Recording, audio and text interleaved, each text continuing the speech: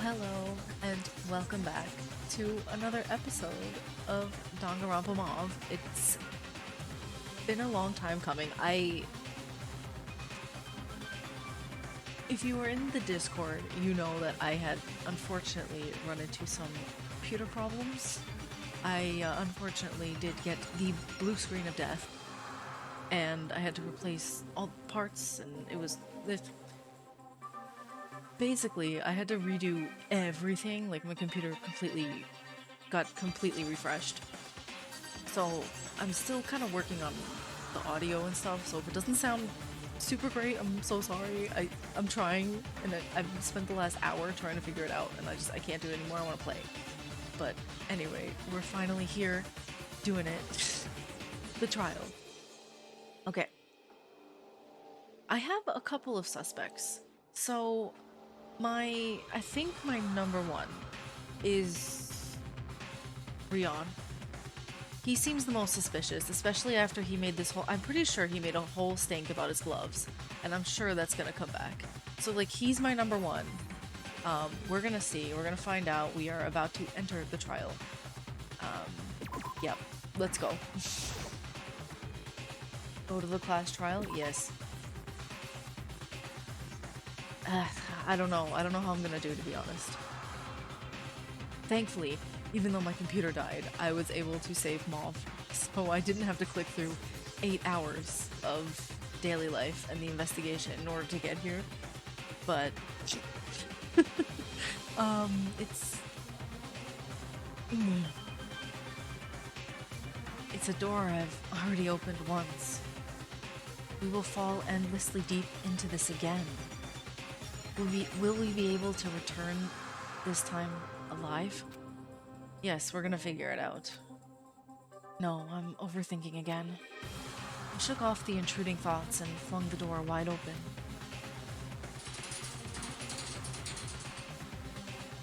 I feel like the game volume is too loud. The familiar vibrations don't cease throughout our descent. The trembling reaches my legs, spine, and neck. If I were to let go of the tension right now, I feel like I'd collapse right here. I steeled myself, drawing a breath to steady my heartbeat to not let fear overcome me, and lifted my head. The flickering light couldn't calm my anxious heart at all. And so, in that terrible, shuddering tremor,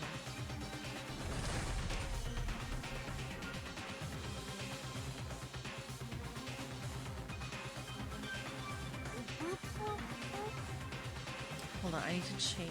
I think it's like way too loud. Hopefully that's a bit better. Okay. Welcome. Welcome back. Oh dear. You should have said if you wanted to come back and see this place again. I could have shown you around even without a murder happening. Cut the crap and just get started already. Well, well. You all seem quite tense. I guess there's no fun in watching this. But should I skip the introduction? No. I like the introduction.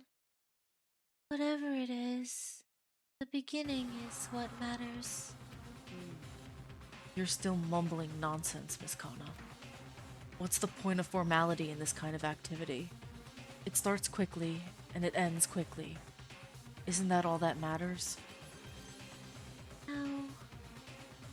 That hurt a little.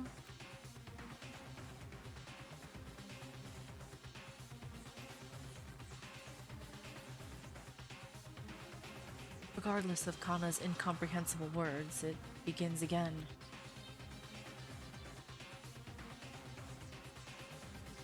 Oh. I've lost them both in succession. Perhaps the two people who might have been closest to me in this killing school life. I had to dwell on two instances of regret and failure. Even this time, it was a murder that I could have prevented with my own hands. No. We were made to miss it. We were sent to bed, and the other, what's her name, Jumanji, who's also always in the library, was sent to bed by Misaki. So that's also a little bit suspicious. So she's my number 2. Because why send the 2 of them to bed who would have seen her and would have witnessed this? Coincidence? She who knew how to care for her friends more than anyone else. She who tried to take the lead in stopping a murder. Especially her, who thought of me with great fondness.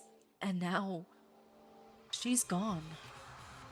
My atonement for Kizuki is not a choice, but a duty. Whether Shitanda knows the truth, how diligently the other students participate in the trial, or whether my life is on the line in this trial, that is just a secondary concern. I am here in this trial to find the person who killed Rika Kizuki and make them pay with my own hands. That is the best thing I can do for Kizuki, who has already passed away. I think it's Rion, I really do. The curtain rises again. A life-threatening trial. A life-threatening lie. I almost said a life-threatening life. Like, what does that even mean? A life-threatening betrayal.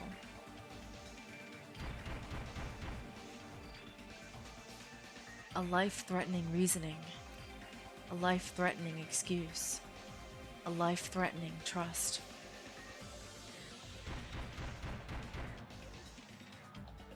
A life-threatening class trial.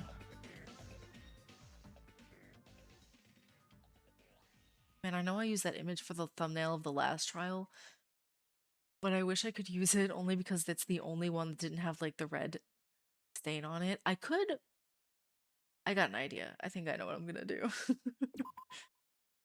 Alright, let's save. I'm gonna save it.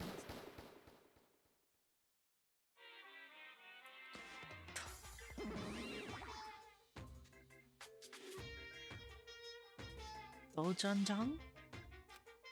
Hello. We know each other, right? Oh, right. The fact that I showed up just before the trial this time. It means you can figure out the culprit right before the trial. There's really no need to be surprised that Shitanda figured out the culprit. You could figure it out too if you just used your little head just a little tiny bit. Alright then, I'll give you a chance to deduce it yourselves again this time. Of course, I'll also be providing limited edition commemorative item that you can only get through this opportunity. This is different from last time, so I hope the players who successfully deduced the culprit last time will also enjoy it. I don't know. I don't want to say who I think it is and then have it be right and then I'm spoiled. Right? And then what am I gonna do for the next... How long is this trial? 5 hours? 6 hours? Like... Of course, there's no penalty this time either, so feel free to skip it if you're not interested. I'm gonna skip it. Well then, what do you think? I do know who the culprit is, I think, but I'm not gonna say. I don't... Because if I say it now, what if it is right? And then it tells me, yep, you're right, you get a prize, and then what's the point of doing the trial? Don't tell me my brain isn't working, Monokuma, that's rude.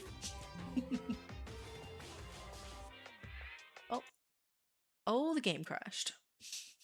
Okay. I think it's back, but oh my god. Please no, I will cry. It's do I have any skills? I don't think I actually do. I think next time I should really try to get skills. Delete 2 incorrect truthful. Do I have that equipped already? I do. Removal of penalty. I'll take that. That's all I have. I think next time I should try to get some skills. How do we get skills again? Is it through free time events? Okay. Let's just go. Let's go. Let's go. I'm probably going to mess up. I'm not very good at the non-stop debates, so we're gonna try our best. Now then, let's start with a brief explanation of the class trial. The outcome of the class trial will be determined by your votes. If you point out the blackened, only the blackened will be punished. But If you pick the wrong one, everyone will be punished, and only the blackened who deceived everyone else will graduate with flying colors. Okay, so before we begin, now that the trial has officially begun, I'd like to ask a question about something that's been on my mind for a while now. Yeah? I got the hiccups. Mr. Shitanda, what exactly was that experiment you just conducted? Why don't you just come clean and tell us? Huh? I already told you that. Don't you remember? He's right. He did. Did he? Fortunately, because of my computer problems, it's been a hot minute. Judging by the shape, it looks like it's been rubbed by something. Traces on the weapon, falling books, step ladder, paper. Koreda. He said it was to reveal the floor was wiped with something dry. Of course, that was the case. However, the experimental details of Mr. Shitanda did not end here. It's about the saliva. I never heard the story about the spitting, trying to wipe it clean and just ended it there. Now that I think about it, just as we were about to listen, Mr. Shinano and Miss Jumonji came in, so I don't think we heard this explanation fully. I think I know. Remember the question that Shitanda asked back then? At the time, Shitanda asked how long it had been since the investigation started, and Sarashina replied that it had been about 2 hours. There's no doubt about that, but what's the point of the question? As soon as the investigation time began, he spilled liquids on the carpet. So the liquid on the carpet didn't dry for 2 hours and remained there, right? It is a carpet with excellent absorbency. It feels so cozy. I think I'll be able to sleep well. Those carpets, you see them often. Sometimes, if you accidentally spill water on them, they never seem to dry, which is a real pain. Anyway, thinking about why you did that experiment, I think I figured it out. The answer that Misaki found. When I think about it, it seems quite simple.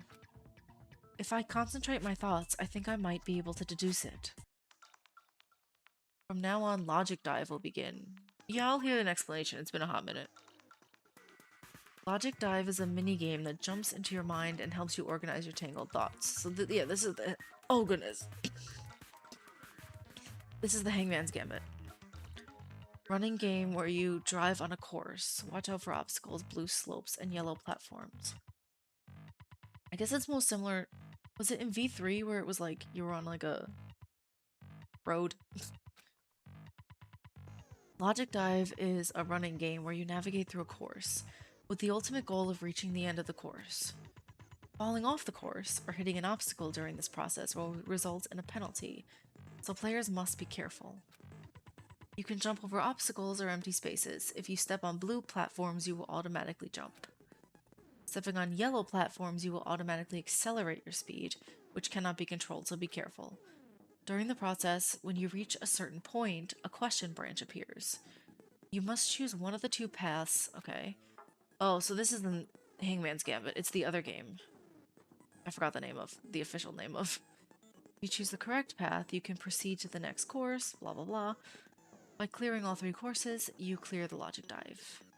You can jump with the spacebar and move with the left and right key. Okay. Additionally, if you have equipped Hiyori Tsubaki's best driver skill, okay, yeah. I don't have many skills, and I feel like that's gonna come bite me in the butt. Okay.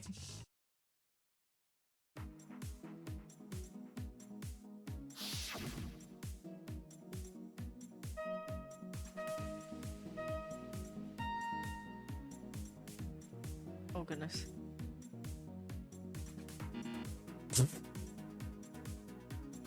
Sorry, it's throwing me off because the actual screen of the game is so tiny that my recording of it is bigger, and that's throwing me off.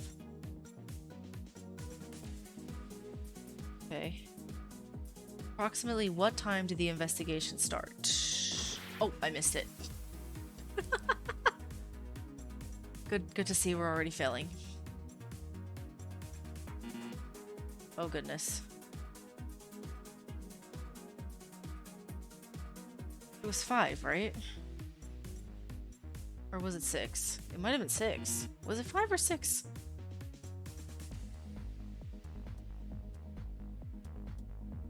I'm gonna guess 6. Okay. Okay. It's really throwing me off that it's... I need to... Oh goodness.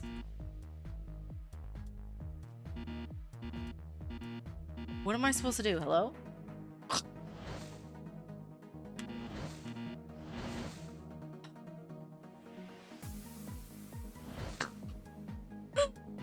Oh, wonderful. I'm horrible at this.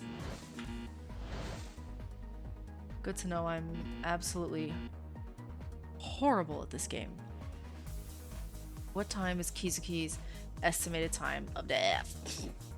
It's too fast!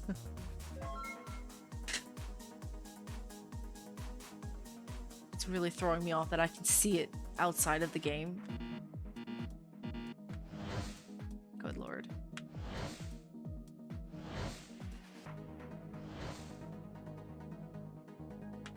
Oh. That was a mistake. I don't like this. Which of the following intervals has 2 different hours? I can't read it in time.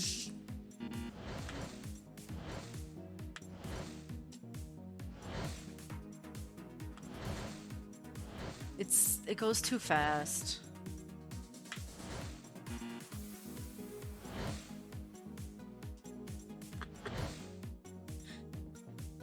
From the beginning.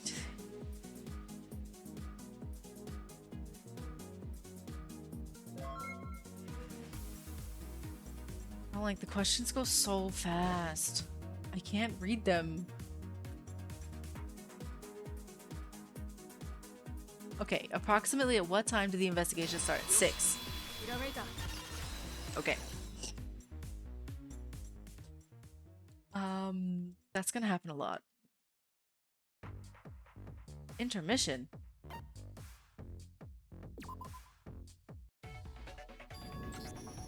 Could it be that the time from the estimated time of death to when we discovered the body and started the investigation, which is also 2 hours, is related?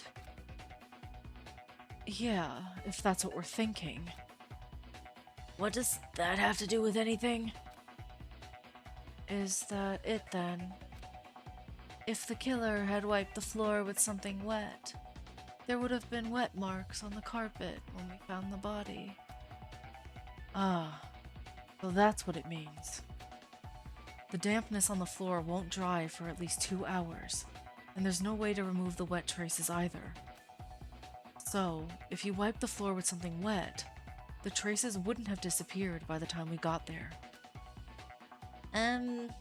So did the culprit not wipe the floor with something wet, right? So the culprit didn't wipe the floor with something wet? Didn't you already mention that? Don't leave out even the slightest possibility. In deductive reasoning, where you eliminate possibilities, overlooking one is a disaster, you know? You can't afford to forget even such minor verifications. That sounds kinda messy. Deduction is, in essence, a collection of trivial scraps scattered everywhere. A detective is someone who picks up those grubby scraps. It is a rather unpleasant job. Still, to get such results after waiting for 2 hours, I guess it's a bit ambiguous. No, not at all ambiguous. This is a very important element that reveals what's on the floor. Was it fingerprints? Certainly not. I did thoroughly investigate whether there were any remaining fingerprints at the request of Miss Ego. That's just a guess. If you carefully consider the clues from the story so far, a clear answer emerges about what it really was. So then, you think it can be wiped off good enough without leaving anything wet? That's what we're getting at just a moment ago. Is it just me? Or is this confusing? I don't know. Maybe it's a translation. I feel confused. I'm like confused. I don't know what they're talking about. It also wouldn't be liquid. If it were, even a non-absorbent material would leave a wet mark no matter how much you wiped it.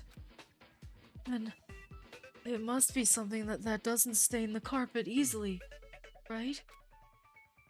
And more importantly, the culprit must have spent a lot of time meticulously wiping it down, so it would have been highly incriminating evidence if they hadn't. That last condition seals the deal. You can figure this out easily. Yeah, I think I get it. That is... fingerprints. A fingerprint. I can't think of any other conclusion. I guess so. It was just the culprit's bad luck that we had learned how to identify fingerprints.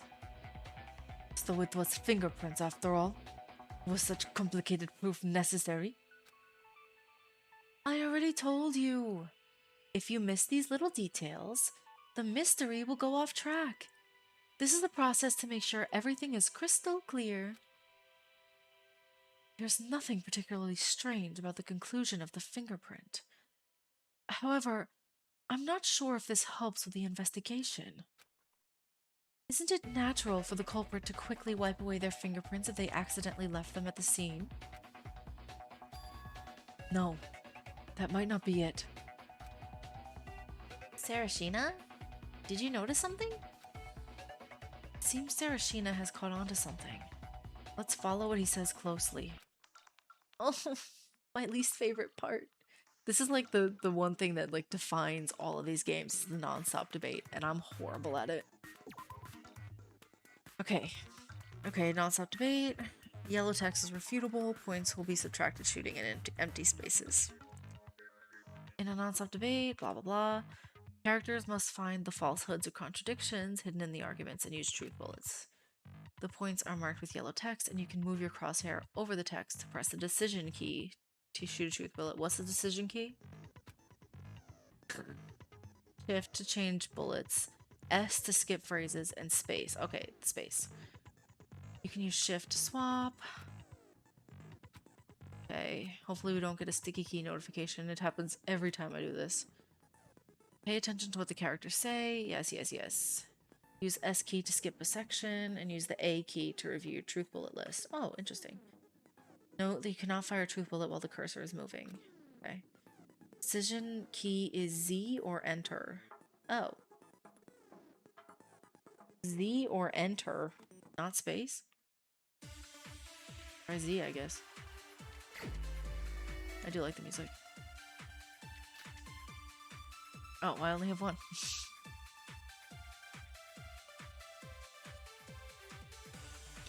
What did you find out? Just focus on the white marks at the scene.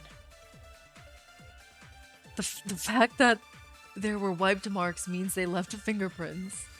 The culprit touched the floor? Correct. That's the only way I can think of. Oh, what's wrong with the culprit touching the floor? There is no reason for him to touch the floor. It would have been best to leave no evidence at the scene, so there was no need to touch the floor. Maybe they stumbled and touched the floor. Maybe. I think I know. After the murder, to try to relax, they did push-ups at the scene. There's no way that happened. Okay. What could possibly leave traces left on the floor that were so wide to cover up? Huh. Okay. Let's see.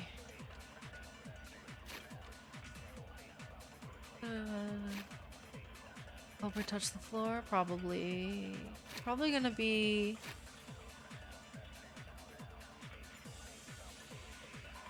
Okay, it's probably whatever the next one is, maybe? It's hard to read when they're like this. Oops, I pushed S instead of Z. Wonderful. Okay, I think I have to refute Mikawa, possibly? We'll find out. I'm glad that I could skip it. I don't like when it's to the side. I'm like hurting my neck trying to do this.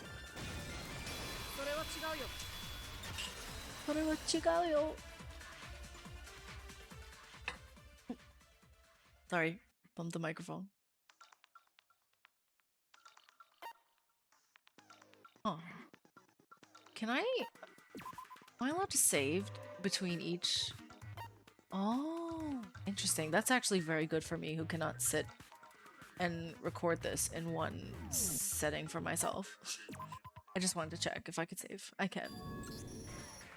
No. Judging by the marks left at the scene, that seems a bit odd to think. Oh? Why? Try to recall that memory well. The cleaning traces on the carpet was definitely about 1 by 1 meter. Quite large. Even if they stumbled and accidentally fell, they'd probably only touch 1 or 2 spots at best. But would they really need to clean every square meter so thoroughly? So, you're saying that there's no reason to clean such a wide area when they have to flee the scene as quickly as possible? That's definitely true. Then there's only one conclusion. The culprit must have acted indiscriminately across that wide area. If they miss even one spot, there's a chance some print could remain, so they worked as hard as possible to clean a wide area. It's getting harder to understand. Why would the culprit be touching the floor so meticulously at the crime scene? I don't know. The culprit might be someone who walks on all fours. Girl. If you walk on all fours, you're a beast, not a person. Beast. I figured out. Culprit is Malakuma. oh, Justin, no. Huh? Me? It's clear. Culprit walks on 4 legs. Therefore, Animal Monokuma is the culprit. It's obvious. Wow, thinking big. No, it's true I'm not that I am an animal, but I walk on 2 legs. I doubt those front paws even have fingerprints to begin with. Wrong? Didn't think? It's hard to believe that, considering Monokuma has consistently said there's a culprit among us from the very start. I love Justin. He's just precious. Precious. Want to protect him. I want to protect him. Also, I think the weird stuff happened with her and her, like, attempted murder. I don't know. I'm not, entirely convinced that she didn't put that on herself. It was an interesting idea. Well, maybe that's not entirely off the mark. Huh? What are you talking about? I've given it some thought. I mean, the way a person walks around, touching the floor so widely, it's like they were a 4-legged beast, right? Oh, so there's really a beast among us? What? Are you saying there's a 4-legged beast hiding its identity among us? No, one creature? The crawling man. So, you're saying they got injected with some kind of monkey serum? Oh, that's hilarious. No, if it's 4 legs, it's a doggy. A doggy. I like it. Woof woof. No, that's not what I mean. I'm asking you to consider their posture for a moment. Postures. Kneeling on the floor, standing on all fours and then feeling around in front of oneself. It's a bit of an odd posture, isn't it? I think I understand. Oh? What is it? Oh, what if I'm wrong?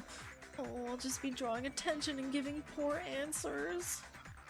No, it's definitely wrong. Please stop talking to me and I won't pretend to know everything. Just say it already. No one will say anything if you're wrong. Really? Sure, that's what a debate is all about. Go ahead, speak your mind. I think the culprit was trying to pick up something. Trying to pick something. If that's definitely the case, then everything matches up perfectly.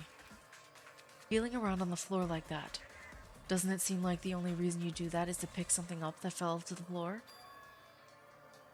No, I still don't understand. Even if you drop something, you can just quickly pick it up and that's it. Do you really need to fumble around? Are they trying to like make it out that it's what's her name? I want to say Tadira, but is that her name? The violin girl, the cello girl. The white hair, who I give a British accent to. Or attempt to give a British accent to. I probably offend every actual British person there ever was. Are they gonna try to pin it on her because she's blind and therefore would fumble around on the ground if she dropped something? What they dropped. I guess it wasn't very visible. Yeah, that could be it. What if it was the same color as the carpet and they had to feel around for it? Still, if you just bring your face closer, it would be clearer. I wonder why they have to touch around such a wide area. Oh, I'm sorry. I guess I was wrong. Maybe my thoughts were wrong too. It's too early to jump to conclusions. It wasn't clearly visible is something that can be interpreted differently. Can you give me an example? Wait, they couldn't see clearly. Couldn't see clearly. Then an invisible person must be the culprit. Tadira, you... Yes. How is that possible? Justin and Tadira were together. Affirmative. There was no time. Time to act alone. Then... what the... If you're having trouble thinking, it might be easier to connect it with the item they dropped. Shall we organize it in the order of events? First, when did the culprit touch the floor? That's probably after. It has to be after the murder. Among the bloodstains that had been smeared, the part underneath the weapon was not smeared at all. That's right. That part wasn't swept, which means the culprit didn't clean that part. In other words, they did not touch that place. That is to say, touching the floor occurred after the weapon was placed on the floor, I believe. If blood had been shed and the weapon is placed on the floor, it would mean the murder has already been committed. So, touching the floor could also be considered an act after the murder. Aha, so that's how it is. Right. If that's the case, we can think about it like this. The culprit attacked Kizuki with a weapon. After putting down the weapon, they dropped something, but it's not clear exactly where it fell. They frantically touched around, searching the floor, and they finally succeeded in finding it. After realizing what they had done, they snapped out of it and frantically wiped the floor with a cloth to erase their fingerprints. What exactly did the culprit drop at the scene? How would we know? From the culprit's perspective, they clearly knew something had fallen to the ground, but couldn't see it, so they were touching around a wide area. Oh. Anyway, did you figure something out? I found out what it is. Really? What is it? What is it? Earlier, Mr. Shinano pointed to Mr. Daira as the culprit. This is an extension of that. The suspect has poor eyesight. It wasn't quite to the point of not being able to see, but it was difficult enough to find something that had fallen to the floor. So they're also going to pin it on Jumanji, who has glasses. Their eyesight isn't good. That's a convincing point. But if the person's eyesight is that bad, wouldn't it be impossible for them to commit the crime? No. You can infer the item that the culprit dropped from there. That they dropped their glasses. An item so important the culprit would go to the trouble of wiping away fingerprints just to feel around on the floor for it. An item that can be immediately identified when the culprit drops it. An item to assist the suspect with poor eyesight. There's no way it's her. There's no way. Glasses. So the culprit is a person wearing glasses then. It's not me. There's no other way to explain it, right? If it's glasses, it fits all situations and conditions. How did they end up dropping that? Maybe they were moving around wildly, trying to swing a book, and accidentally took them off. That sort of thing seems like it would happen. Wait a minute. Doesn't that mean the culprit has been revealed? Why is everyone so calm? Exactly, there's no way. There's no way it's her, because they're gonna pin it on Jumanji, because she's the only one wearing glasses. It's exactly as he said. There's only one person among us who wears glasses, right? That you know of. It's not her. I don't believe it for even a second. Erika Jumanji. You're the only one who fits that criteria. No, we're not gonna be shaming people with glasses now. Yeah, I guess that's how they'll start things off. Oh, typical. Chitanda, hold it for a minute. Because he knows it's not her. It's not her, there's no way. Manji, do you understand the reasoning so far? Sure. How about it? Can you refute it? We're not getting a response. Don't look at me with such scary eyes. Wait. Aren't you jumping to conclusions too quickly? It might not be glasses, you know. Oh? For example? For example, instead of glasses, maybe contact lenses? If it's a lens, shouldn't both sides come off? It's even harder to remove than glasses. I mean, I don't wear contact lenses. I absolutely refuse. I will never ever touch my eyeball. Never happening. So I'm just always gonna wear glasses. But I think it's possible for a contact lens to fall out. I don't think it's as easy as glasses slipping off your face, but it's possible. And I also don't think both would fall out at the same time. One would fall out. That situation might be a bit tricky, don't you think? Then what if Jumanji's glasses are just a prop? Nowadays, people wear them for fashion. I have a few at home too. If those glasses are just for show, then that's something else. Should I say it's unexpected? No. That's probably not it either. There was something Monokuma said earlier. That's correct. Well, not on the same level.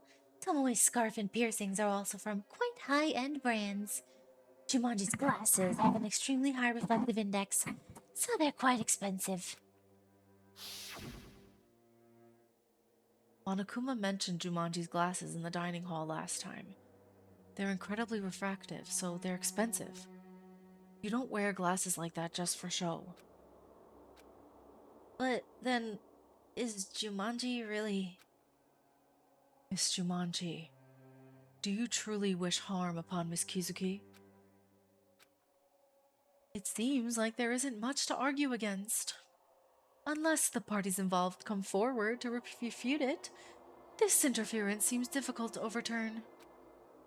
Huh?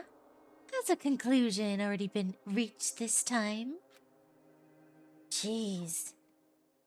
If you catch the culprit this quickly, all the effort I put into creating the Monokuma file and setting up the courtroom will have been for nothing. Well, there's nothing I can do. I can't exactly get involved in a murder. Oh, wait a minute, Monokuma. We haven't talked enough yet. Even so, it's difficult to immediately answer what other items the suspect might have dropped besides the glasses. Even so, the fact that a conclusion has already been reached feels a bit uneasy, I suppose. It's not helpful to blindly distrust a simple conclusion. Don't you know about Occam's razor? What? Is that a domestic razor blade or an imported one? You idiot! The name Occam obviously sounds foreign. Of course it's an imported razor blade. Occam's razor is a philosophical principle that, when all other things are equal, the simplest explanation is the best. In simple terms, less is more. This implies that the prejudice that a simple reasoning process must be incorrect is wrong. Oh, I learned a difficult word. Did you guys forget that you were talking about a moment? Talking about for a moment? Can't read. You guys were just discussing whether Jumanji is the culprit or not. I was talking about whether this is the end of the trial or not. That's right. Then I'll ask you once more. Jumanji, are you the culprit or not? No, she's not. No.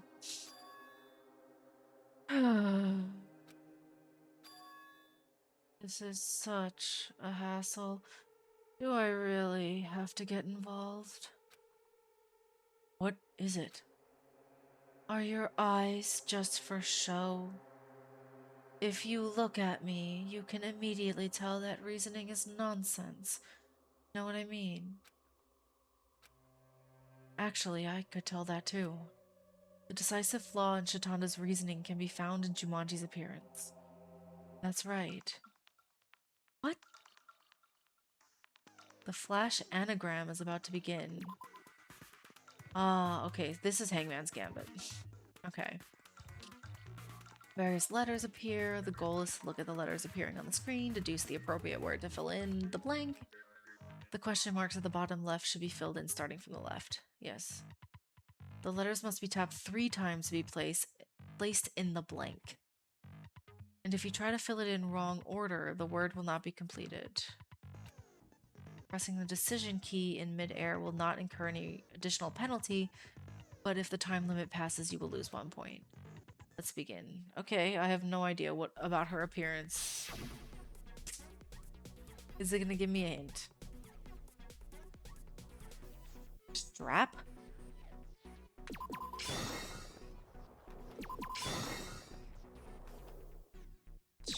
Oh, the strap on her glasses. Oh.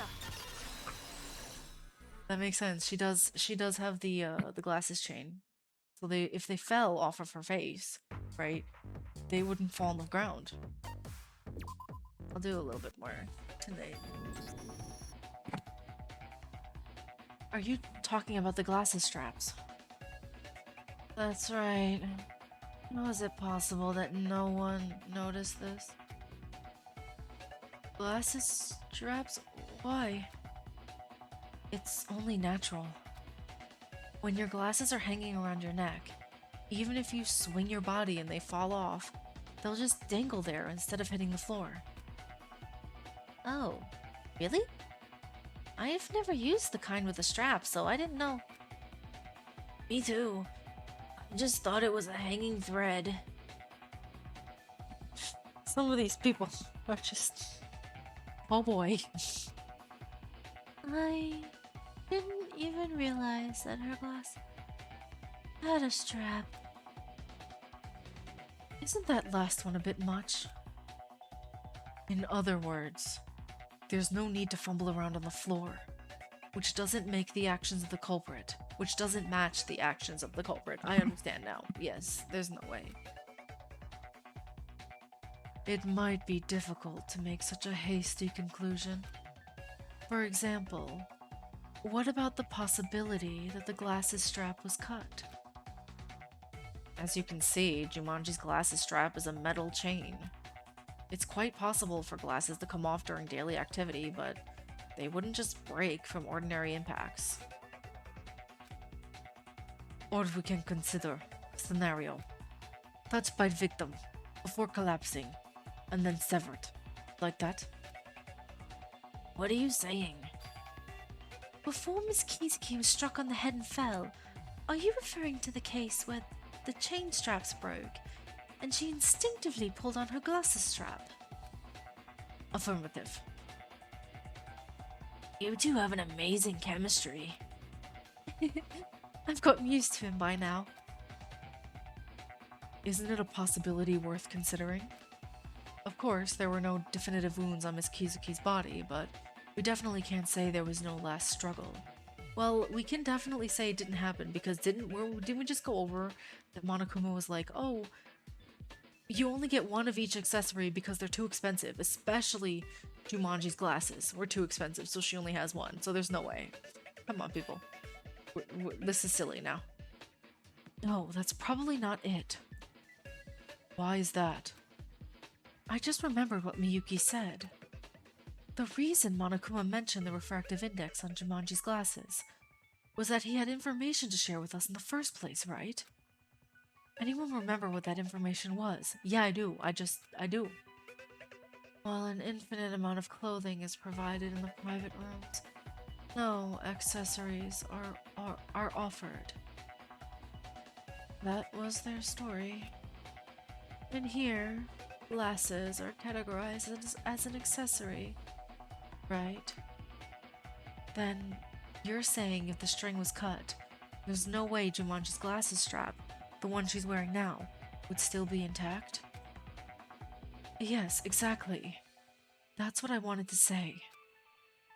Then you're saying Shatanda's deduction was wrong? That deduction he was so confident about?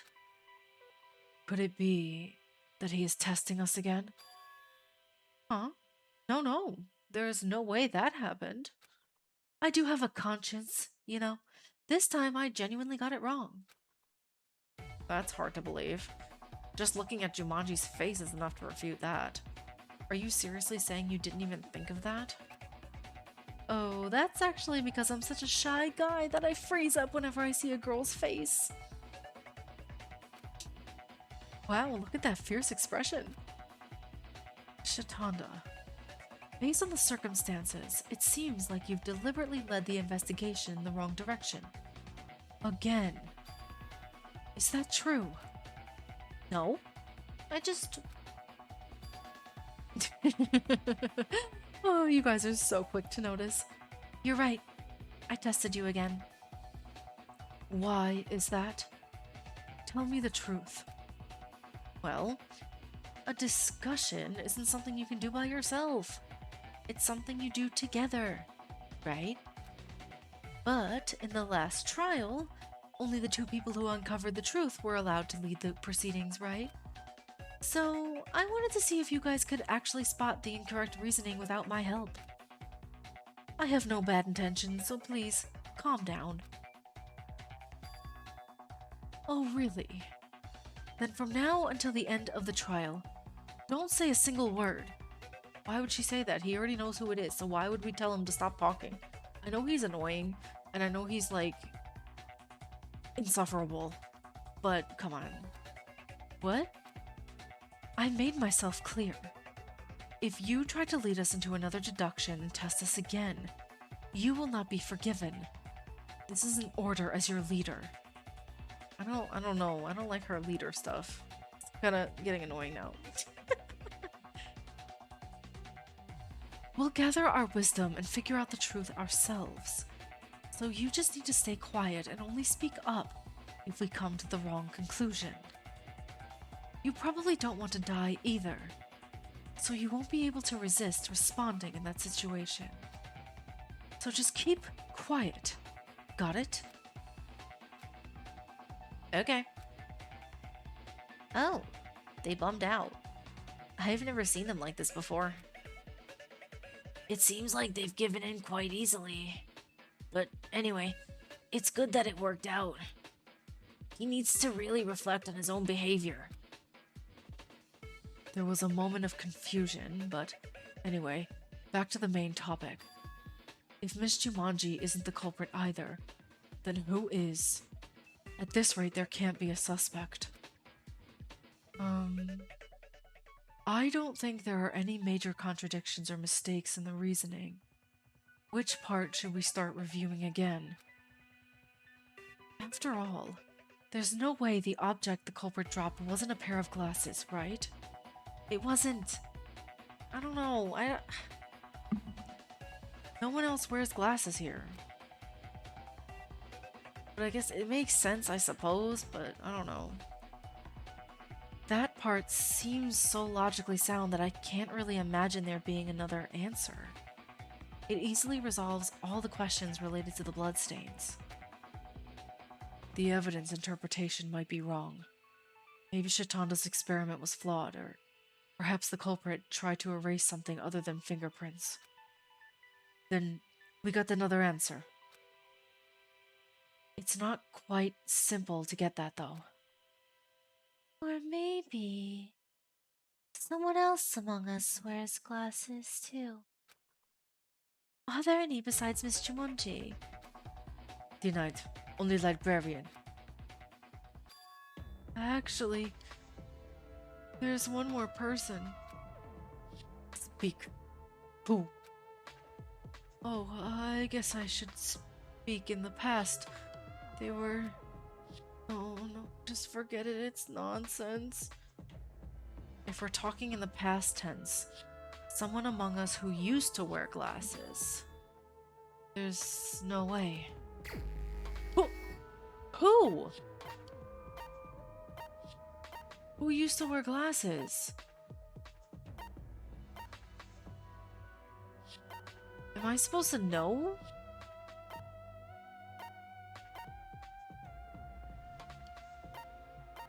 I have no idea. Who used to wear glasses? Was that ever mentioned? It's the funniest bread. Used to wear glasses.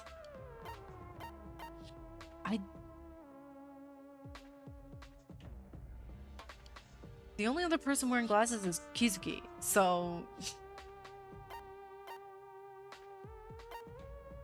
Person who used to... How am I supposed to figure this out? Do I just guess? There's no way. Yes, yeah, I have no idea. Who used to wear glasses? Not a single clue in my head. I'm guessing at this point. I genuinely have no idea.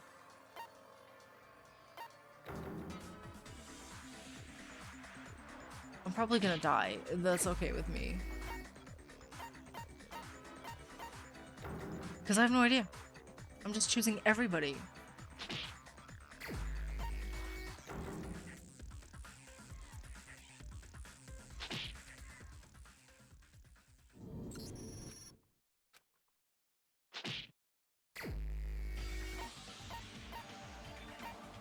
How am I supposed to know this?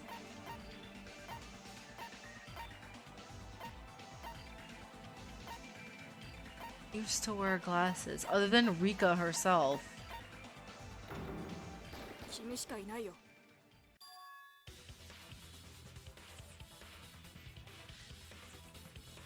Come on. What the heck? No way. It actually was her. I mean, I guess I got confused. I was like, yeah, she's wearing glasses. She was the only other person here who wears glasses. But the way it was phrased, I think, it's like used to wear glasses. I understand that talking about her in the past tense because she's dead. But I don't know, something about the saying like, oh, they used to wear glasses. That means that, oh, you know, they used to wear glasses, now they're wearing contacts or something. Are you seriously implying Kizuki? This is ridiculous. Are you saying that Kizuki hit herself? Well, even if we somehow managed to skip the hitting part, there's no way she could have handled the cleanup, like wiping away the fingerprints. I just said whatever came to mind. Do you think... were her glasses there with her body? I don't know. It was never mentioned. Oh, that might be convincing. Kizuki from the dead. That's it. After being hit in the head, Kizuki came back to life. Erased the evidence, just like that. Oh, what? How is that possible? You're the one who brought up Kizuki. Why are you so freaked out? But I just thought about it. It's so scary. Not exactly a pretty sight, is it? I told you to be quiet. I want to see his real face. The starting point itself is fine. But if there are no suspects among the living, wouldn't it be better to look among the dead? What? Oh, as expected. Kizuki from the dead. No, that's just nonsense and not worth a single word. However, if the person who cleaned the floor is Kizuki, then it all makes sense. It seems to fit together, but I'm still not sure what you're saying. How did Miss Kizuki erase the fingerprints? And why? I get what you're trying to say. Have you realized something, Miss Jumanji? It's not a big deal. You just need to shift your perspective a little. Now, listen up. What exactly is the shift of perspective that Jumanji is talking about? I should really pay attention to what she says. Oh, no more nonsense of me.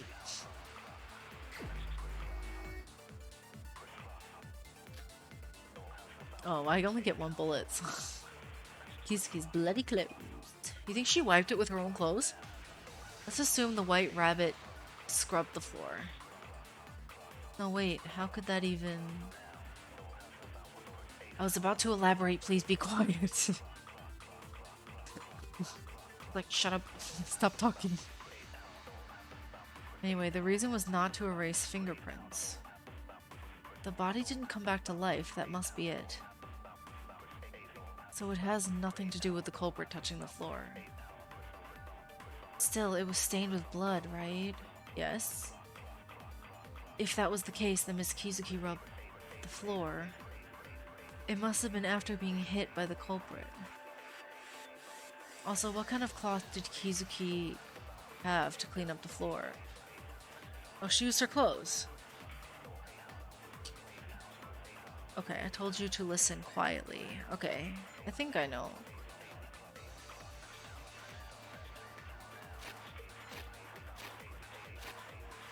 Okay, so I think I refute, what's his name? Yeah. それは違うよ。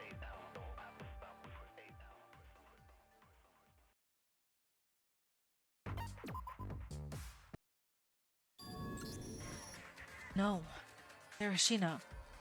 In fact, such cloth might exist. What did you say? It's right in front of our eyes, too. I don't quite understand what you mean. What are you trying to say? There's no need to overthink it. Kizuki actually wears cloth over her hands all the time.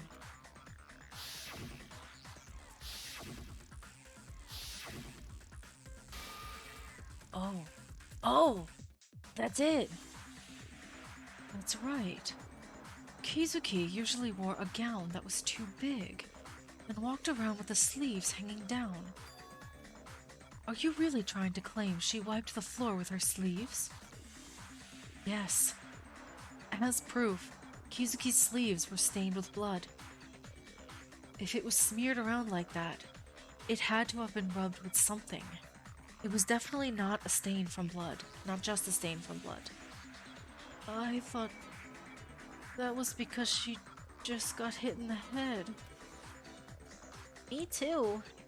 There was so much blood from her head that I didn't notice that properly.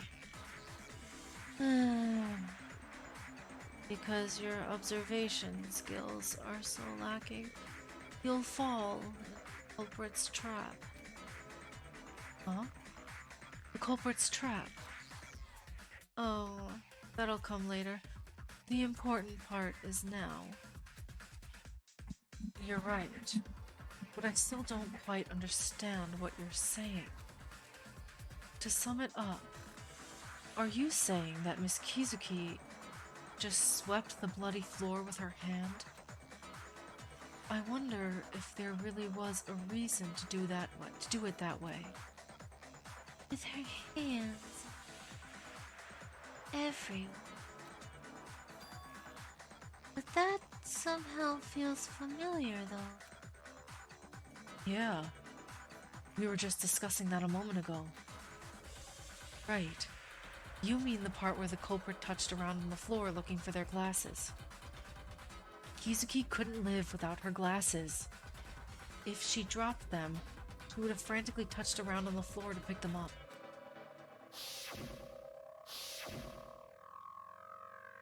I know that better than anyone else. Wait, I'm kinda confused. My head feels like it's spinning.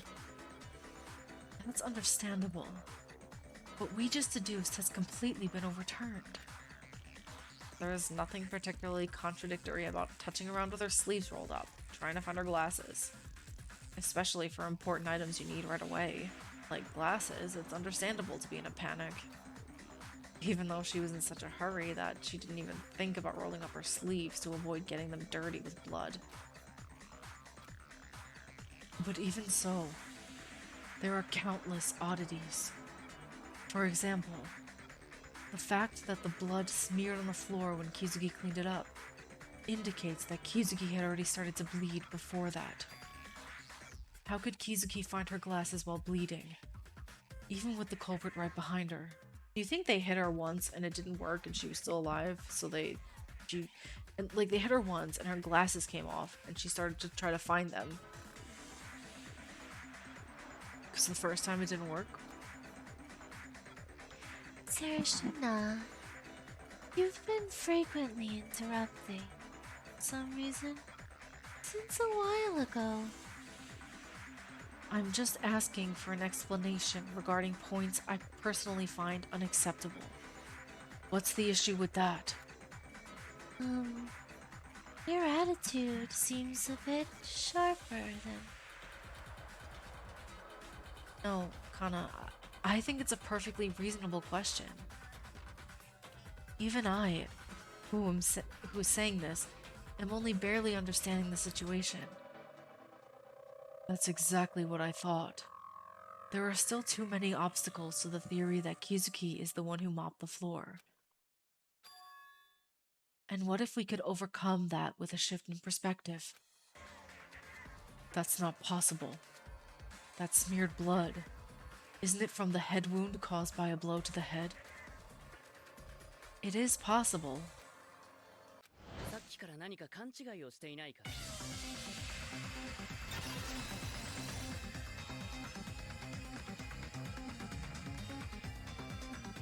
If you intend to push through a logic that defies reason, you will have to deal with me.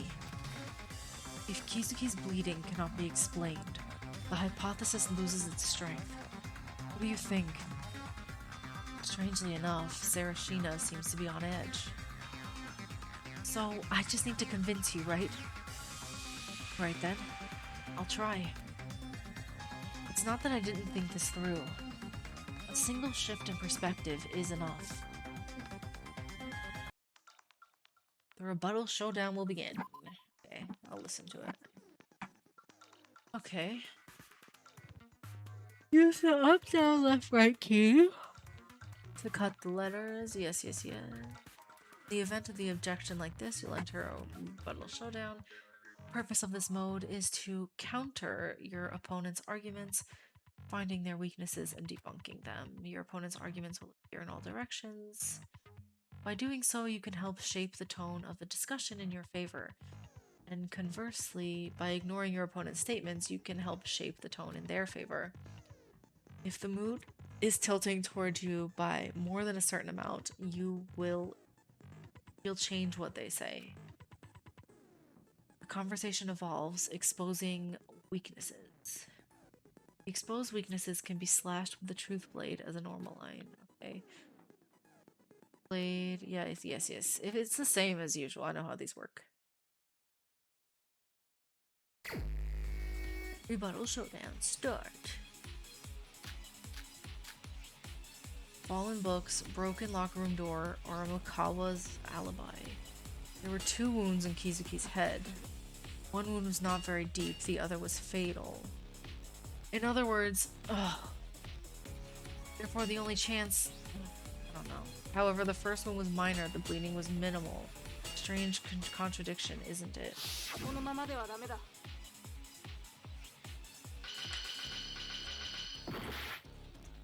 I wasn't expecting that. Okay.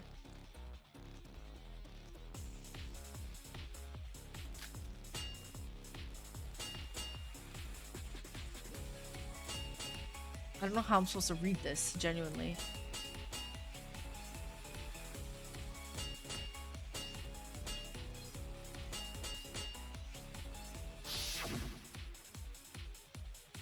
You might find it strange when you look at it that way, but if Kizuki had bled in a different way, wiping away her own blood might have been possible. What do you mean by a different way? I don't know how I'm supposed to be able to read this. Cause bleeding without injury.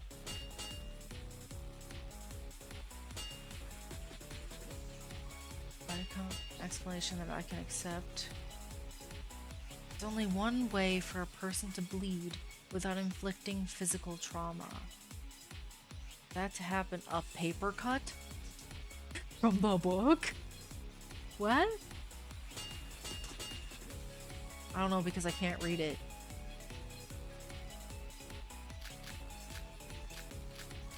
Oops. Again, I got the sticky keys. Wonderful. Okay. These are I struggle with this one. Because I can't read it when it's sideways like that.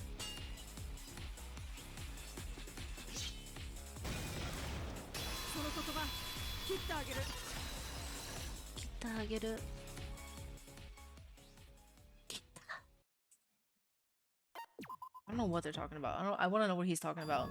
Is it gonna be paper cuts? Yes, Sarashina. You're right. Kizuki's first wound wasn't deep, but the second one was fatal. So Kizuki couldn't wipe the blood from her head. After all, what does that mean? If that question cannot be resolved, the reasoning will not progress. In other words, that blood came from somewhere else. Do you want to claim that it's not Miss Kizuki's blood? However, the physical examination results definitely confirmed that it was indeed hers. That's where you need a change in perspective. There's exactly one way a person can bleed like that without any external injuries. Do you know what that is? Nosebleed. Oh, nosebleed. I was thinking you got a giant paper cut? Nosebleed? No way. Alright, hold on a second. Is there anyone who can summarize this? There's been so much back and forth that I'm starting to get confused. Well, it's like this. The white rabbit somehow ended up with her glasses falling off at the same time as her nose started bleeding. And as she tried to find her glasses, blood kept dripping while she was touching around on the floor. So the blood on the carpet got smeared onto the sleeve, leaving that mark. You understand? Well, I suppose the only way to bleed that much without any external injuries is a nosebleed. But that is a very sudden turn of events, isn't it? Actually, it's not such a sudden story. When you look at it as a nosebleed, there is one more point that can be resolved. What is it, Ego? Earlier, Miyuki mentioned Kizuki's gown, right? He said there were smudges on the sleeves. However, the truth is, a fair amount of blood had also splattered on the front of Kizuki's clothes, not just on her sleeves. Doesn't that strike you as odd? It's highly likely Kizuki was hit around the eyes, thrown off balance, and then struck on the temple with a downward blow, causing her to collapse and die. And it's unnatural for so much blood to splatter on her torso like that. Understood. Blood probably didn't splatter, not much. Blood stained on clothes is contradiction. But if Kizuki had been bleeding profusely from the nose, the story would be different. Blood from the nosebleed flows directly from the nose to the body. Maybe after putting on the glasses and straightening up, she was trying to assess the situation and didn't notice. I see that evidence can be interpreted that way. The hypothesis of a nosebleed has become more convincing. Then the culprit hit Kizuki on the nose? No, what on earth are you... Told you. If the culprit hit Kizuki and caused bleeding, there's no way they let Kizuki scrub an area as large as 1 square meter. That's not blood caused by the culprit. Oh, I see. So, how did she end up like this? Jumanji and Miyuki. You two looked really exhausted, didn't you? Kizuki, who investigated the library with you, might have been the same. Did her nose bleed when she was starting to get fatigued? That's not it. Kizuki wasn't up all night reading, so she was pretty well composed. You still don't know, do you? She might not have told the truth because she didn't want to worry you. Isn't it too coincidental that her nose started to bleed at the exact moment her glasses fell off? There has to be a correlation between the two. So here's a question. What do you think happened to the white rabbit? She fell down, she got hit in the face by something. You think she got hit in the face by a bunch of books that fell? Yeah, probably. She got hit by books. She got hit in the face by something that would be the most reasonable answer. Indeed. That's it. Well, isn't there another possible answer? For example... I didn't think too deeply. Right, she fell down? She accidentally tripped and fell to the floor, hitting her nose on something and causing it to bleed. Oh, thanks for the assist. If she falls and hits her face, her glasses will come off and fall in a limited location, so it will be noticeable. If that's the case, there's no reason to be sweeping such a wide area while dripping blood from her nose. She was probably reaching for a book, and a bunch of books fell down and hit her in the face, and they knocked off her glasses and made her nose bleed. At least you wouldn't have bumped into something stationary like a bookshelf or the floor, right? The possibility that her glasses flew off because she flailed her arms. Is that too much of a coincidence? I've never worn glasses before, so I'm not sure. Yeah, that won't happen.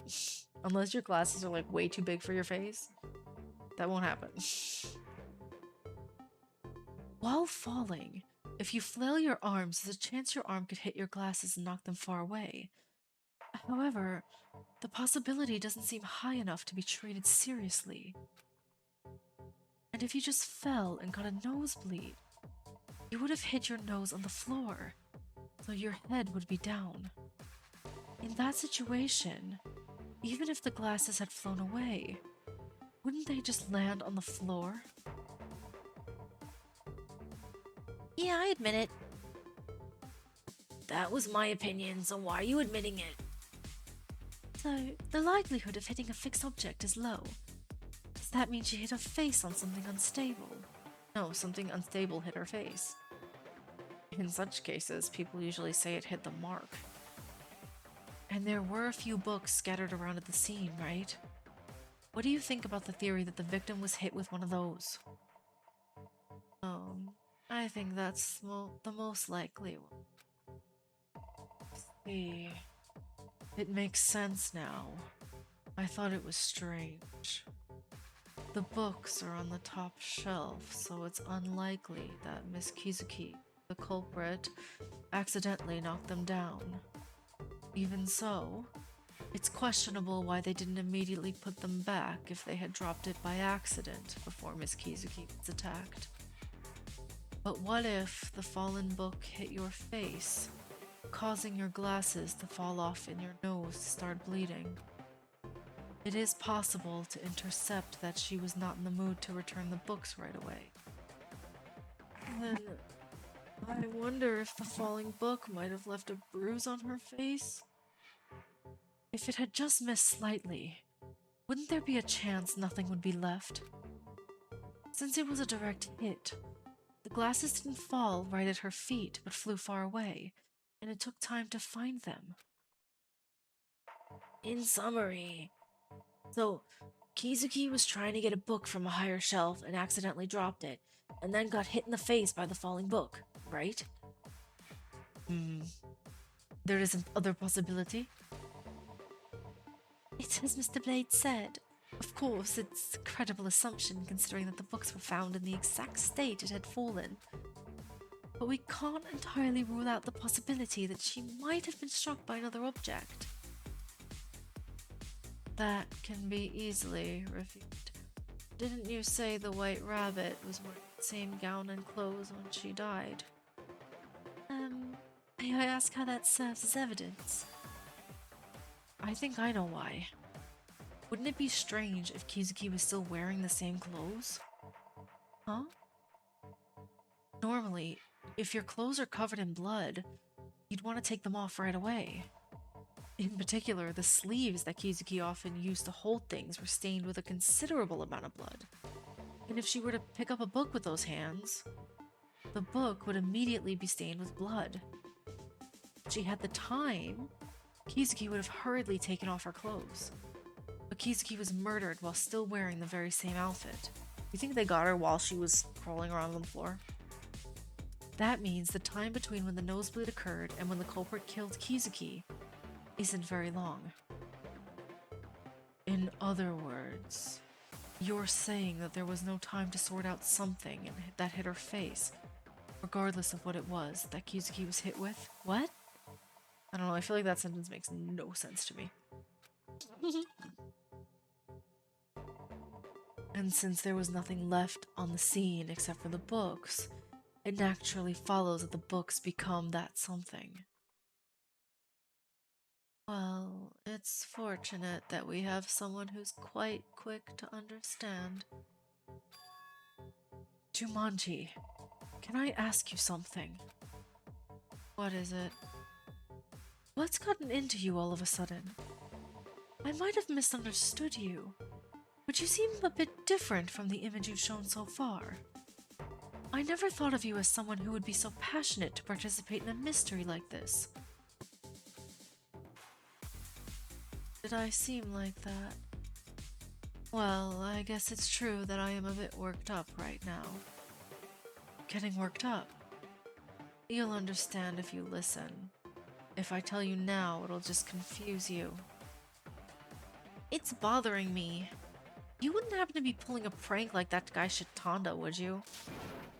What do you think of me anyway? Honestly, comparing me to that guy while seriously trying to figure things out makes me feel really gross. You're right. You should have behaved better. Always just reading books. I handled myself better than you, who speaks so damn slowly. Alright, alright. Looks like a fight's brewing. Everyone calm down. First of all, Jumanji. I understand how you feel. It must be frustrating to put in so much effort and deduction and dedication, only to be suspected of doing something unnecessary. Yeah, it seems like everyone got a bit on edge because of Shatanda. It does matter what you say to us, so go ahead and tell us anything. I promise I won't argue back. This is annoying now. Fine. Whether you're confused or not, I'm going to say it, so listen up. The culprit of this case set a trap. A trap? What do you mean? A trap in the literal sense. By tampering with the evidence, they are leading our reasoning in a different direction. You're saying that we made the wrong deduction? What do you mean by that? Want me to give you an example? According to your current reasoning, you're saying Kizuki had a nosebleed, right? Then, the absolute must-have item wasn't at the scene. Does anyone know about it? Something that wiped away the nosebleed. Talking about that? Yes. Judging by the amount of blood on the floor, they weren't just standing around with their hands in their pockets. Seems she even wiped the bloodstains with the hems of her sleeves. There were no direct bloodstains on her sleeves, only faint ones from rubbing. When you get a nosebleed, of course you'd wipe it with tissues or a cloth nearby, right? But, as I recall, there wasn't a single ball of tissue around Kizuki to wipe away her nosebleed. Could it be that you're suggesting that the culprit took them? Wouldn't that be the case? Besides that, what reason would there be for that to disappear? Meaning that's the trap. Did they get rid of whatever she used to wipe up the nosebleed, thus preventing us from reaching the conclusion that it was a nosebleed? Yeah, well, the truth is, at first I couldn't think of the idea of a nosebleed. I just went along with whatever that guy Shatanda said. Don't tell me.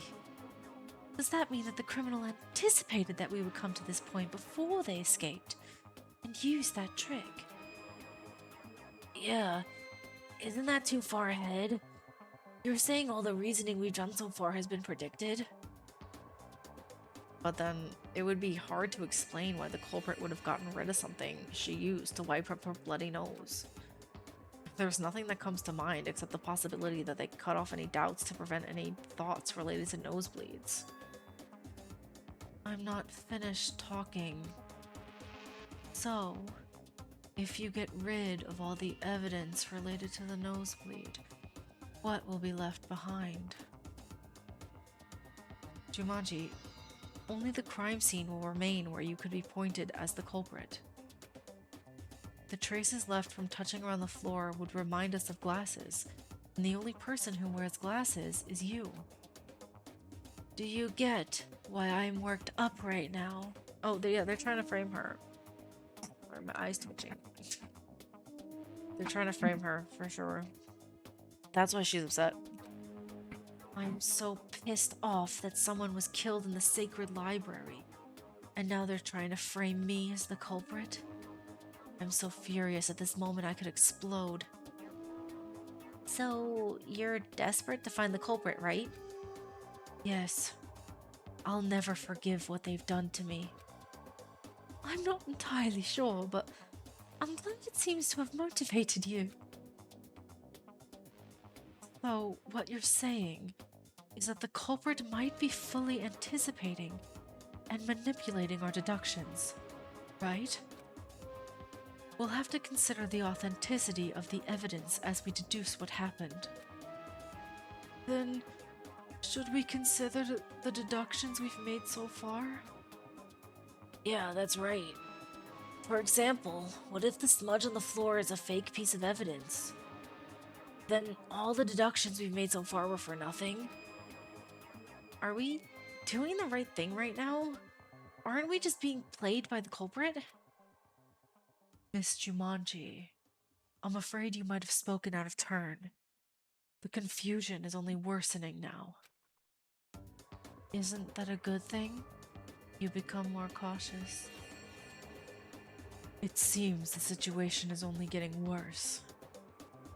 However, there's a bit of good news. For example, the possibility that those smudged traces are fake evidence is very low, right? Oh, really? Why do you think that? Can you tell us? When you think about it, that's true.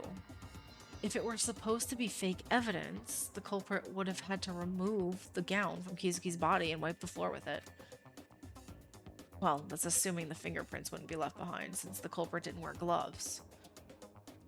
Besides, it doesn't make much sense for a culprit who needs to get away from the scene as quickly as possible to go through so much trouble just for misdirection. You can pretty much dismiss the idea that it was a misdirection. I guess. If that's the case, it's a relief. Well, I hope there aren't any traps in the deductions so far. Okay, so we can continue like this, right? I say it's okay, but I'm feeling a bit uneasy. They predicted our deductions and even set up traps. Just like being in palm of God's hand. Mr. Blade, it's the Buddha's palm. No, I just think it's a delusion. After hearing the explanation, you still think it's a delusion? Then I'll have to give you another example. What? There's something else? It was already mentioned. Do you remember why I deduced earlier that the culprit must have touched the floor after committing the murder? That was the part I was referring to. Isn't that because out of all the bloodstains that were wiped away, the part underneath the murder weapon remained untouched? Right. The fact that only the part that wasn't wiped clean suggests that the culprit didn't tamper there. But what was the conclusion? Did the culprit sweep the floor? It turned out to be White Rabbit who did it, right? In other words, before the culprit used the weapon down on the floor would have already been swept, so it's strange that the only part underneath the weapon wasn't swept. Sorry, what? I have no idea what they're talking about right now. So, the floor was not swept where the murder weapon was.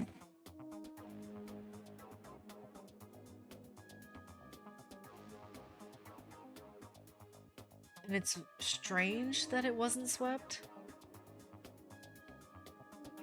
Right? And that was another trick of the culprit. They deliberately placed the weapon in a spot Kizuki wouldn't accidentally touch, erasing the possibility that Kizuki had swept the floor. I was just about to say that. Anyway, it's just like what that mechanic girl said. If the trap theory is just a delusion, this wouldn't make sense, would it? Do you understand? Nope. Nope. I don't. Maybe it's just because I'm doing too much trying to do the voices, but it's not making any sense to me really at all. I don't know what they're talking about right now. Alright. For now, let's proceed with our deductions, keeping a healthy wariness of whatever it is we're dealing with. All I know is that whoever did it is setting traps and trying to steer them in the wrong direction. That's all I know. Whether it actually exists or not will be revealed at the end. Okay, then let's get back to what we were talking about. Yeah, back to what we were talking about. But what were we talking about originally? I don't know. I don't know what's going on. I know the stepladder is coming back. I'm telling you, I knew it. Where were we? Kizuki's face was hit by the book up to that point. Oh, thanks. But is that the conclusion? Trying to take out a book from a high shelf and dropped it. Yeah, she was on the stepladder. It's just too obvious. Agreed. It happens. To think the conclusion we reached by gathering everyone's wisdom is so obvious. What are we gonna do now?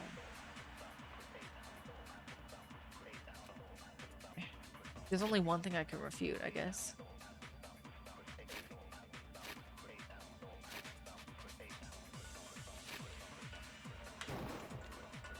I missed.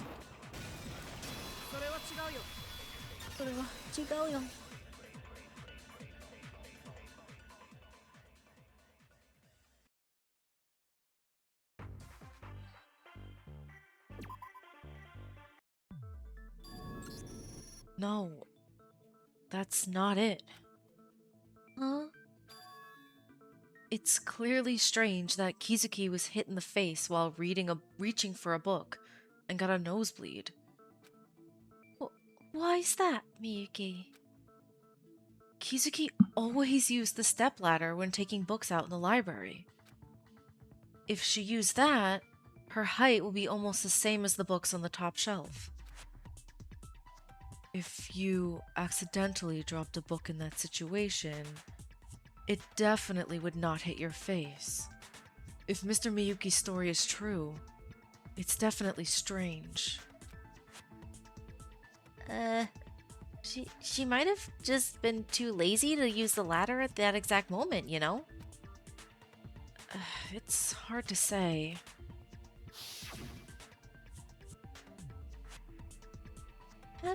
Oh, that's not her. Having this ladder is quite useful. It's such a relief that this exists. Without it, I would have had to strain quite a bit every time to pull out books that I can now easily access whenever I want. Do you have to use the ladder every time you take a book from the shelf? Isn't that inconvenient? Not at all. In fact, I'm not using it is more inconvenient, right? I can't even imagine investigating without this now. She also said that she always uses the stepladder to get the books on the top shelf, and that she'd even be more inconvenienced without one. Do you remember, Shatanda? Yeah, that's exactly word for word. I heard the whole thing. It's actually a good thing that Shatanda overheard our conversation back then. It's strange that someone who acted like that would suddenly be annoyed and try to take a book without using the ladder, pushing their luck. Even so, can this situation be explained? Imagine, getting hit on the face by a flying book. Flying? Falling book. Imagine getting hit in the face by a falling book, even after using a ladder. I don't get it. This is difficult. Maybe while climbing the ladder, they accidentally knocked over a book that was stuck there, and then it fell as she was looking up. The book that was wobbling unsteadily eventually fell onto her face, if that's the case. Good guess. But it's not that. If that were the case, there's no way her glasses could have flown so far away. Oh, right, that's how it was. The fact that the White Rabbit's glasses came off, and she had a nosebleed, means there was quite a distance between the book and her face. Wouldn't you say? Can I say an absolutely insane theory? What if this is gonna sound absolutely crazy, please don't judge me. What if the culprit, the blackened, was up on the top of the bookshelf or something, or they were, I don't know, above and they just dropped the book on her face? That seems silly, doesn't it? Because I'm sure the shelves go all the way to the ceiling, right? There's no way someone could just be lying on top of the bookshelves. And if they were, she would have seen them. That's so dumb. I'm sorry. Sometimes I have these crazy little ideas and I just want to say them. And so I'm gonna say them. I don't care. We understand that. She used a ladder. It's just that we can't figure out why there was a drop, even though the ladder was used. Like why books fell? Maybe she stumbled. Maybe somebody came up from behind her and like grabbed the ladder and rattled it around a little bit. So she stumbled and fell and she grabbed onto like, maybe she grabbed onto the book instinctively and then just they fell onto her face. Is that also stretching? Am I reaching? What if we said she couldn't use the ladder? What? What does that mean? That's exactly what I mean. If there's no way Kizuki wouldn't have used the ladder, then couldn't it have been a situation where she could not use the ladder? That's what I was thinking. So like, she means that somebody else had the ladder at the time. Because we know Rion had it at one point. Maybe it just wasn't available for her to use. The first possibility that comes to mind is someone probably took it. Huh? We talked about that earlier. Mikawa mentioned he took it. Me? We can't jump to conclusions. Someone else may have taken it. But there are no other testimonies about that. Couldn't the culprit have taken it and kept silent? They likely didn't want to be needlessly associated with the incident. That's probably not it. There were no other fingerprints on the ladder besides those of Kizuki and Mikawa. I'm having doubts about whether we can just gloss over this so easily. What if they used cloth or a piece of their clothes in place of gloves to carry it? Listen, I know Mikawa, his fingerprints are on it, but he's the one who has gloves. What it could also be, like, Mikawa is still like my #1 suspect right now. I could be very wrong. But another possibility, if you think like it's not Mikawa, he was talking about losing one of his gloves, right? So what if the culprit is the one who took his glove and used it? Is that also a stretch? It might be. I like doing these like kind of out there theories about these. It makes it more fun. Yeah, especially Tomoe. Maybe you could just wrap your hands in that long scarf? Point taken, but that is unlikely. I don't know why I keep giving characters that voice. But it kills my throat. It really does. No. It's alright to skip over that. There's a reason we don't need to consider that possibility. What is it? Perhaps Jumanji is saying that because...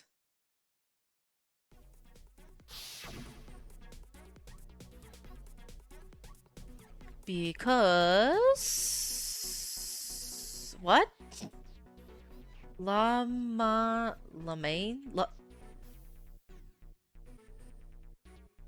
What? I know this is because it's translated from Korean, so it's taking the Hangul and it's like putting them all together. What? Something laughter. Man's laughter? Oops.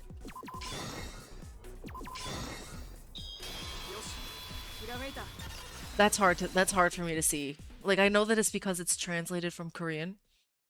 So like, if it were in Korean, it would just be like a few, you know, it's different. So I got confused. I was like, wait, what? Those 3 things don't make a word, but I didn't look at the bottom. It's like, oh, okay.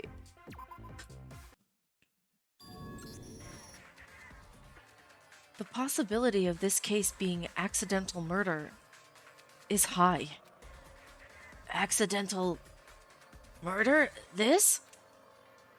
I guess that as well. That makes sense, since their murder weapon was a book, right? If they'd really wanted to kill someone, they would have brought a more convincing weapon. No matter how many weapons Kuzu confiscated, at least it wouldn't be books. What if that's a trap? What if they deliberately made us think that way? What if they set a trap? Then you're saying the culprit intentionally used the book at the scene as a murder weapon to create the impression of a crime of passion? No way. This is also a trap. Well, I wouldn't say that. Given how difficult the circumstances are, aren't they? Books are hard to hold, and there's no guarantee you can kill someone with them, even if you hit them. Just as it was mentioned, if someone says they'll kill a person, at least it won't be with a book. But no, they died by it, right? That's because the corner of the book happened to hit the temple, a critical spot. If you don't hit the critical spot, the chances drop significantly. Yeah, I guess. Getting hit with a book would hurt, but would it actually kill you? Even in a library, the place is full of books. If you aim poorly, your target might even pick up a book and counterattack.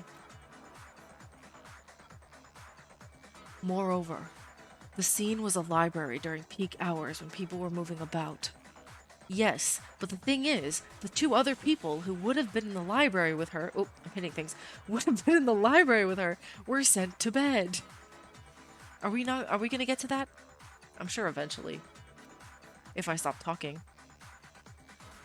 If the attack fails and the victim screams, there's no way to know how many people would hear it, or how quickly others would arrive at the scene. I think there are too many drawbacks of using a book as a weapon, simply for setting traps. What do you think? Like opportunity? Moment of opportunity or something? Like maybe they saw her there and they were like, oh, I could do this, let's do it. You know, like, I guess, I don't know if that would be considered a crime of passion, but like something in like the moment. They just, like it wasn't premeditated. Then, in that case, the cure's worse than the disease. That's why it has to be considered manslaughter, right? Oh, I knew I shouldn't have given my opinion. So, what's this connection between accidental homicide and the stepladder? Since it was an impulsive murder, the culprit wouldn't have prepared gloves or moved the ladder carefully to avoid leaving fingerprints. Therefore, if the culprit touched the ladder, fingerprints would have been left behind. I mean, he's my number one, so... However, since there were only the fingerprints of Mikawa and Kizuki on the ladder, it can be concluded that the culprit did not move the ladder. Why are we taking out Mikawa as the culprit? It could be him. Yeah, there aren't even any spare gloves at this school. Out of all of us, Mikawa is the only one who usually wears gloves, and even then, he only wears one. If the culprit had moved the ladder, there would have been fingerprints left for sure. Huh? But isn't she wearing them too? These are called fingerless gloves. With my fingers completely exposed like this, do you think my fingerprints won't show if I wear it? I see. So, is the conclusion that the reason Miss Kizuki didn't use the ladder is because Mr. Mikawa took it? Isn't it too early to jump to conclusions? The ladder could have been broken, you know. That wouldn't be the case. It was fine when we checked it. On top of that, the dust that had been stuck between the parts was still there. Wait. Then, because I brought the ladder, Kizuki forced herself to get the books, and then she got a nosebleed. Did I cause Kizuki's death because I took the ladder? I don't know. It seems like the culprit would have killed Kizuki regardless of her condition. Someone tell that guy to calm down before he flips out again. It's hard to listen to him. Hold on a moment, please. Aren't you overlooking a crucial point? Huh? What? The chance that if Mr. Makawa is the culprit. Thank you! Of course, while Mr. Makawa was with Miss Ego, he touched the ladder then. But couldn't he have touched it at other times as well?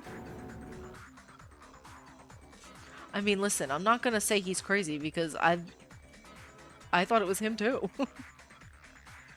Indeed. It's a possibility that's hard to overlook. Hold on.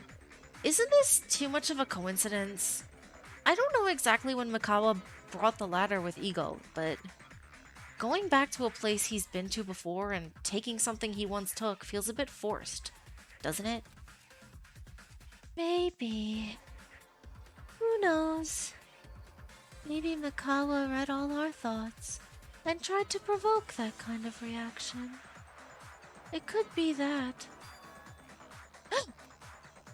I can see right through you with my x-rays. See? How about you tell the truth now? No, it's not true.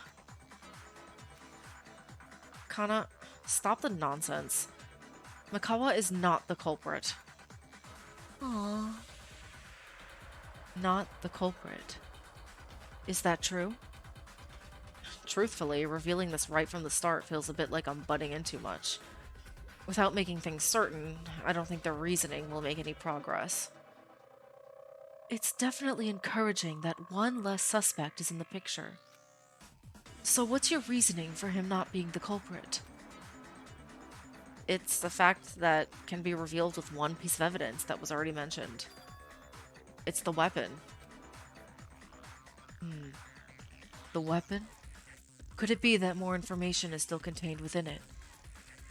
It's not even a different topic. It's something you all saw while investigating. Does anyone know about the specifics of the weapon? We had a conversation about this with the people who analyzed the fingerprints. That's... Is it, It's, the video, right? That shows the time, maybe?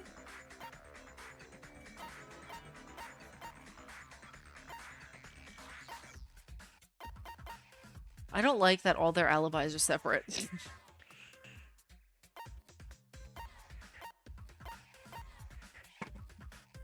The book used as the weapon. Step ladder. Unidentified paper. Where's the one that was like, was it Shinano's? Turn the books at 30 minutes. And then, let me see Makawa just really quick. Makawa was in the warehouse for 10 minutes and met her at 12 past.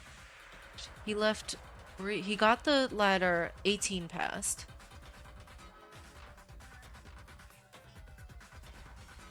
Huh.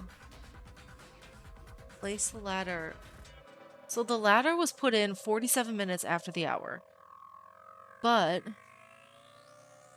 Okay, so it could still... Because I thought maybe the book was put back after he had already returned the ladder. But it wasn't. It was already... It was there already at 30 minutes. Because it was put back at 30 minutes. And he put the ladder back at 47 minutes. I'm gonna guess Shinano's? No. What is it? When the culprit committed the murder, they would have first grabbed the weapon and swung it. I wonder what happened at that moment. I don't know.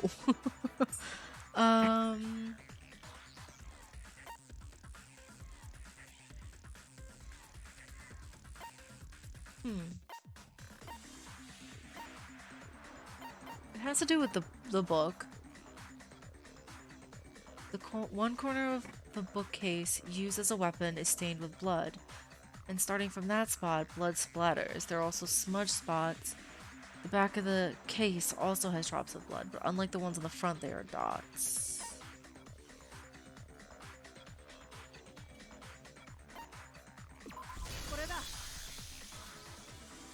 You're referring to the bloodstains on the murder weapon, and the fingerprints that were also left on it, right?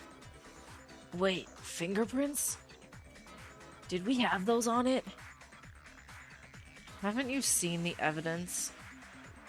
No, I did see it, but I didn't know I was supposed to interpret it as a fingerprint. You should have put more effort into the investigation. The culprit hit Kizuki with the book, and blood splattered, leaving hand-shaped stains. Right? Yeah, that's right. So that means the culprit's hands would have blood splattered on them, right? Yeah, I guess so. Unless there was a glove. Oh, that's what you meant. That's exactly why Mikawa can't be the culprit. Got it? Because of he wears a glove and he's still wearing it and it's not covered in blood? Is that why? What is it, though? I'm really sorry as someone seeking defense, but I have no idea either. Because he moved the ladder, it's the gloves. Isn't it because Mikawa wore a glove on one hand? But which hand held the book? Was it the right hand or the left hand? Because he's wearing it on his left. If blood splattered on your hand while wearing gloves, of course the gloves would be stained with blood. Oh, I see. But what does that have to do with it? Even after saying all this, you still don't understand. I suppose that can happen. You're subtly dismissive. Just get angry. Go ahead and be angry. If I get angry, you'll just complain that you were scolded again, aren't you? Anyway, if that's the reason, why? Easy. Let's think about the time frame when the coward could have committed the crime. Coward? Are you talking about Mikawa? So how did it go again? It was clearly a very short time. Between 45 and 49 minutes. Past the hour. So... But didn't he put the ladder back at 47? Didn't he? Wasn't it 47? I'm not convinced it's not him. If it's not him, I'm gonna sound really dumb, but that's okay.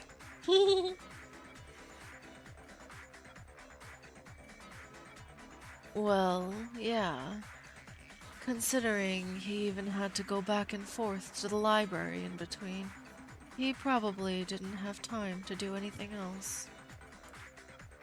But when you watch the video shot by that amateur cameraman, was there blood on the glove of the coward who arrived at the diner at 49 minutes? There was none, definitely. Unless he held it with his other hand. Which hand held it? That's right. Judging by the bloodstains on the book, a considerable amount must have splattered on the back of their hand. Listen, I know they're discussing it so early into the trial that I'm sure it's not actually going to be him, and I'm going to be wrong. But I feel like it's important which hand held the book. Because his glove is only on his left hand, right? So he could have used his right hand. Is he right-handed? If he were, he would hold it with his right hand naturally. At the very least, it must have been impossible to hide naturally. I don't know, your hand is covered too, girl. I'm suspicious of you too. Really? There was no time? Are you trying to say that there's some kind of trick involved? Running at full speed. If you could just do something, somehow, it might work. Do you think that'll be enough to cover it?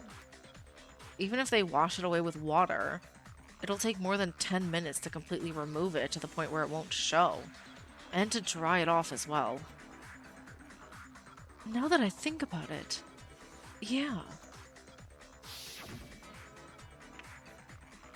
Your blood. Blood? Blood! Oh, that startled me! Tomoe screamed upon suddenly seeing blood and jumped up, while Tadaira, who was sitting right next to him, covered her ears.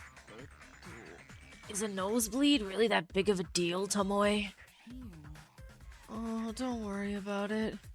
I get nosebleeds pretty easily. Of all the times, I covered it with the hand that had the glove on. Listen, I'm still not convinced it's not him. I'm not convinced. It's going to take some time to wipe this clean for sure. Besides, it takes forever to dry. And I don't have any other gloves. Oh, I haven't taken this glove off all day. So I might be stretching again. But if this was in the diner, right?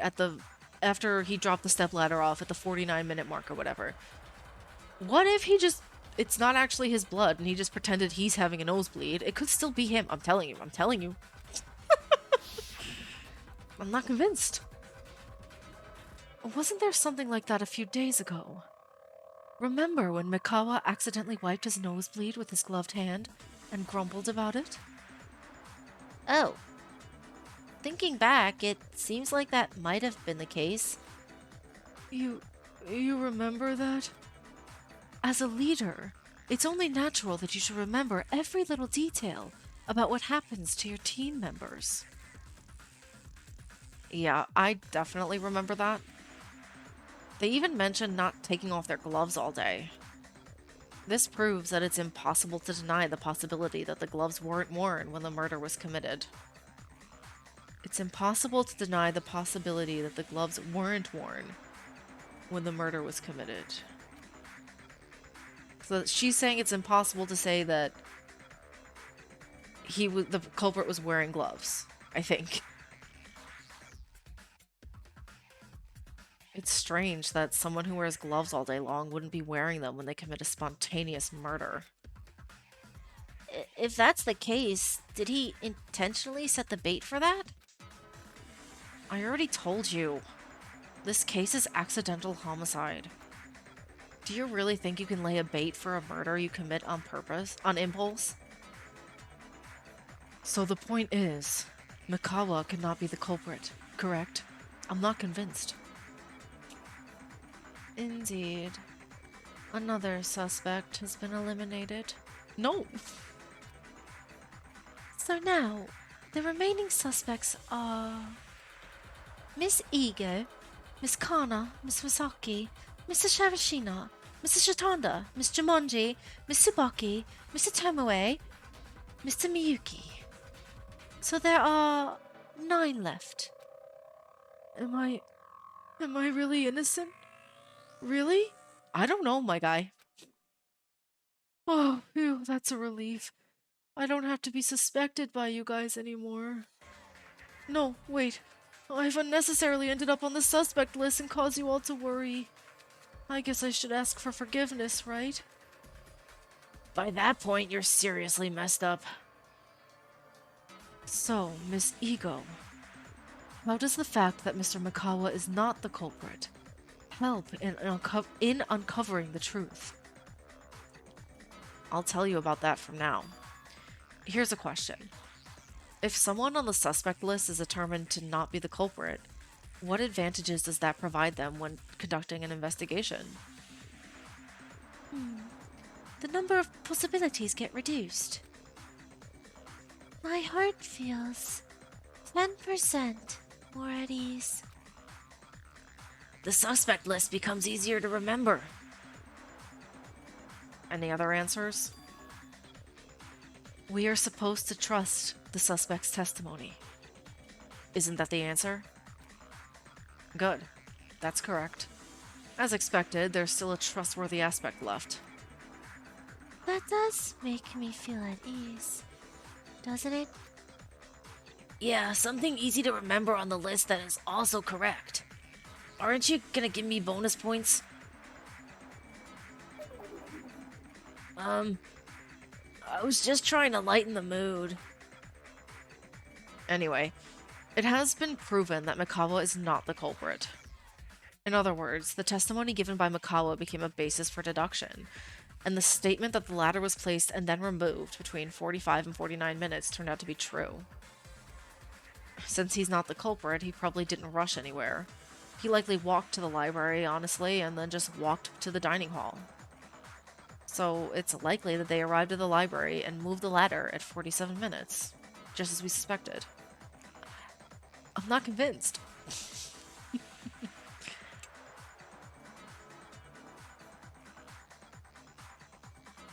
But isn't that something we've already discussed? I don't see any dramatic shift in the direction of the investigation, though. I told you, even these small details are important to prove. From now on, the path we take will heavily rely on Mikawa's actions, and if it's uncertain, the price will be too high.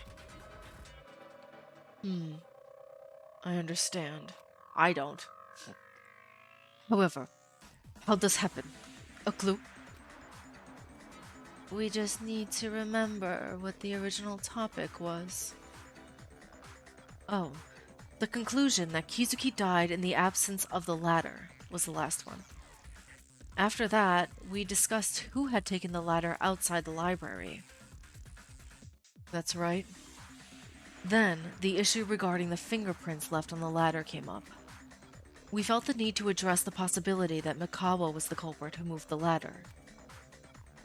But since we're saying Mikawa isn't the culprit, I guess we can rule out that possibility? Yeah, this is hard. Honestly, I feel like I'm about to die just trying to keep up. Right. When Iwata died, it wasn't like this back then. Well, back then, there wasn't all this convoluted stuff. You just had the clues and you interpreted them. But is it okay for us to be like this? What do you mean by that? I may have misunderstood something, but following this logic, wouldn't that establish a new standard for the culprit? What? Really? How does that work? Consider this. It has now been proven that the only person who left the scene carrying the ladder was Mr. Mikawa. And Miss Kizuki was murdered in the meantime, while there was no ladder. In that case, then it means that Miss Kizuki was murdered during the time frame when Mr. Mikawa took the ladder outside. Specifically, that's between 4:18 p.m. and 4:47 p.m. And wasn't there a condition that came before that? What? There was also... Was it 4:30? Or 4:40? When did they say she was murdered? Was it 30 or 40? 40? No. Oh, 4:30, the weapon. Right. Sorry, my bad. After 4:30 p.m. From the moment Shinano brought the weapon to the scene, the culprit was able to commit the crime. Well then, that narrows things down a lot. The culprit is whoever killed the white rabbit between 4:30 p.m. and 4:47 p.m. And between those times, anyone without an alibi. There aren't many, are there? Show alibi list, quickly. Here it is. But I'm not going to give it to you. It's hard to understand what you're saying. Hey, excuse me. Don't be mean to him. He's a precious little angel. Then pass it on the leader. Yeah, give it to me. I don't trust you either, Misaki. Here.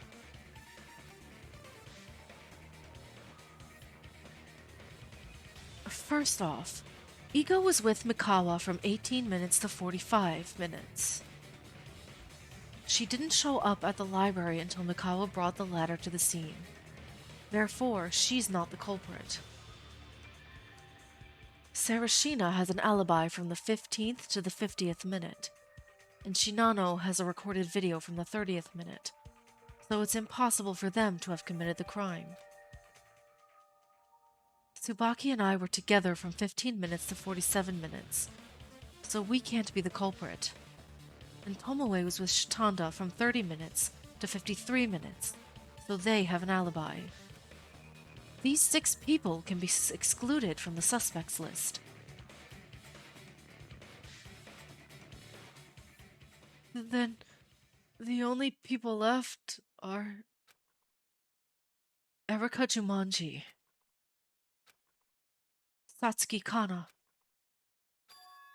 and Miyuki Nozomi. Only those 3 remain. What? I don't know. I think something's fishy. What? Suspended. Class trial? Suspended. Interesting. Alrighty.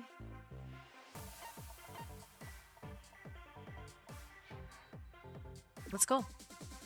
Do you want to resume? Yeah, I do. It lets me save between everything. I really like that, actually. I don't know. It feels too soon to only have, like, 3 suspects. I don't like it.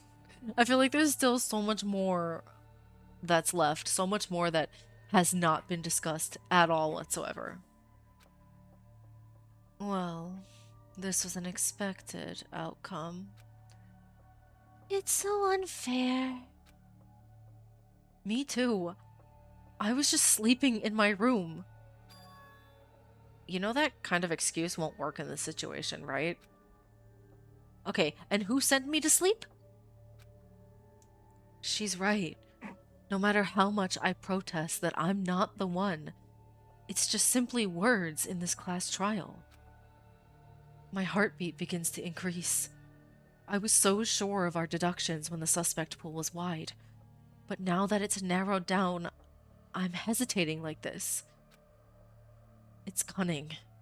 They're so cunning that it's enough to make me shudder. Oh. I started this trial, determined to catch Kizuki's killer myself. But I'm hesitating so much because I feel like I'm in danger. That can't be possible. Yeah, because you know that you're going to be a suspect because you were sleeping. You have no alibi. So we knew that from the beginning. But who sent us to go to sleep? Is there anyone who would like to confess to something early? There's no way that would happen, right? Could there really be a culprit among these few? Based on our deductions so far, that seems to be the case. No. I don't think it's any of them. It's way too early into the trial for them to be like, yeah, these are the 3 main suspects. There's no way. It's somebody else. I really can't do this. You want me to interrogate and suspect someone who's right here? Staring at me with their eyes wide open? What should I do? Otoke. What? Are you saying you're giving up on the class trial? I'd rather believe Monokuma did this. That would be easier to make my mind at ease. I can't do it. I can't threaten, harass, or point fingers at someone who's right in front of me. I just can't do it. What's this about? After you've been doing so well until now. Now, calm down. I understand this is really tough. It would naturally be overwhelming to know that someone's life hangs in the balance because of our decisions. If you're feeling mentally overwhelmed, it's okay to take a step back. We won't force you. However, please don't let your will break. I absolutely can't bear to witness that while I'm still alive. Right, relax. You've got too much on your mind right now, so let's recharge first, okay? I'm sorry, everyone. That's enough for now. We don't have time to worry about the stragglers. We need to quickly find the culprit and escape right now. Let's get back to the main point. I can't believe there's a culprit among the three of them. What should we do from now on? It's not one of us, I'm telling you right now. It's somebody else. It's gonna be some kind of twist, I'm sure. Jeez, that voice I do for Shinano, I need to stop doing it. It makes it makes the roof of my mouth itchy. Are they saying one of us is really the culprit? Jumanji and Kana both have their odd quirks, but they don't seem like villains. That guy had no talent, right? A worthless nobody like him, who's worth nothing, dares to think he can set foot in Hope's Peak Academy, the school for the elite of the elite? His arrogance is off the charts. I picked him because I didn't like him. Like I said before, I hesitated to kill the rest because you're so talented, you know? They're not all gonna be like cartoonish villains. That's the thing though. Is it inevitable to avoid the second time? To be betrayed again by someone I thought was a friend, an ally? If it's unavoidable, I should try to face it as calmly as possible. I focused all my attention to concentrate on the discussion that was about to commence. If it's not the time for me to give up yet. Oh, more non-stop debates. Okay. Traces on the weapon, disappeared toilet paper, and stepladder. Okay. How should this reasoning proceed from here? Alright, are there no more clues at the scene?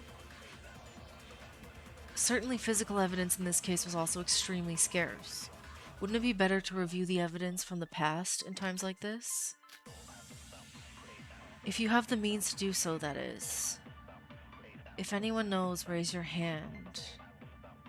It's the toilet paper. Okay. Okay, I know what we're not just gonna end like this, are we? No, I know what to do now. It has to be the toilet paper, because we've talked about all the other things. 있잖아, 현장에 남아있는 것 하나.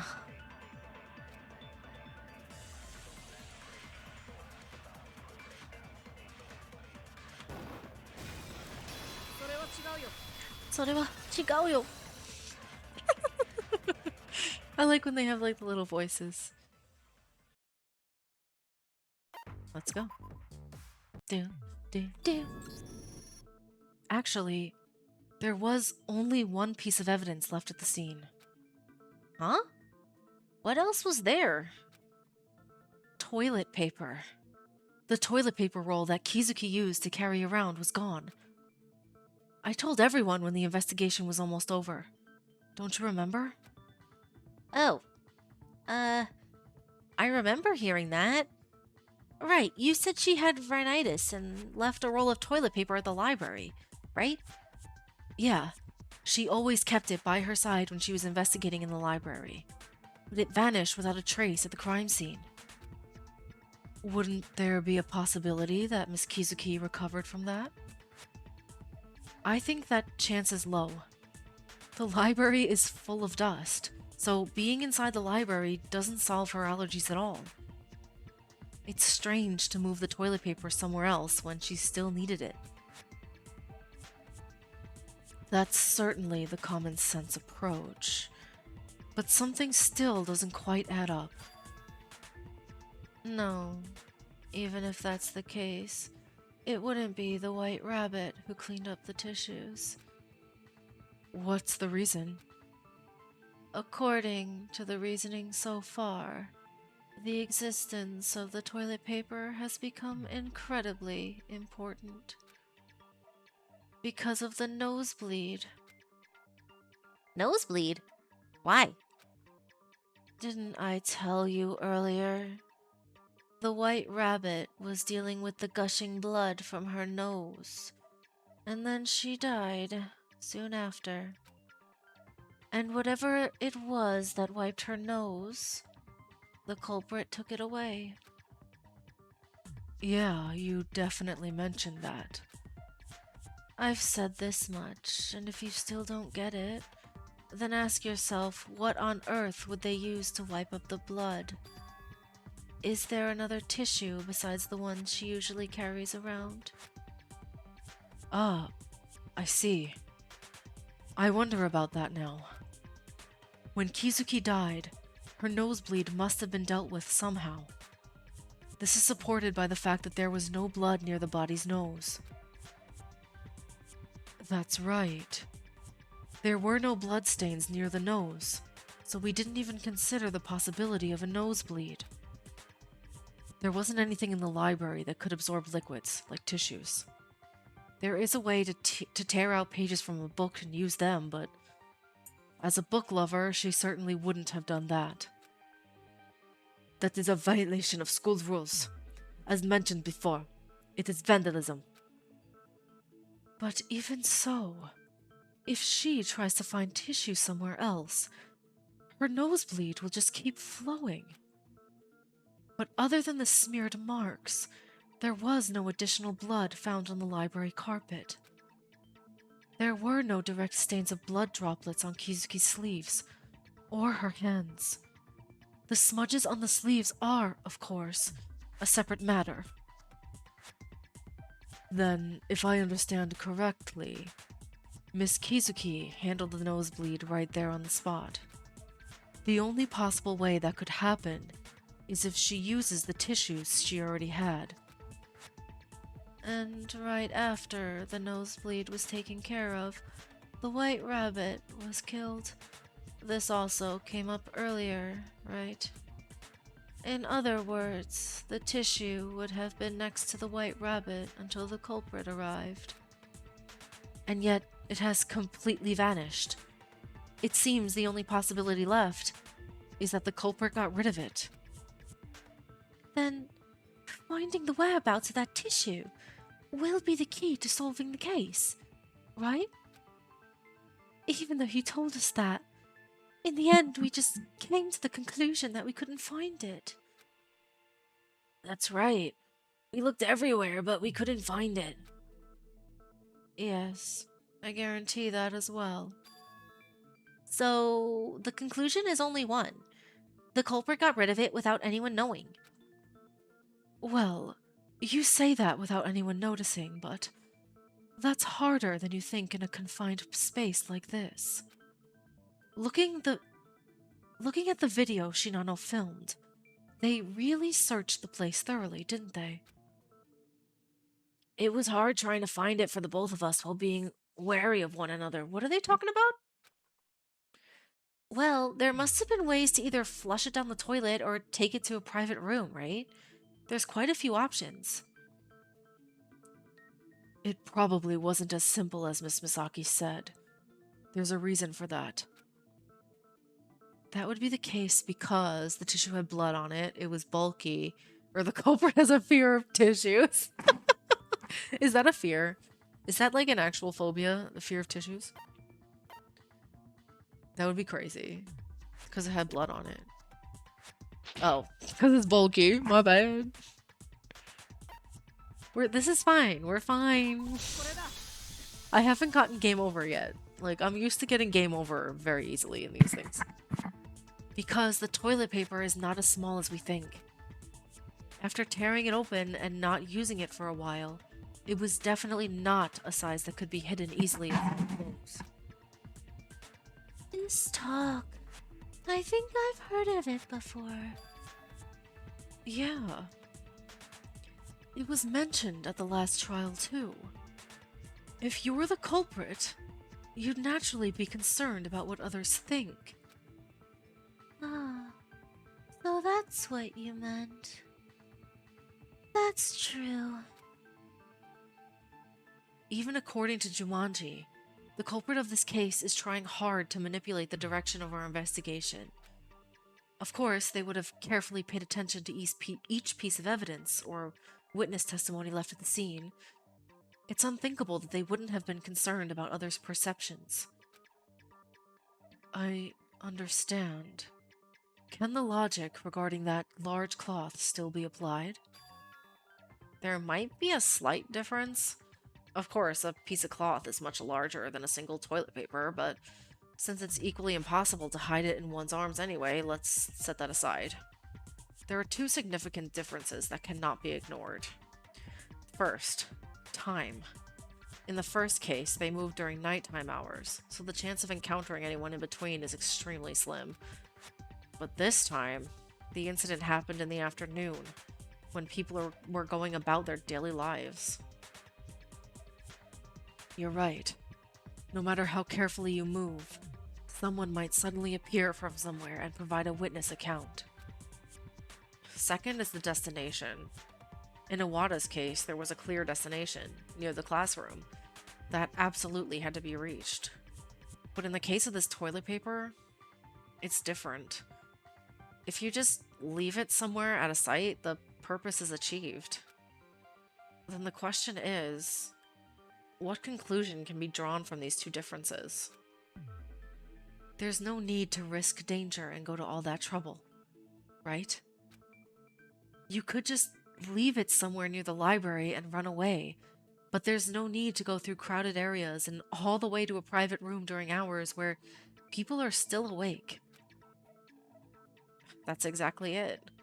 The library and the private room should be quite far apart. I guess the culprit hasn't messed around with this, huh? If they got caught, it's over immediately. Using that witness as fake evidence to confuse the investigation is way too risky, don't you think? Yeah, it's for the same reason as the marks left from mopping the floor. From the culprit's perspective, trying to create misdirection can easily lead to being caught right away. The roles get reversed.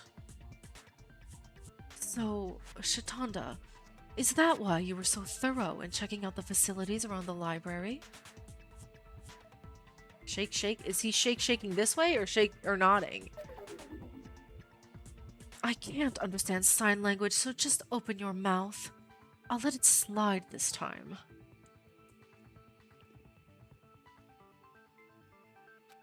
Geez, it's the amount of reading is so hard on my throat sometimes. But I love it. I love these games. Why do you even know sign language? Did you learn it for some trivial reason? Actually, my father is deaf, so I learned to communicate effectively through sign language. I'm quite a good son, if I do say so myself. Whoa. Just kidding. Did you believe that? Jesus. Anyway, the answer to your question is correct. We searched the entire school thoroughly, but it's not here. It's unlikely the culprit could have taken it to a private room, given the crowd of people. Then, at best, there'd only be the restroom, warehouse, and locker rooms, right? And what was broken? The locker room door, wasn't it? That's gonna come back. Exactly. Alright, thanks. You can shut up again now. So that's why you only investigated the bathrooms in the school building. Since the bathroom stalls near the dormitory building aren't that far from the private rooms, they'd obviously handle it in their own room if they needed to. And we've looked into those.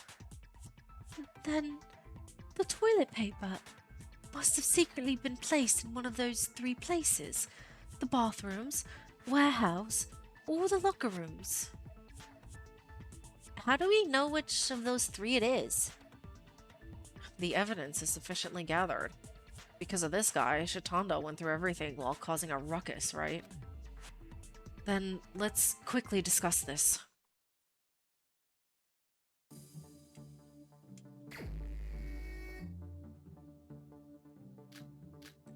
Kuzu's alibi, Mikawa and Sarashina. Oh boy.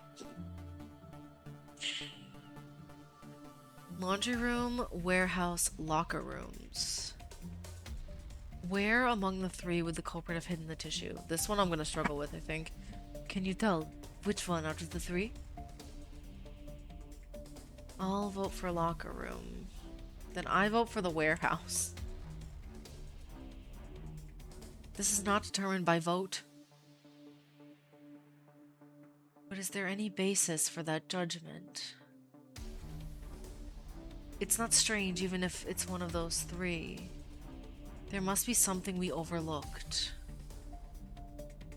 Let's go over this again. I have no idea. Odi, where?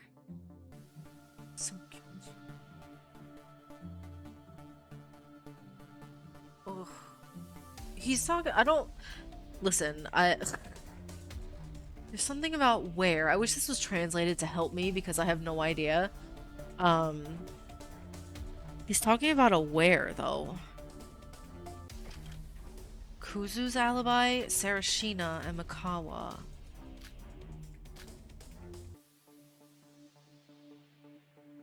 Who's Kuzu again?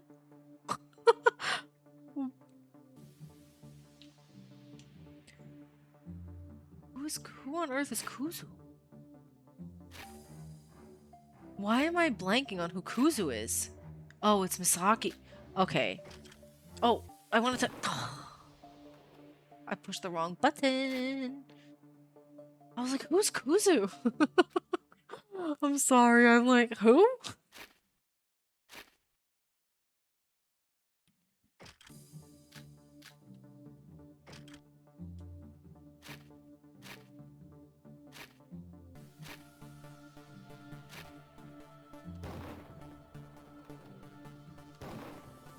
What?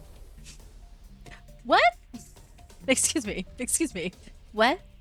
Why didn't that work?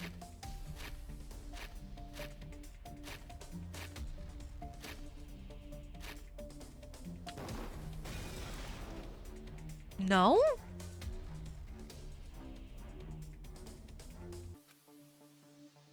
Among the testimonies collected, there is one related to where the toilet paper was hidden. Is there?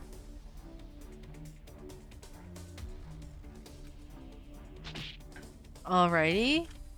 Is it Sarashina? Because what?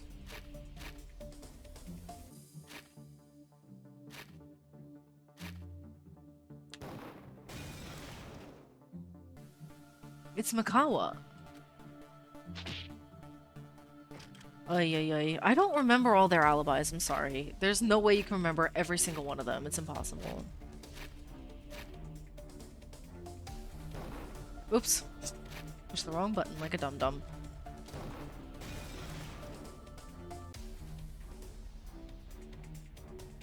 I'm sorry, what? Okay. So, it was Mikawa's alibi against the locker room. No, warehouse, not locker room. It was his alibi against whoever said warehouse. I have no idea. That one I'm a little about. It doesn't seem like it could be the warehouse, at least. There's a testimony that contradicts this so far. Huh? There is? Which one? It is precisely Mikawa's testimony. Of course, since he's been with Ego for a long time, it's also Ego's testimony. That's right. Mikawa and Ego said they stayed in the warehouse together from 4:12 to 4:45. I don't remember this. There is no universe in which I will remember what everybody said is their alibi. It's not happening. The crime occurred between 4:30 p.m. and 4:47 p.m. So, if the killer had to hide the toilet paper after the murder, it probably wasn't the warehouse where the two of them were. I see. That makes sense. From the culprit's perspective, they would have wanted to dispose of the toilet paper as quickly as possible. So, how about the bathrooms? They can swap it out with the relatively smaller roll of toilet paper that's hanging there. Then, after putting it in their pocket or hiding it in their clothes, they stroll casually to their private room. No, that's not right either. That's right. Because there was a decisive difference between the toilet paper hanging in the bathroom and the one that Kizuki carried around.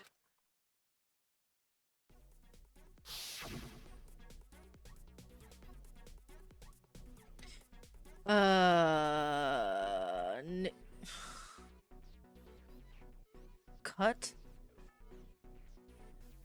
Lee... What? Knee... N-E-L-I... Cut. What?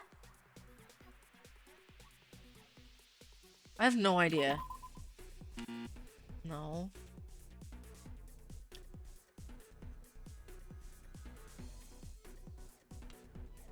What?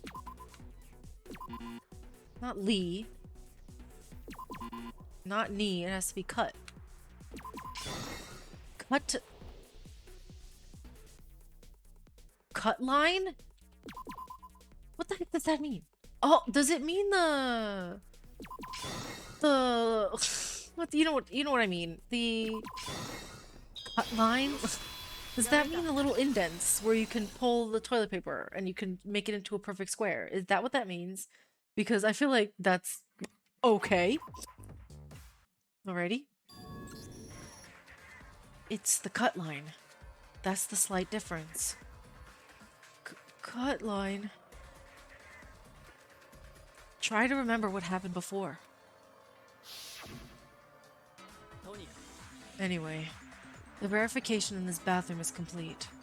It seems that none of the toilet paper has a perforation line. It's the same in the girls' bathrooms. That's like to cut it to make a little square. How was it? There wasn't any perforation line here either. Oh, my neck. Do you remember? None of the toilet paper in the bathroom had perforated or cut lines. Is that really important? It is important because toilet paper. What's that for? Actually, I have a bit of rhinitis. Since there's a lot of dust here, my nose keeps running. Achoo! No. There were a lot of rolls of toilet paper stacked in the locker room's lockers, right? I brought one from there. Kizuki then tore off one of the bit of tissue along the perforated line and rubbed it on her nose. So she just said she got it from the locker room.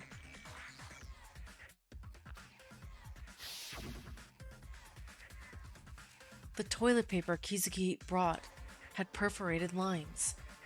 I explained it earlier, remember? Oh, did that happen? The existing cutting lines cannot disappear, right? So the bathroom is also not the correct answer. That's right. So the remaining answer is... it's the locker room. She said it. Miyuki. What's the point in deliberating? There's only one choice left now. It's right there, in the locker room. If you mean the locker rooms, then... I felt them murmuring. Perhaps some have already noticed the unexpected turn of events. Yeah, that's right. It was impossible to enter either the men's locker room or the women's locker room. So which choice do you think they had? That's... to break it. What do you mean that isn't right? What are you talking about? There was a testimony about the locker rooms. Yeah, I know whose it is. I thought they meant like they had to break it. The room was... oh, I'm dumb. I'm dumb. It's alright. Miss Misaki and Miss Tsubaki. You mentioned you spent time together in the women's locker room from 15 after to 45 minutes after. Yeah, no doubt about it. It's the same logic as the warehouse. Of course you can't bring in the toilet paper if someone's inside. And that means... It's a guy? The second and final condition. The culprit is male. Yeah, that's the final conclusion. It was put in the men's locker room.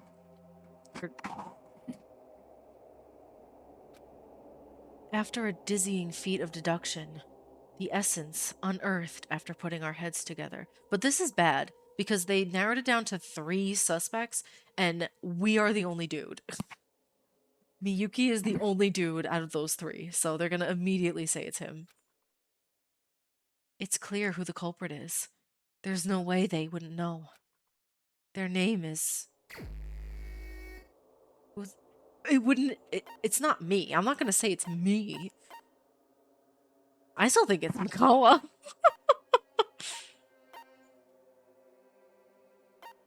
It's a guy. I don't know. Did she move? I don't know. I felt like she moved. Would it be stupid for me to say myself? I still think it's Mikawa. No. Don't turn a blind eye to the facts. That it's making me say it's me. Oh. Oh, this is not good. Which means, Miyuki Nozomi, I'm saying there's no one else who could be the culprit but you. It's not me. What? What do you mean? Miyuki Nozomi is the culprit. That's the only conclusion I've reached. It can't be. Miyuki, even if others don't know, you must perfectly understand the deductions made so far. You know as well as I do how meaningless that answer is in this situation. It seems like you're denying the crime. If that's the case, tell me. Explain why you are not the culprit. Because I didn't do it? But again, he has no alibi. He's saying nothing at all. Come on. Miyuki, is it you? Wait. The argument hasn't concluded yet. For now, put away your sharp stares and gather our thoughts. Even if it didn't end perfectly. Miss Misaki, what specific points do you think need further clarification? That... I haven't quite figured it out yet. But don't you think we should try to retrace our steps anyway? Yes, I think there are plenty of reasons to examine it more closely.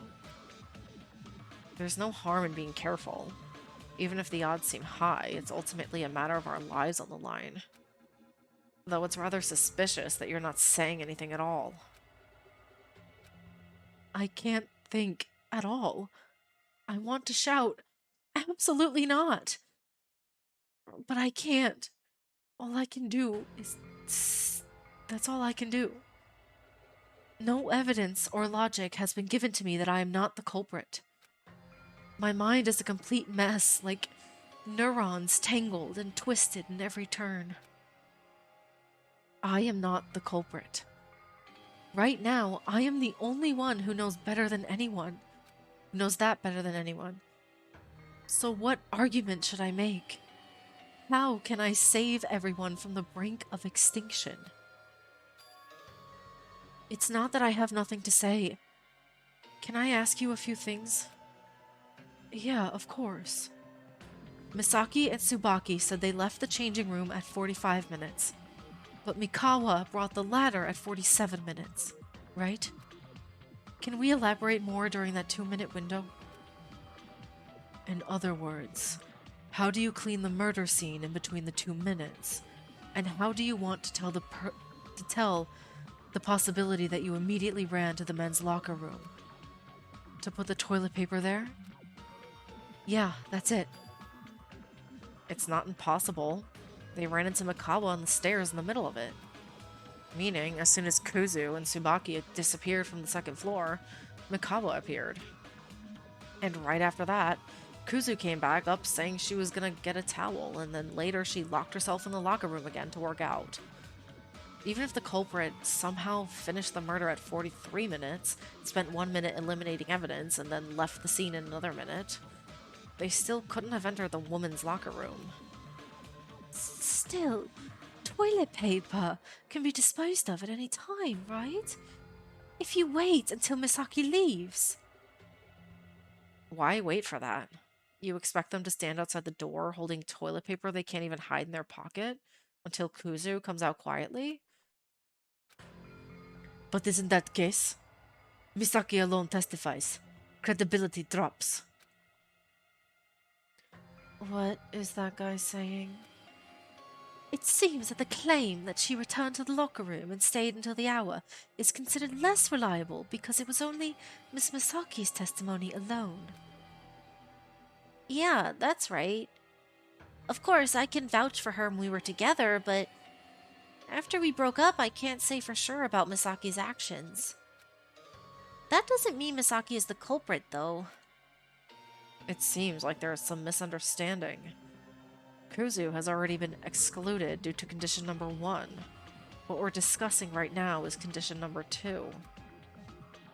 Number 1, number 2, what do those numbers mean? Like they said, the person without an alibi from 4:30 p.m. to 4:47 p.m. is the culprit. That's condition 1. A male is the culprit could be the second condition. Don't you think? I see. I understand now. The story about the toilet paper is ultimately only addressed in condition 2, therefore. Since Misaki was already excluded as a suspect due to the first condition, her testimony can be considered credible. I feel like they're talking in circles around each other right now.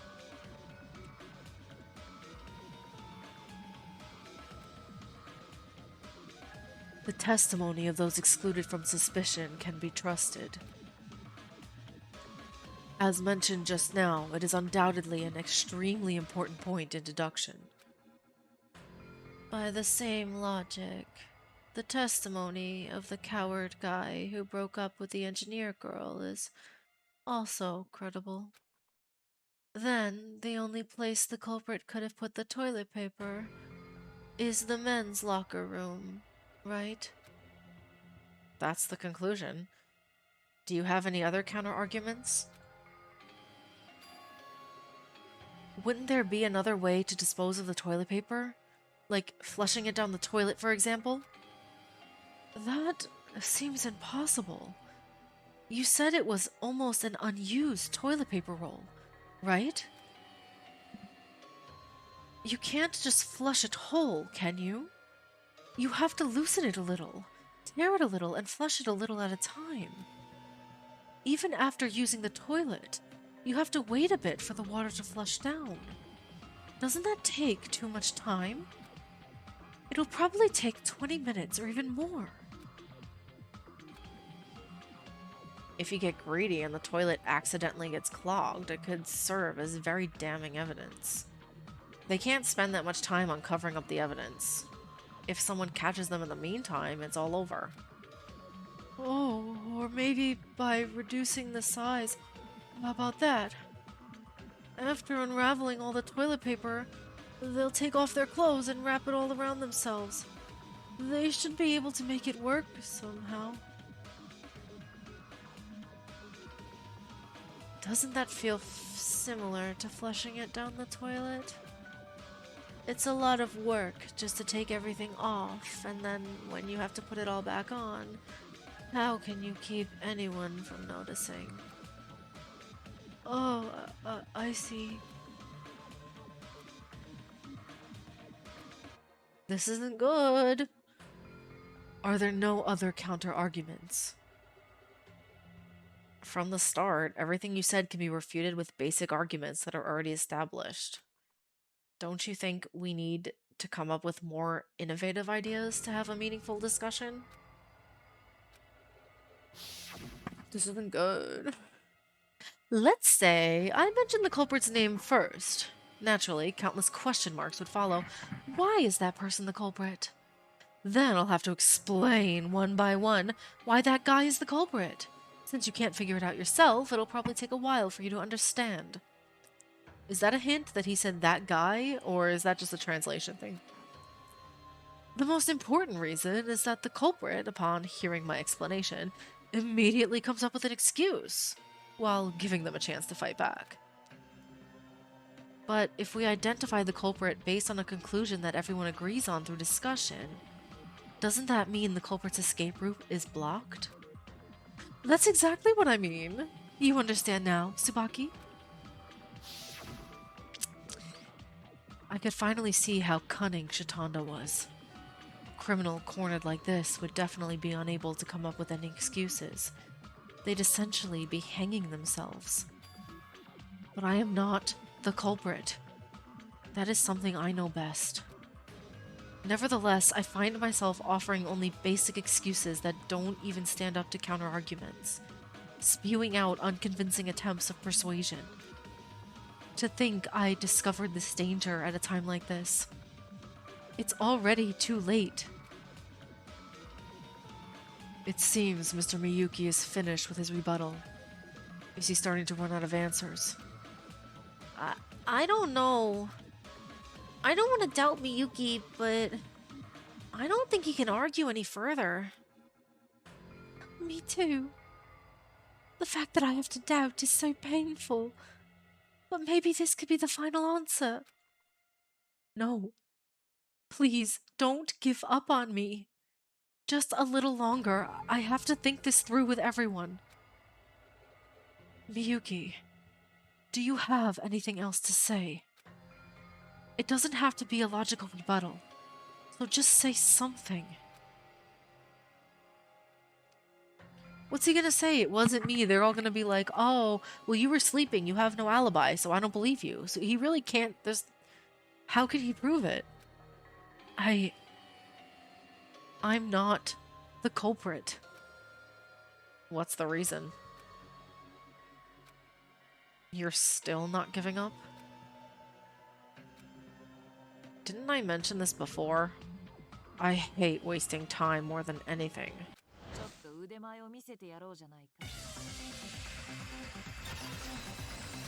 Oh, here we go. This one's hard because I can't read them fast enough. How long must we watch you keep your mouth shut without even offering an effective response? Choose one of the two. Either rack your brain trying to figure it out, or just admit it.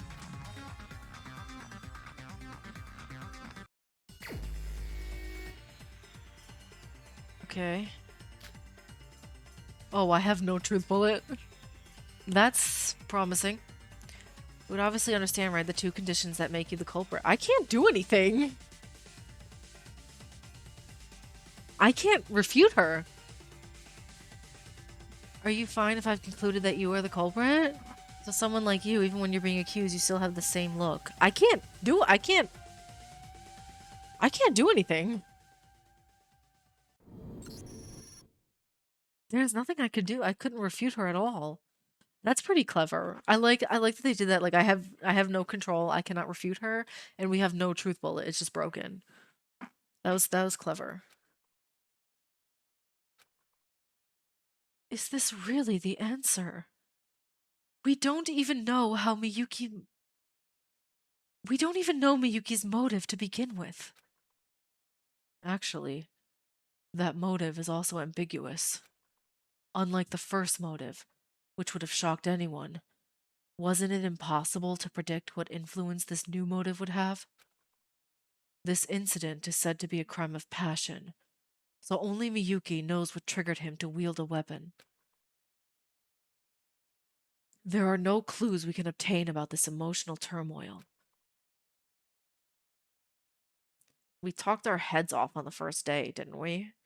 Saying you were late, you had amnesia, that there was something suspicious about you, that we couldn't trust you. It might have been a reason that couldn't even be imagined by ordinary thinking. Even so, I didn't expect something like this. A person we a person they can't trust. Those words severed the last rope I was desperately clinging to at the edge of a cliff. I know full well I'm not a murderer. Right? On what basis? On a topic I don't even remember considering? Yeah, maybe there's no need to hide it anymore. The fear I held for the other side of my consciousness, a place I didn't know if it would be empty or, on the contrary, overflowing. There have been countless nights spent pondering myself, fantasizing, then trying to fall asleep. There were also times when I tried to grasp through the pages of lost memories, attempting to move forward. I can no longer ignore the proposition that I do not trust myself, which I had been desperately trying not to acknowledge. During that 1 hour, the estimated time of Kizuki's death, did I really take a nap in my private room? Is there really a 0% chance that I might have unconsciously gotten up and gone to look for Kizuki? No, there's no way. What? Bad end. Opening the door, walking down the hallway. He's not saying anything. I don't want the bad end. What is this? Perhaps it's true. It may be some kind of recognition. Arrived at the library. Took out a book. No, I don't want to do this. Miyuki. He seems a bit suspicious. I saw it before. There were many videos in his motive, like water or something. I'm not so sure about this. Walking softly on the carpet. Approaching Kizuki. No? You're really saying Miyuki is the culprit? It seems like we're starting to reach a consensus. Should we move straight to voting? I'm starting to get restless just sitting here. Then, can we conclude that our deduction ends here? Does anyone have any final thoughts or opinions? Yeah, I do. I do. Oh, I got a truth bullet. So, we think Miyuki Nozomi is the culprit. Will be our final answer. Shitanda, what do you think? That's wrong. Huh?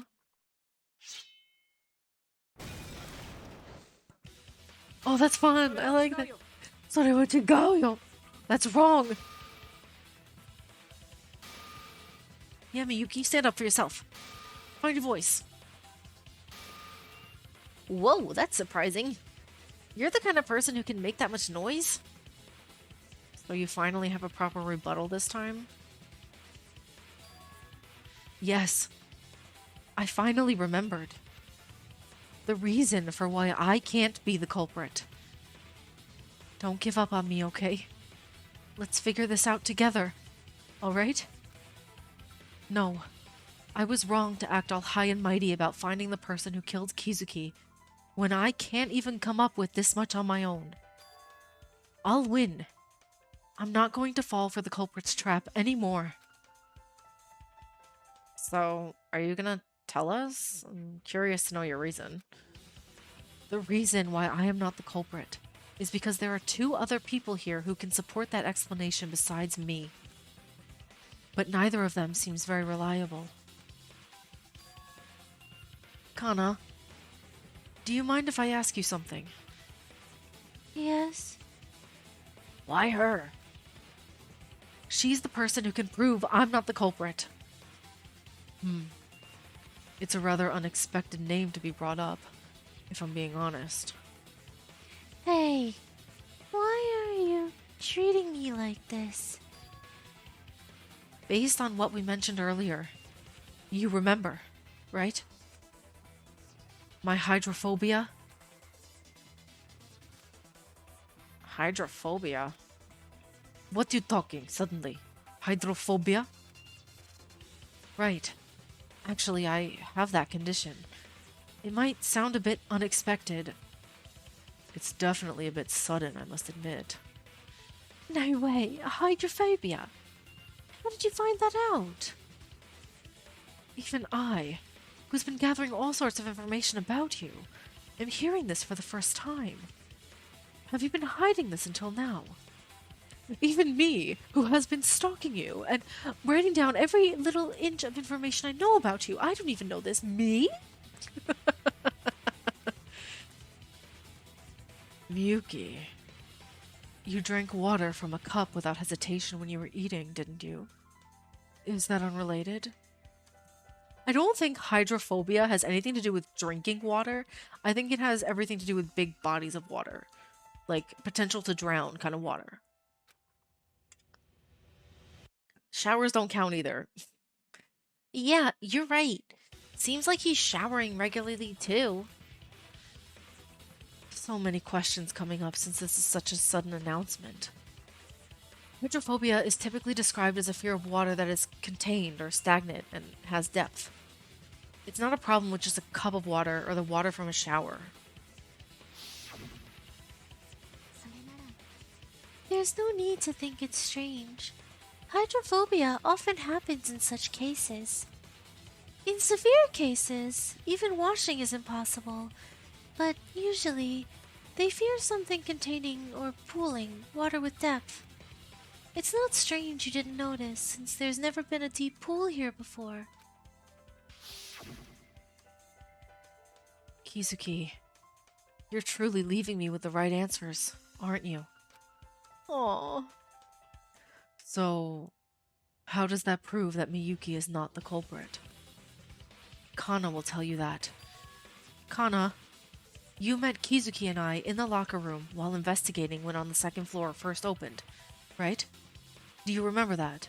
Oh, he can't be the culprit because he refuses to go into the locker room because of the pool. That's what it is, right? Please, answer as honestly as you can. Yeah, at that time.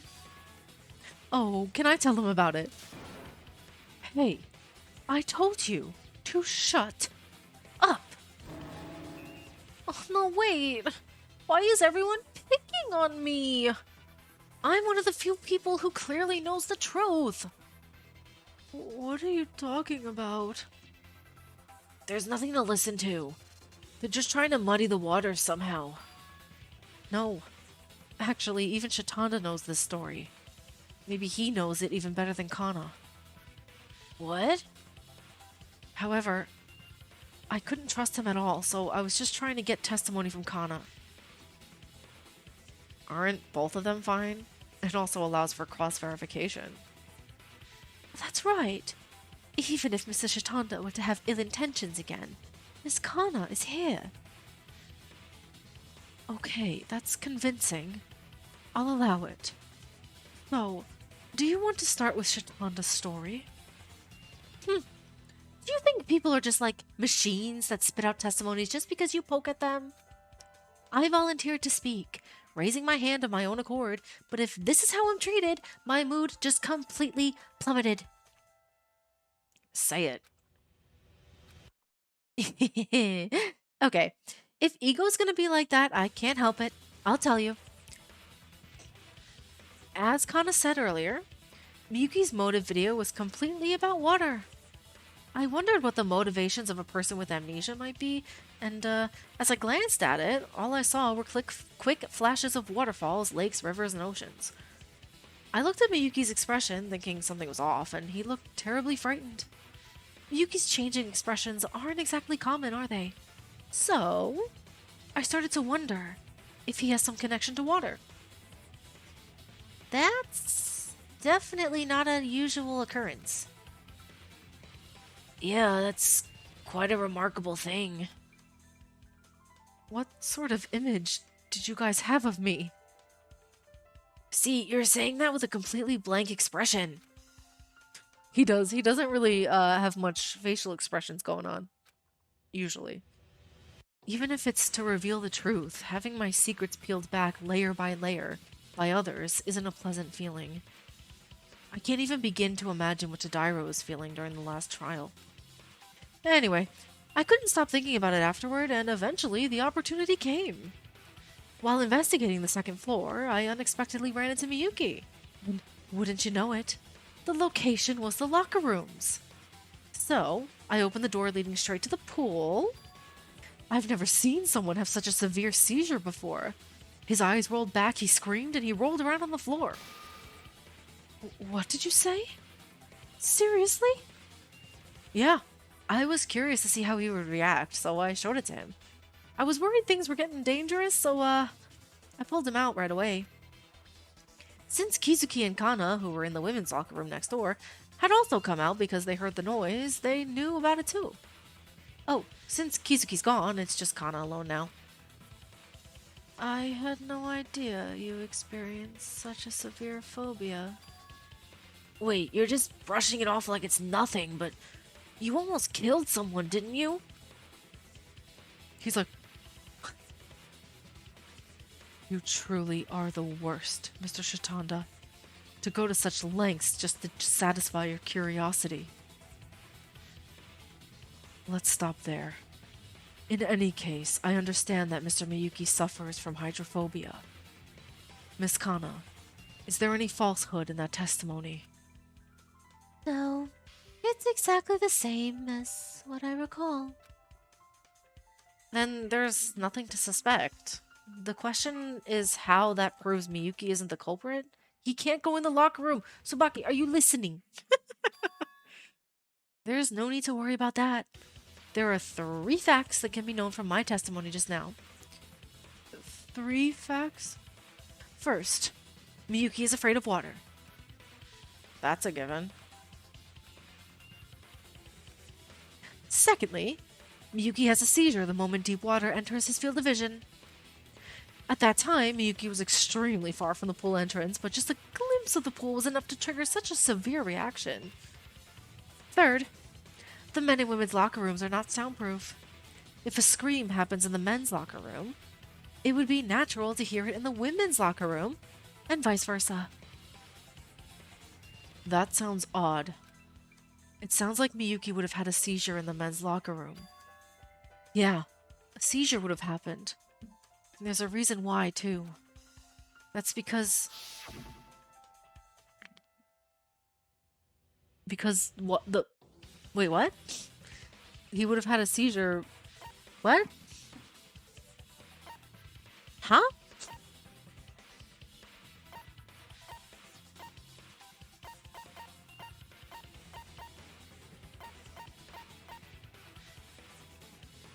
Double in the fingerprint identification team. Used during the conversation. Shitanda's experiment. Koreda.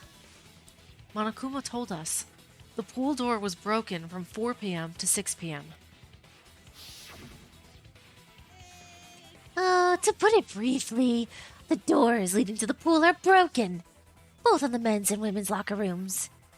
Left them open from around 4 p.m. to 6 p.m. because it was stuck that way. Figuring I couldn't wait any longer, I fixed it up real nice while you guys were investigating. Even so, it might break down again, so I'm planning to keep this door out of service for a while.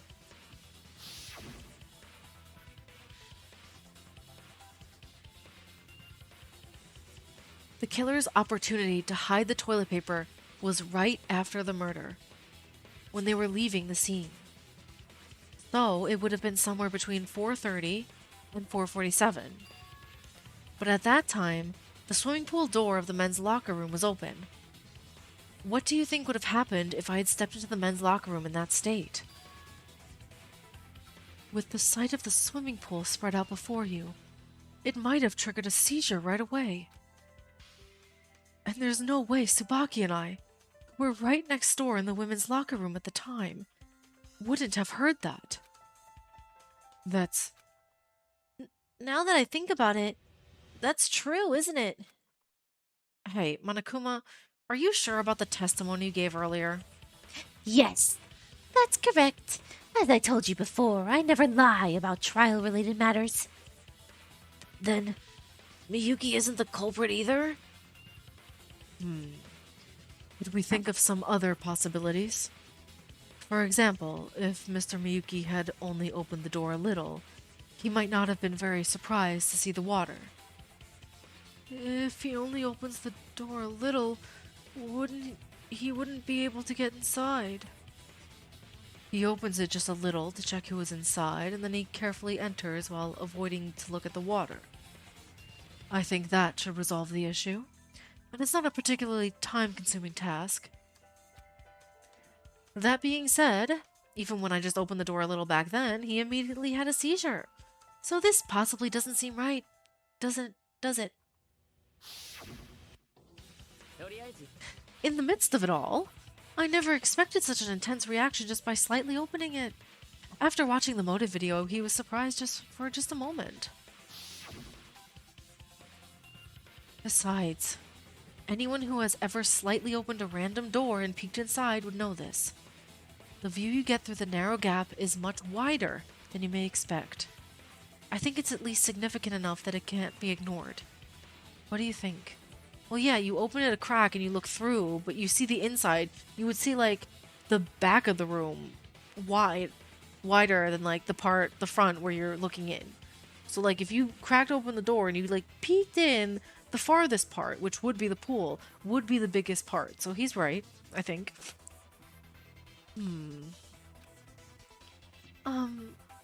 I don't know anything about phobias, and I haven't seen Miyuki have a panic attack, so I'm not very convinced. And what really bothers me is that the person who saw it up close was none other than Chitanda. Me again? If it were true, wouldn't it seem quite difficult to see Miyuki as the culprit? To be honest, I'm quite concerned about the fact that it is Chitanda's testimony. Still, I want to believe that testimony. Yeah, the only other person who could, account for that is, Kizuki, and she's dead. Here on my arm. It's tickling me. At least it's better than bad-mouthing Miyuki. My guess is alright. No, it's not about criticizing or defending. If that's the focus, the question of who the actual culprit is won't fundamentally be solved. Still, I can understand that feeling. It's easier to trust someone than to blame them. But if Miyuki isn't the culprit, then the number of suspects goes back to 0, right? That's... Someone's alibi is not correct. Then who on earth is the culprit? Another dead end? Didn't I just tell you? The culprit set a trap. We fell for it twice already. At this point, it's clear that this is just someone's misdirection, right? And oh goodness, sorry. Goodness gracious. And they can tell where our reasoning is headed. Miss Ego, does anything else come to mind? Have we hit a dead end? First, Chitanda, you definitely testified correctly, right? You're not lying again, are you? You're wrong! So wrong! Your deduction went off track and you went attacking an innocent person into this. Are you trying to twist things around? You're the one who created this unbelievable situation with all your deceit. You must understand that it's not so strange about me suspecting you, right? That doesn't change the fact that Miyuki is not the culprit. I repeat, if Miyuki had actually tried to go into the locker room, he wouldn't have missed seeing the pool. And there's no way he wouldn't have had a seizure either. Looks like you're feeling pretty confused now that your confident deductions turned out to be wrong, huh? Another mistake. Wait, this setup feels like deja vu. Or is it just me? What do you mean? You mean that time? During the previous trial, while discussing how the cloth could have taken to the scene, She overlooked the bag that the blind girl was carrying and apologized for it. Yeah, that's exactly it. Failing to notice the cello case that was right there in plain sight, and thus missing the obvious cues. If she would have just paid a little bit of attention, she would have realized the phobia and not made a false deduction that nearly led everyone to their deaths. Which one do you think is more sinister? Oops, now that I think about it, it seems both of those things were done by the same person. Don't push it now. Where exactly Miyuki's hydrophobia is something that could be known is if I just paid a little attention. What? Oh, she's saying, like, how could I have known? Even if I paid attention, how would I have known he had this phobia? Among those who know, including you, there are only 3 of us here. How would you have known? Well, by luck? By chance? Are you seriously not understanding why I'm putting up with all this criticism? Just to stay with this group that Kuzu leads? What? Deduction or reasoning is not like math where 1 + 2 = 3. You idiot. People are not symbols like numbers or letters, but independent entities with will and individuality. You must carefully observe and remember each detail, storing the information away before you can even begin to deduce anything. For such a reason, you didn't want to be separated from us? Understanding and observing others is fundamental. How can you act all high and mighty about making deductions when you don't even know that much? Because you're so caught up in that ego, you also overlook his phobia, and your vision narrows naturally, causing you to miss other obvious possibilities. Enough. Ego did her best, and the investigation has actually made progress. If I hadn't ordered you to keep your mouth shut, we wouldn't have made it this far without her help, would we? Even if the outcome was not good, we have no right to criticize that effort. Because of that effort, we almost got killed, didn't we? Okay, fine. I was just making a fair criticism. You might think that way.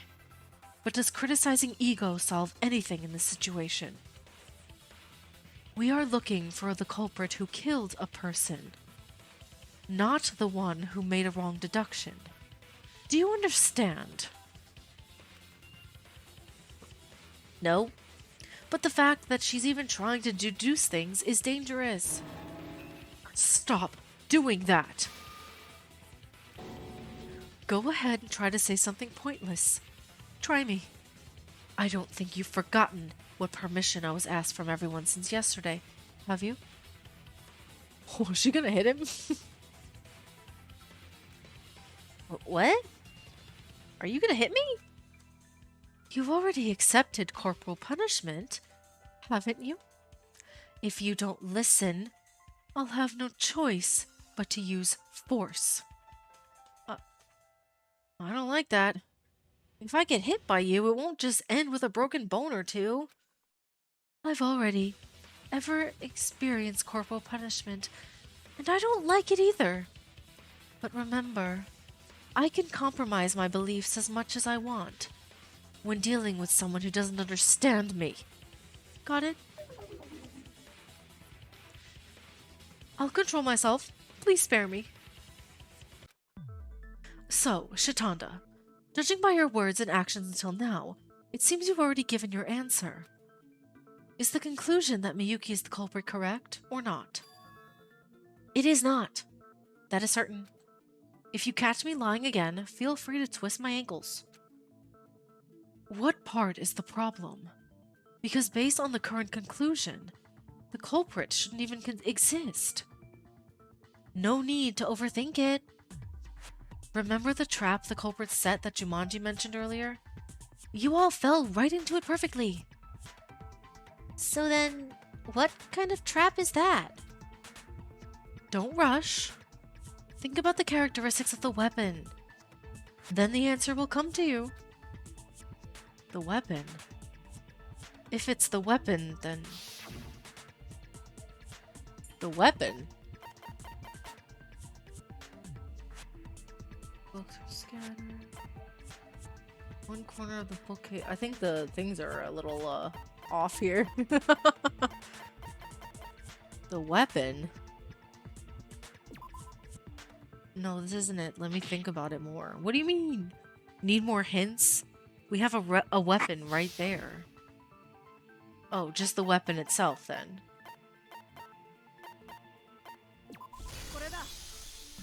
Dum-dum-dum. It's fine.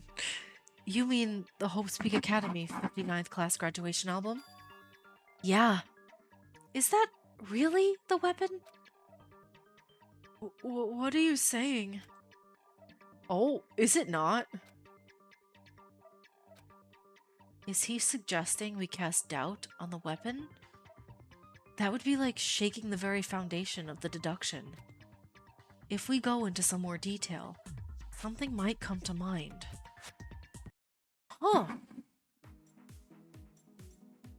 Oh. Oh, I hate this.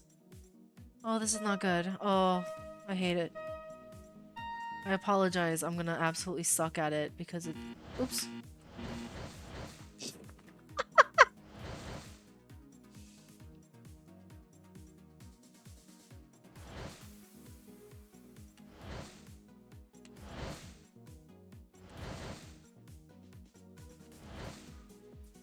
First question. Why was the weapon recognized as the murder weapon? Oops. I went too far. Oh, good lord. Listen, it's making me dizzy. I don't know why. There's something about this, like, trying to focus on it. I feel like my eyes are gonna go cross. Maybe it's because, like, it's so small on my screen that I can see it in OBS.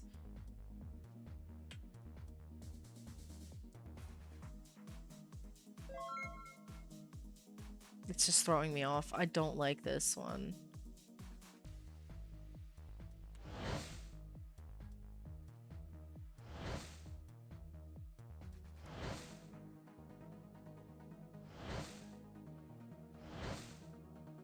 Okay.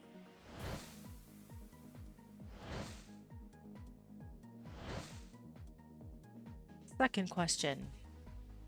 Is it possible to remove the book from the case? Yes. Pretty sure.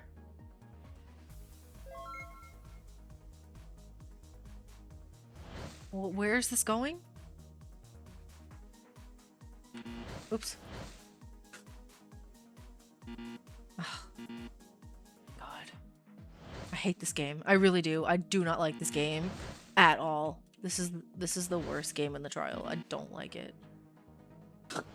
It's just because I'm horrible at it. Were there any other books similar to the weapon? Yeah, of course.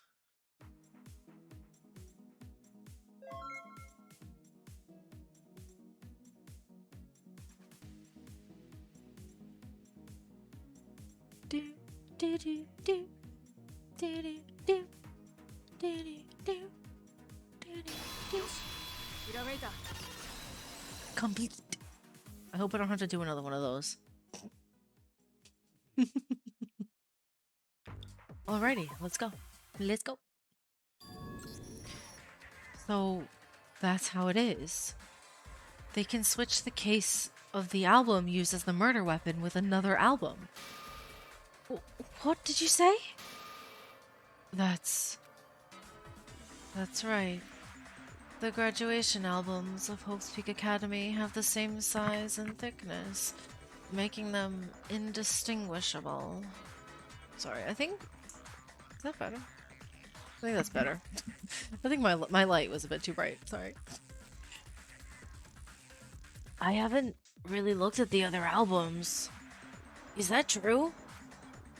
I saw them too, during the investigation. Every one of them looked the same. The only difference is the number written on the book's spine. In other words, all cases are identical. Interesting. Well, of course, not only are the cases identical, but the size and thickness of the books are perfectly the same. And there are so many of them lined up like this. That design is a bit of a failure, isn't it? You can't tell them apart just by looking at the case, can you?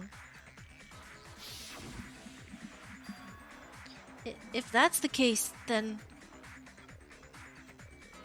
what exactly happened? I understand that swap is possible, but The reason we initially suspected the 59th class's album was involved in the crime was because blood and skin tissue were found stuck to the case containing the album. But that's an issue that can be easily manipulated by swapping out the case. First, they kill Kizuki with an album other than the 59th album, then wait until Shinano brings the 59th album. After that, when the opportunity arises, swap the cases of the 59th album and the album uses the weapon, and it's done. So she was killed before he brought the album back? And he just didn't see her? It's such a simple trick that it hardly qualifies as a trick at all.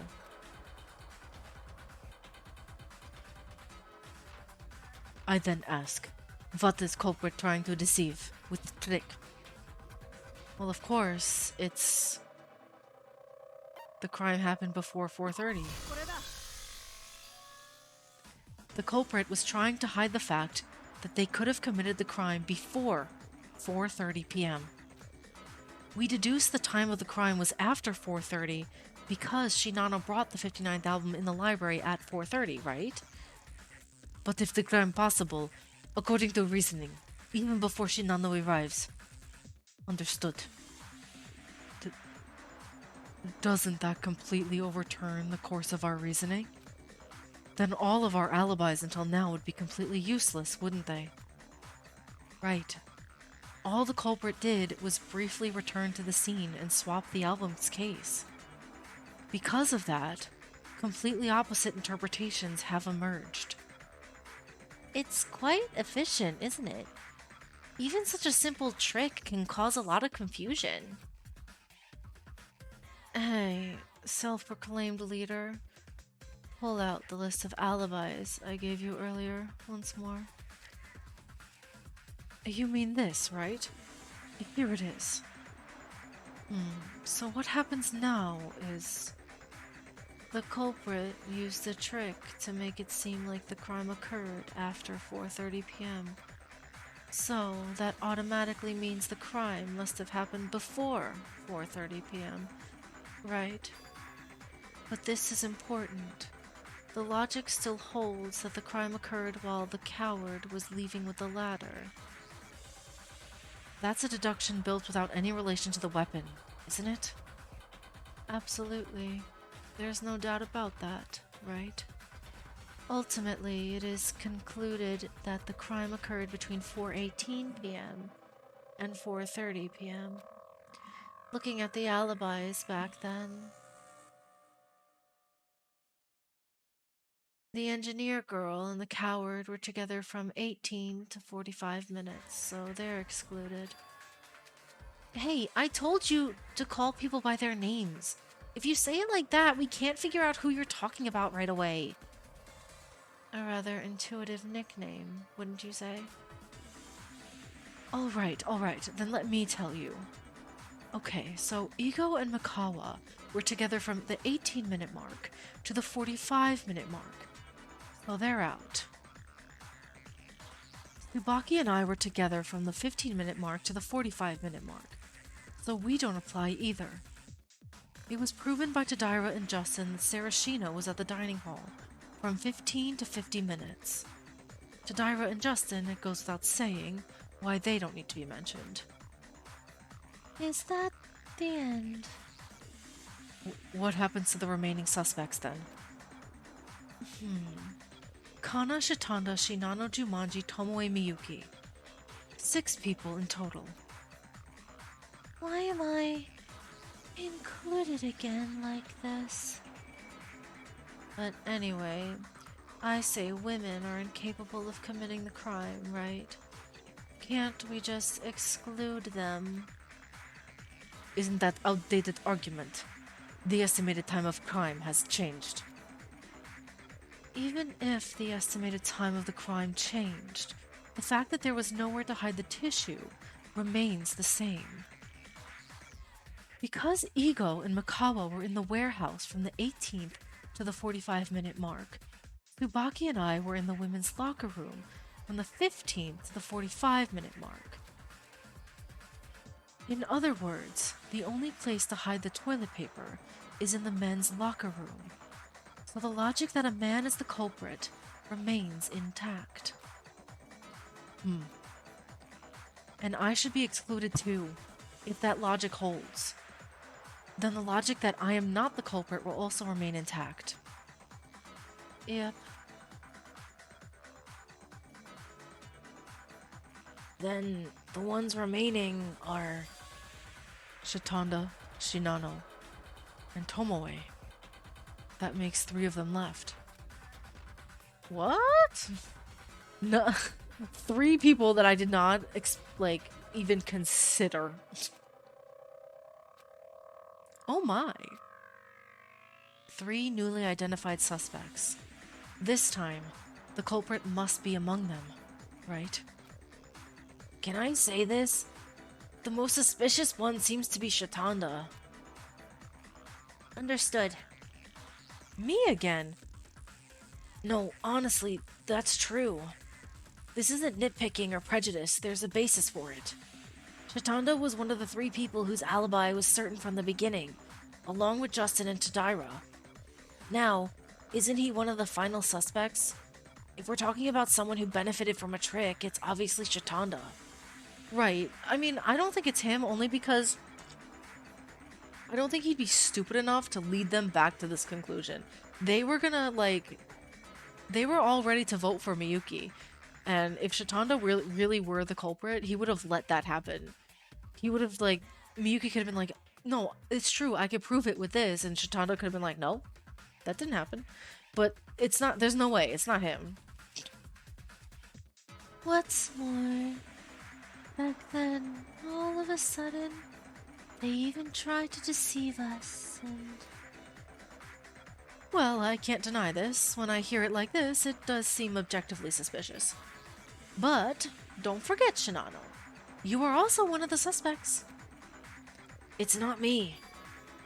If we're calling who's the culprit, it's definitely this guy, of course. They always manage to ruin the mood, and their deductions always lead us in the wrong direction. If they're not the culprit, then who is? Yeah, honestly, I wouldn't mind if this guy ended up being dead on occasion. Whoa, critical hit. Especially Jumanji, it really hurts to hear those words from you. Now, the deductions are still underway. Instead of indiscriminately casting blame, perhaps you could all lower your voices. But... Tomoe, you're also one of the suspects. That I cannot deny. In any case, I thought that logical reasoning should take priority over baseless slander. That's right. We still need to go a step or 2 further. There must still be a way to turn 3 people into 1. How to approach the idea will be a new challenge, I suppose.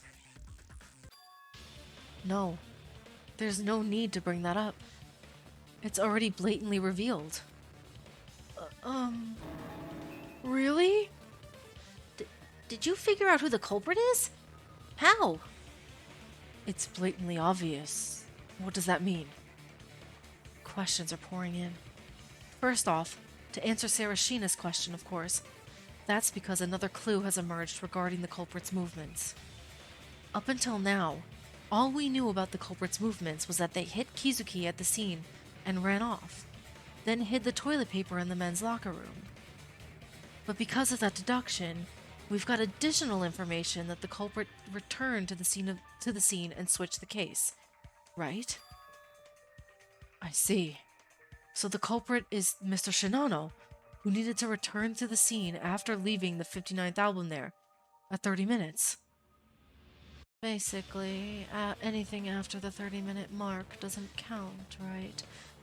The culprit tried to frame those without alibis between the 30th and 47-minute mark using the trick, didn't they? Of course, the culprit must have an alibi from 30 minutes to 47 minutes, so there's no way they could have gone back to the scene during that time. Right?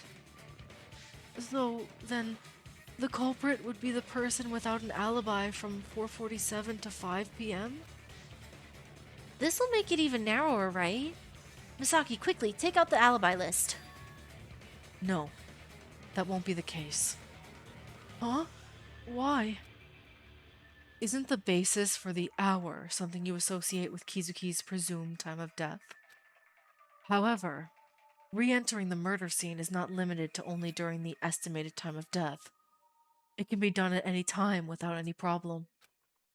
If you don't hide the toilet paper immediately after the murder, the risk is high. But in the case of the weapon, it's different. It can be substituted at any time. Still, if you get caught before you make the switch, doesn't that mean you can't use the entire trick?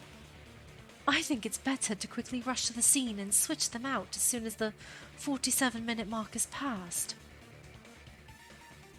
If they're caught before reaching the scene, they can simply discard the entire trick.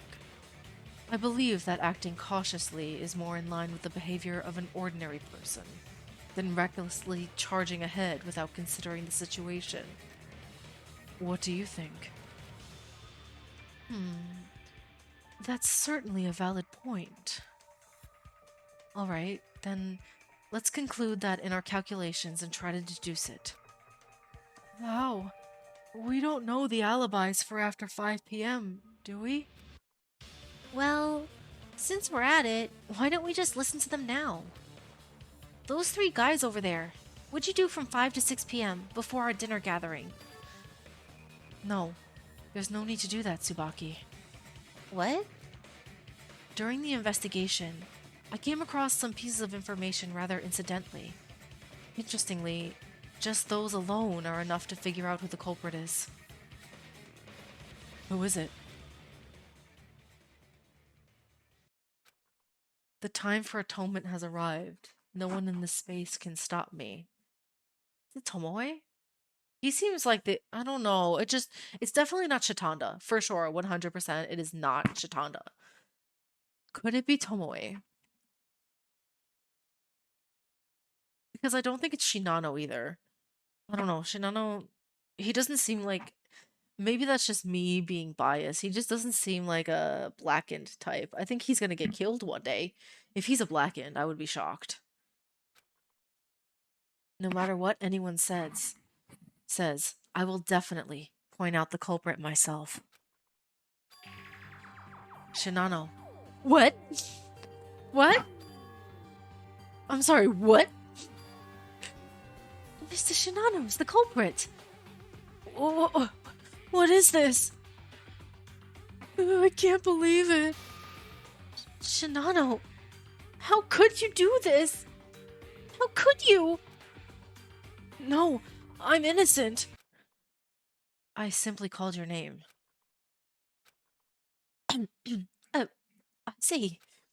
Yeah, right. I knew I believed in you. It's too late now. I'll remember this until the day I die. Anyway, does anyone remember what Shinano said after showing us the video of the dining hall? How do you remember that? Of course, I remember. It went like this. That's it. There's over an hour of video left after this. Is it okay to stop here? We chatted among the 3 of us until the 6 p.m. dinner gathering. There was nothing special, so you don't need to watch it. Were you with Makawa the whole time? I thought he wouldn't be able to hold out and would have bailed by then. I just couldn't escape. How embarrassing. It's all been recorded. That's what you needed? Yeah. I don't remember it very clearly either, so thanks for clarifying. That's amazing, seriously. Yeah, that's right. Hearing that brings it all back. Shinano said that he stayed at the diner with Kana and Mikawa until after 6 p.m. After the group gathered at the diner for the evening gathering, everyone acted together. There wouldn't have been a chance to visit the scene and switch the case. Right. Kana, Mikawa. Everyone remembers, right? Yes, of course. If we hadn't chatted, we would have been in big trouble. You're definitely off the suspect list. And the remaining people. Next is the part where Shatanda testified to his alibi, stating that he was tagging along after Justin and Tadira. Jumanji, do you remember this too? Not a problem. Ah, so you two just stopped by the dining hall briefly and left. And I was wondering what that was about. I had no idea something like that happened. So, the three of you were together the whole time until 6 p.m.? That's probably how he is. He was like a leech that never let go for a single moment. Yikes, critical hit! You've been following her around for a while now. This could easily be called stalking, you know. Please refrain from doing that next time. So it's Tomoe. What? But like, how, why, what? It's Tomoe? It was like that. No need to explain, right? Shitanda, just like Shinano, didn't deviate from the path until 6 p.m. and remained near Tadira and Justin. There wouldn't have been a chance to switch. Affirmative. He was there, always within sight. Then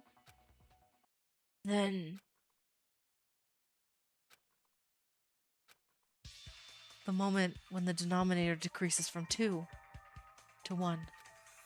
All veils are stripped away, and in this moment, only one person remains within my sight.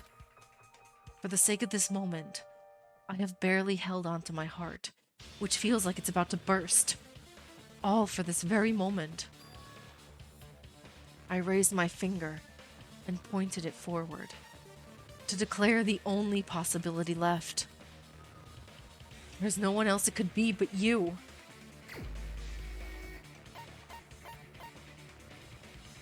But like, how, why, what? I didn't even... He was not even on my list. I was over there being like, it's Mikawa or it's Misaki. Like, I was so off. But what?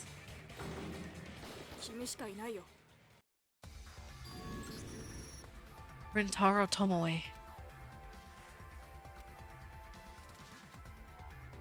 That's impossible. I, Rintaro Tomoe, am quite perplexed.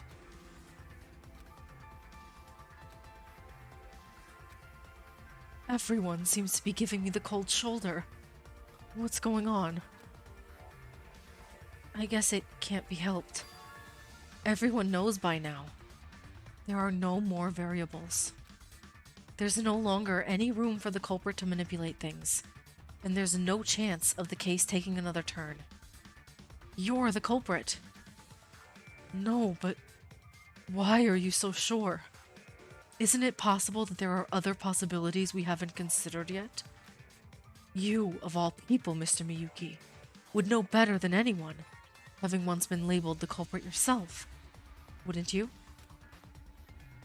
If anything, it's because I was the one desperate trying to find a breakthrough that I know this so well.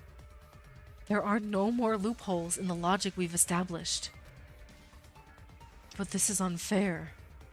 How can you say I did something I truly did not do? Saying it like that, it makes it hard to argue. Just focus on one thing, please. You don't even like looking for the culprit, do you? Still, While it's undoubtedly true that one must be cautious when life is at stake, it's becoming hard to deny that we've truly reached the end. no, but can we really just decide things like that? Are you sure there isn't some other trick we're not expecting? I think we need to look into this a bit more thoroughly. Isn't there someone among us who has already thought of the idea of switching the case away? We need to thoroughly examine whether the culprit has secretly tampered with anything else, or if there's something we overlooked. That's right. Well, there was that extra piece of evidence. It was like the piece of paper or the piece of cloth, maybe, that was found during the investigation by the fingerprint team, which Tomoe was on. So, it's possible... I don't know if it's a piece of the toilet paper or if it's like a glove or something, but it might still be on his person right now. That, like, I don't know, there might be evidence on him right now. That's right. Just as there have been 2 previous instances, could new possibilities arise again? No. The verification on that has already been completed. Since we're at it, should I say it? Yes, I would appreciate it if you could. Think about it logically. How could the culprit know that the kid with the camera was going to bring the weapon to the library at 4:30 and then use that to set up the trick? Oh. Wow, that's definitely true, isn't it? If Shinano didn't know they were bringing the weapon, it wouldn't have even crossed their mind as a trick, would it? The kid with the camera isn't the type to go around bragging about it. So if the culprit knew about it, there's only one possibility, right? It's about witnessing Shinano directly. I'm talking about Shinano walking down the hallway, holding the album. I imagine they were holding the toilet paper, then frantically running toward the private rooms when they bumped into someone.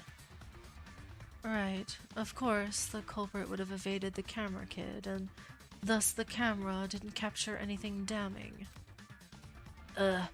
Right. I saw no one or anything in between. Also, could you please stop calling me that? The culprit, seeing that, figured from experience that it would take about 30 minutes to get to the library, and immediately incorporated that into their plan. The misfortune of almost being discovered after running into Mr. Shinano becomes the starting point at the 30-minute mark. We get another trick. That's what's so frightening. But wouldn't that make the trick a little flimsy? There's no guarantee I went straight to the library with the book. I could have stopped by the bathroom on the way. We'll go over that later for a smoother explanation. For now, just keep it in mind. What's up with you all of a sudden? So, how does that connect me to being the culprit in any other way? Let's go back to the story about encountering the camera kid. At that time, the culprit must have seen the album the camera kid was carrying. It just occurred to me, if you swap that with the weapon you had, you'll have an alibi. So what would the culprit do as soon as possible? That's probably... Meet someone? Meet someone as soon as possible. If they swapped the albums Shinano left behind, wouldn't that flip the estimated time of the crime before 4:30 to after 4:30? As the culprit, you need to meet someone before it's too late, so you can establish an alibi and finally benefit from the trick. That's exactly it. Well then, let's take another look at your alibi, you lanky, good-for-nothing bastard. Here, according to the list, Tomoe's alibi is... At 20 minutes, I stopped by the... Went to the store at 30 minutes, had a conversation with Shitanda until 53 minutes, conducted an investigation, and returned to the private room. That's what you said. starting just 30 minutes in. The fact that they coincidentally met someone who was already there is very similar to the suspect's movements, isn't it? Even more, considering that Shatanda was already there and that you were the one who visited. It sounds like he was looking around to meet someone else, as if to... Oh, sorry, that's not... I thought that was Tsubaki for some reason. It sounds like he was looking around to meet someone else, as if to create an alibi. So you're saying that he happened to meet Mr. Shatanda, who was there at the time? Well, of course, it's impossible to identify the culprit just based on this. But if you pinpoint a specific person and compare, you can get the picture. Your doubts that Shinano raised here are also resolved. For the culprit, the worst case scenario was that you'd head straight to the library. In other words, that you'd arrive there at 4:30 p.m. The earlier you put the album at the library, the harder it will be to establish an alibi. Frankly speaking, if they can't find a decent person within 30 minutes, they'll have to throw all the tricks they've come up with down the drain. So, as the culprit, he would have felt relieved if he had an alibi for at least 30 minutes. I kind of understand, but then again, maybe not. Simply put, the culprit's biggest concern was the possibility that Shinano would arrive at 4:30. It seems like you're saying that it wouldn't have been a big problem if he had arrived at the library even earlier. Am I understanding that correctly? Yes, correct. As expected from the leader.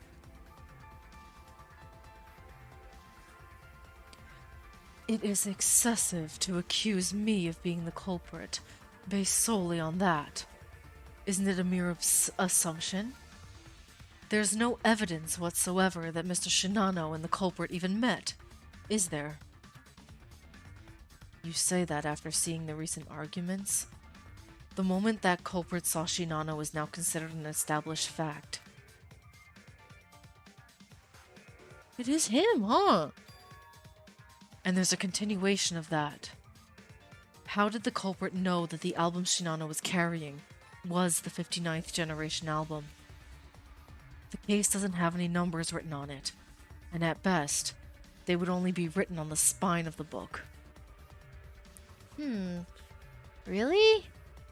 It can't just be a coincidence. Isn't it just something they picked up from the book card and put it there? Usually, when you return a book, you just put it on the book card. Isn't that an uncertain method? Although the crime may have been impulsive, the perpetrator's actions afterward were highly calculated. You wouldn't take a gamble like going back to the scene unless you had a near certain guarantee that the trick would work. I think I know. What? That is? Do you remember? I showed you that video as evidence, right?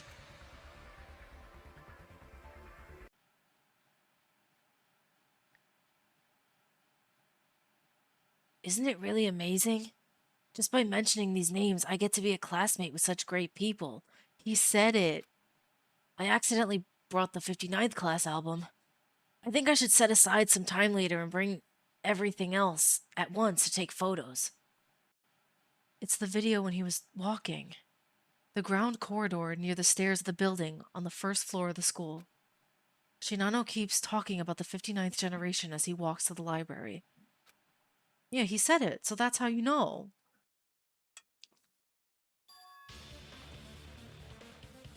The culprit listened to this and deduced that the album I'm moving is the 59th generation album, right? Isn't that all there is to it? Even if the school building was wide and sounds could be heard far away, If someone was not in close proximity to Shinano, it would have been impossible to know the detailed circumstances. In other words, the culprit was likely near Shinano when he was walking to return books to the library. Was I being watched back then? Was Tomoe hiding somewhere out of sight, watching me? That's ridiculous. What do others think? Is there anyone who has noticed the reason why I am not the culprit, or the possibility of a new deception?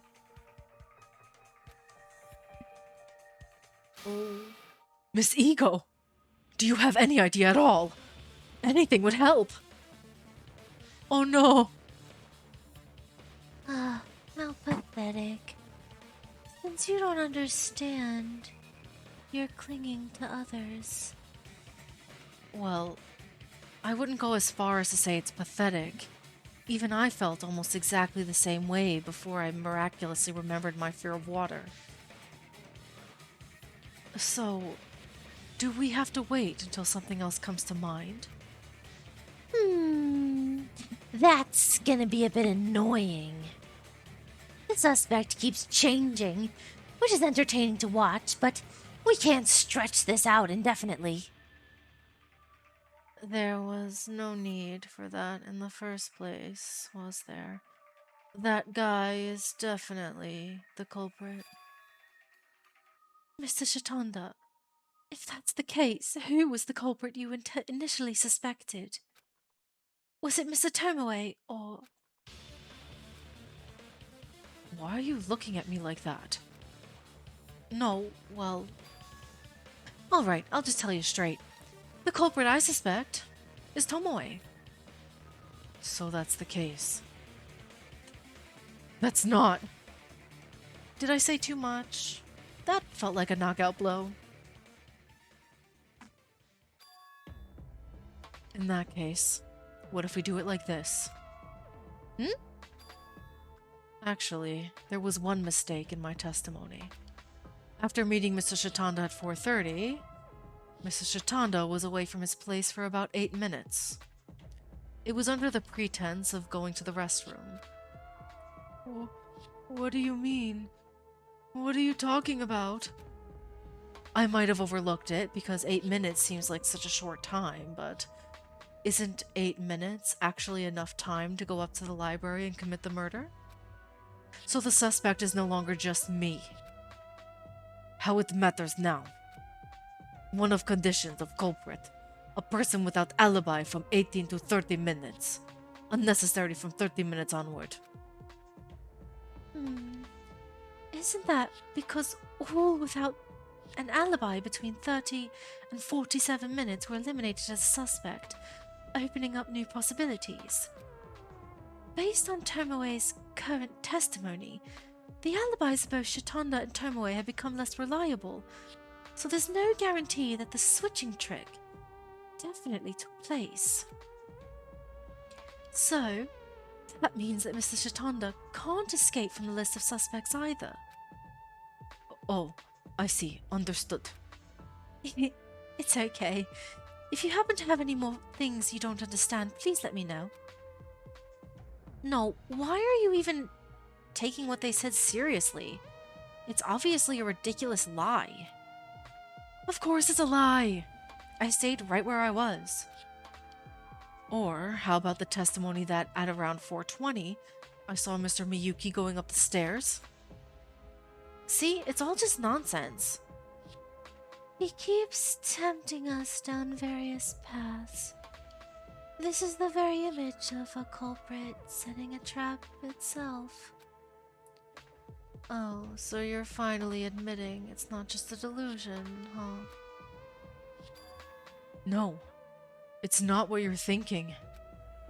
That means your deductions are a flimsy and superficial thing, vulnerable to being refuted at any moment.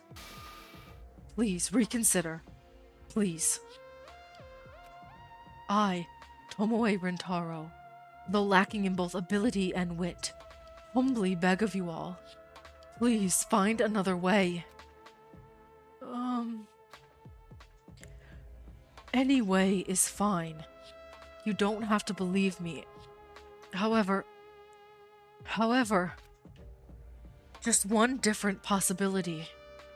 Even though I thought everything was completely blocked, there's a tiny hole that exists. Just finding that one is enough for me. Please, please grant my request. I'm trembling. In my vision, once clear like a silver coin, dark clouds return to my thoughts. I said it with such confidence, but do I truly have an unwavering conviction that Tomoe is the culprit? Even as all the evidence, all the logic, leads to a single conclusion, could there still be a tiny possibility that opens a new path? Oh. Thinking too much. Why is that? It's a good habit to reconsider. Yeah, just let it go. All I need is a determination to break through the situation. If we can't come to a conclusion, all the deductions we've made until now are meaningless. No, Tomoe. You are the culprit. It can't be any other way. Oh? In the end, is that what your conclusion is? After all this, isn't what you all really want is just to push me? Are you perhaps so tired of this ongoing mystery that you just want to quickly pick someone as the culprit and restore peace? That's not it. I, Rintaro Tomoe, cannot allow that. For your sake and for my sake, I cannot yield here. Even if you don't acknowledge me, I will struggle until the very end. Because you're wrong. To assert something so strongly, without definitive proof, it'll be hard to convince anyone. Even if I'm not as sharp as Mr. Shitanda or Miss Ego, or even Mr. Miyuki. Even if I'm not particularly capable. I only hope you know that my intentions for you have always been sincere. I will deny everything. Please, follow along closely. If I can present that definitive evidence, then that will be the end of this. Is it the piece of paper or something?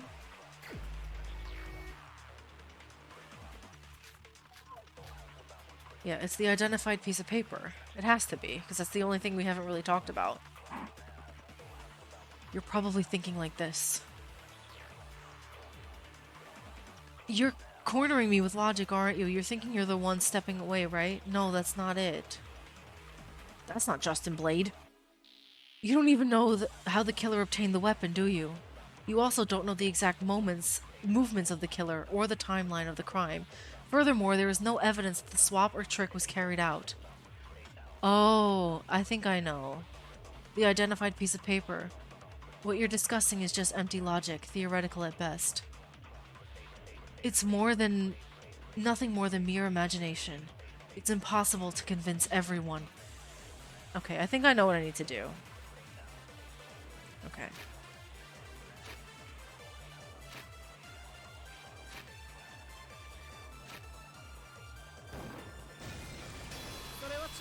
Okay, that one I got. That one I get. それは違うよ. I'm gonna save real quick, actually. Let me do that.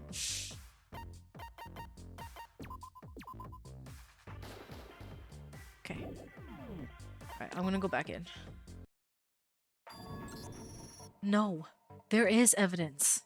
You saw it too, didn't you? Excuse me? What are you talking about? Besides, Tsubaki and Mikawa, you've seen the evidence too. Huh? Eh? Mikawa and me too? What? That's... Sorry, Mikawa. I doubted you this entire time. It's clearly not you. With this many people, surely not. Yes, I talked to you guys when you were in the middle of the fingerprint analysis, right? And then I found this. Then I took out the evidence that I had put in my pocket back then and showed it to everyone. What is that? It seems like a rather small object. I can't see it very well, though. I can see that a small piece of paper. To be precise, it's a piece of toilet paper. This is something I found on the desk where I, along with the fingerprinting team, were working. Just looking at it, it's just trash. Right. Is this what you call evidence? Oh my god, Shinano, my guy? Shinano, we've literally talked about how the toilet paper is a thing, and you're like, it's just trash. That's what you call evidence? It's just toilet paper. Dude, get the heck out of here. Stop talking now. Of course, it's essentially trash, but there's something peculiar about this scrap of paper. Right. It wasn't there at first. What do you mean by that? That thing from back then. I remember now. It definitely wasn't there until you started talking to us. It suddenly appeared while we were talking, right? You mean it happened during the conversation? I'm thinking that he still has the toilet paper on his person right now. As for where it is, I have no idea, but he must still have it. That's how the piece of scrap toilet paper ended up on the table. Right. That's exactly it. Isn't it obviously strange? Was it really that important? I thought it was just some trash one of us dropped. I thought the same at first. That a piece of toilet paper stuck to someone's clothes had suddenly fallen off. But is there really a chance that a piece this size would stick to our clothes? It wasn't even wet or anything. I'm still not quite sure what you're trying to say. Think about it. When I spoke to you guys, you weren't really doing anything noteworthy, yet this piece of paper appeared. In other words, this piece of paper was very loosely fixed somewhere. And yet, why did it have to happen right when I spoke to you? It should have happened earlier. That would have been normal. While they were watching, something special happened, didn't it? I don't know what it was, though. Something special, you say? What happened back then? Miyuki came over and asked something about the weapon. Ego gave some explanations and we collected fingerprints from the book. What did you do before collecting the fingerprints? Huh? We took the book out of the case first. That's it. That scrap of paper fell out when we pulled the book out of the case. What? Well, if that was the only action that was done, then that's probably the right answer, isn't it? So, what does that have to do with the swap trick? I think I know. That little piece of paper. It was wedged between the book and the case, wasn't it? Oh, it was there? Right. All the fingerprints on the case had already been collected by the time we talked. If it had been on the outside, there's no way the three of us would have noticed. And I thought a little bit about why that piece of paper might have gotten in there. Wouldn't it be difficult to assume that Shinano, who was the last to touch the book, put it in? It seems like something as small as a piece of tissue paper would be difficult to fit neatly into a case, unless you went out of your way to put it in. Yeah, that's right. It wasn't me who put it in there. So, that's what proves the book was switched. It means the culprit had to take the book out of its case. The culprit took it out? How could such a conclusion be drawn from a mere scrap of paper? What's wrong? We've already done this countless times. Instead of using gloves, You're wrapping your hands in paper while investigating, right? There's no way. Are you trying to say the culprit was wearing tissues on their hands while taking the book and swapping it? Yeah, that's what I thought. Isn't that the only other option? Did he swap it during the investigation? Like, did it happen under everyone's nose? The culprit's hands would have been soaked in sweat from the stress, so it wouldn't be strange if the tissue tore at the slightest friction. There's something else to pay attention to here. The fact that the culprit wrapped the tissue around their hand contradicts the circumstances suggesting a spontaneous crime, as it implies the culprit was fully prepared. No, it wasn't during the investigation then, it was before, during the murder itself. But the culprit didn't remove the book from its case immediately after the crime. In other words, the conclusion is that the culprit returned to the scene after committing the murder and removed the book from the case. Isn't that one piece of evidence suggesting a swap trick was pulled off? I can't believe such deep meaning was contained in something I just ignored as trash. Oh, I don't think that was expected. If you still won't acknowledge this, then I have to drive the point home. Drive home? It's almost an extension of what we said earlier. Remember how we mentioned the culprit probably saw Shinano? Oh, that's right. They wouldn't have been able to design the alibi trick using a swap if they hadn't seen him, right? But in actuality, designing the trick requires one more piece of information. Do you know what it is? What? What else do you need? The conditions for the disguised culprit were no alibi from 4:30 to 4:47. Oh, 47 minutes marks when Mr. Mikawa brought the ladder. Knowing that Mr. Mikawa took the ladder is also an essential element in the trick. Right. Actually, the culprit must have noticed the ladder was missing from the library, so they play it off as a coincidence. Do you think... So then, did a book fall and hit her in the face?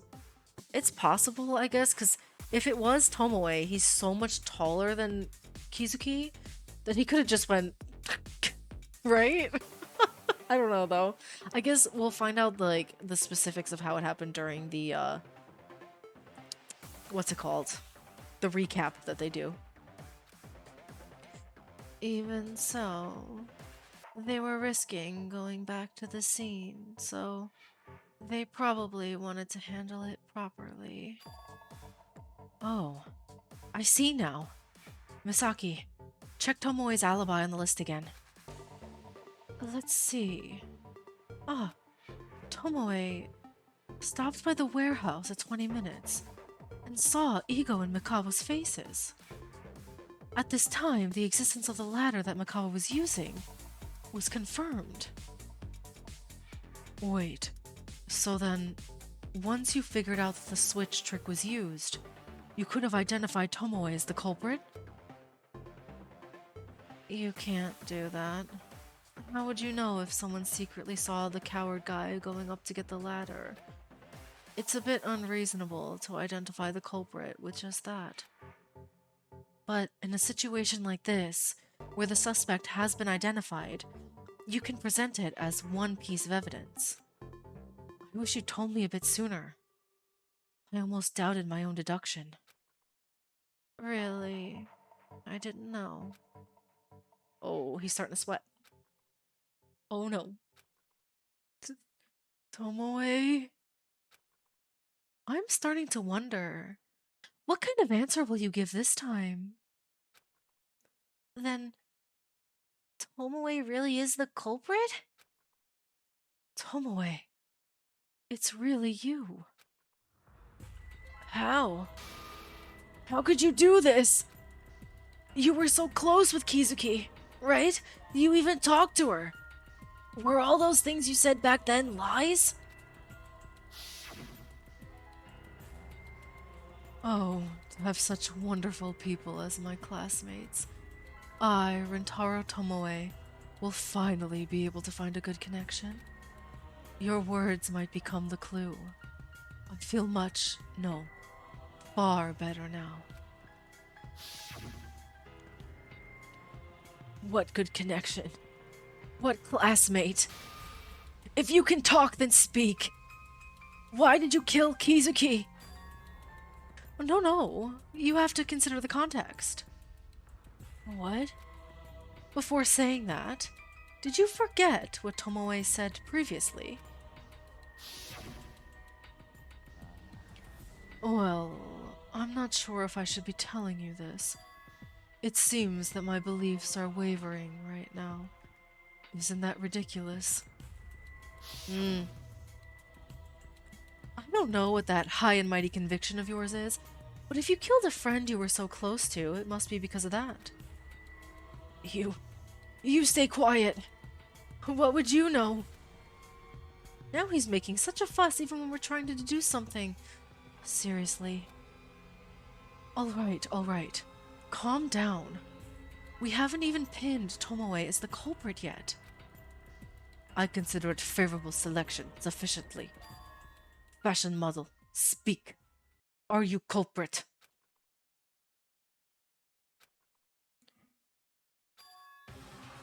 Not yet.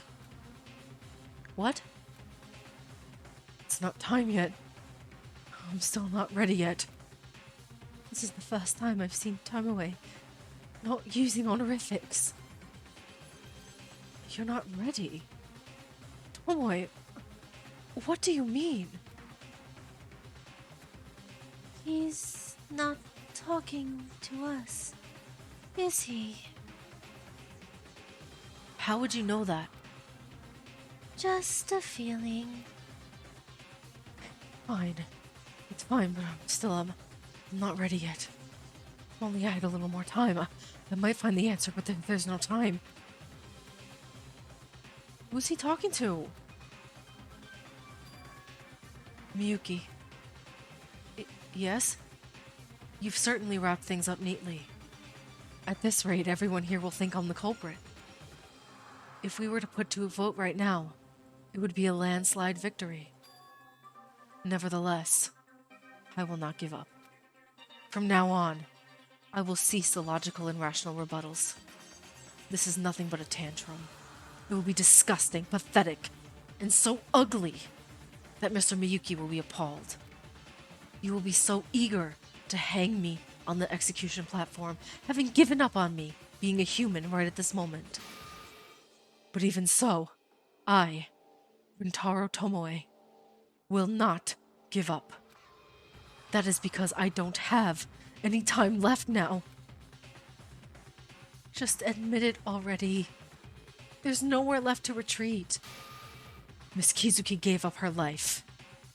Surely, Mr. Miyuki, you understand the significance of this.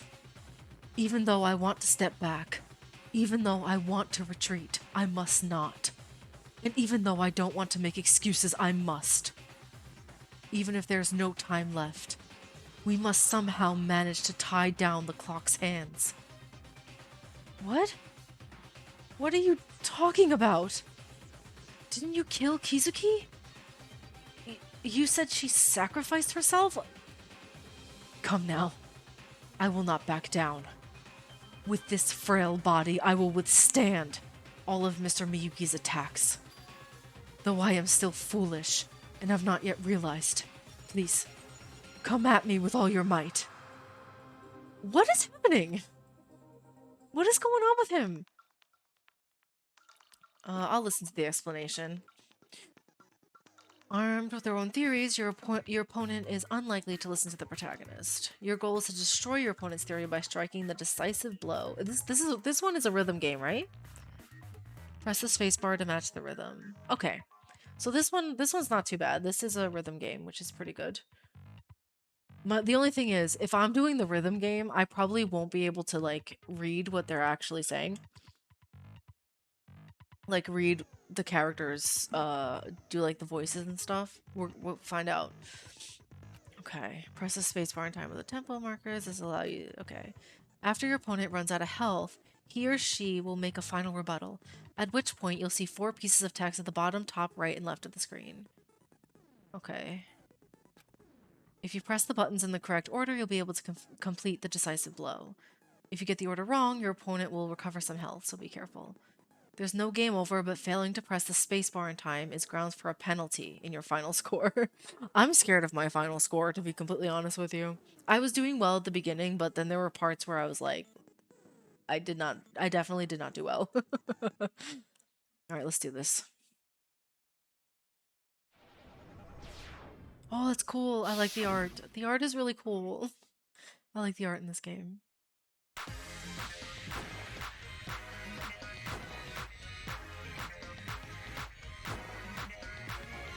I don't even know what he's saying right now. What is he saying?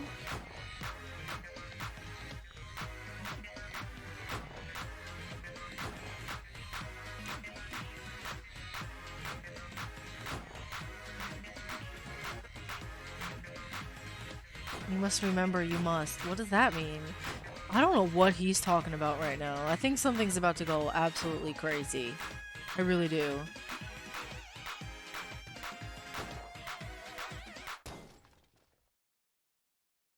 Okay. I have no idea what he was saying. Is this the end? It seems I, the unworthy, can only achieve this much. You don't intend to surrender, do you? Believe me, I want to. My legs aren't listening to me. I feel like I could kneel down right now. I can feel my anger rising. It feels like I'll collapse if I lose focus for even a moment. Should I say one thing? I know that feeling, because I've experienced it. That very emotion was what I first felt when I saw Kizuki's body.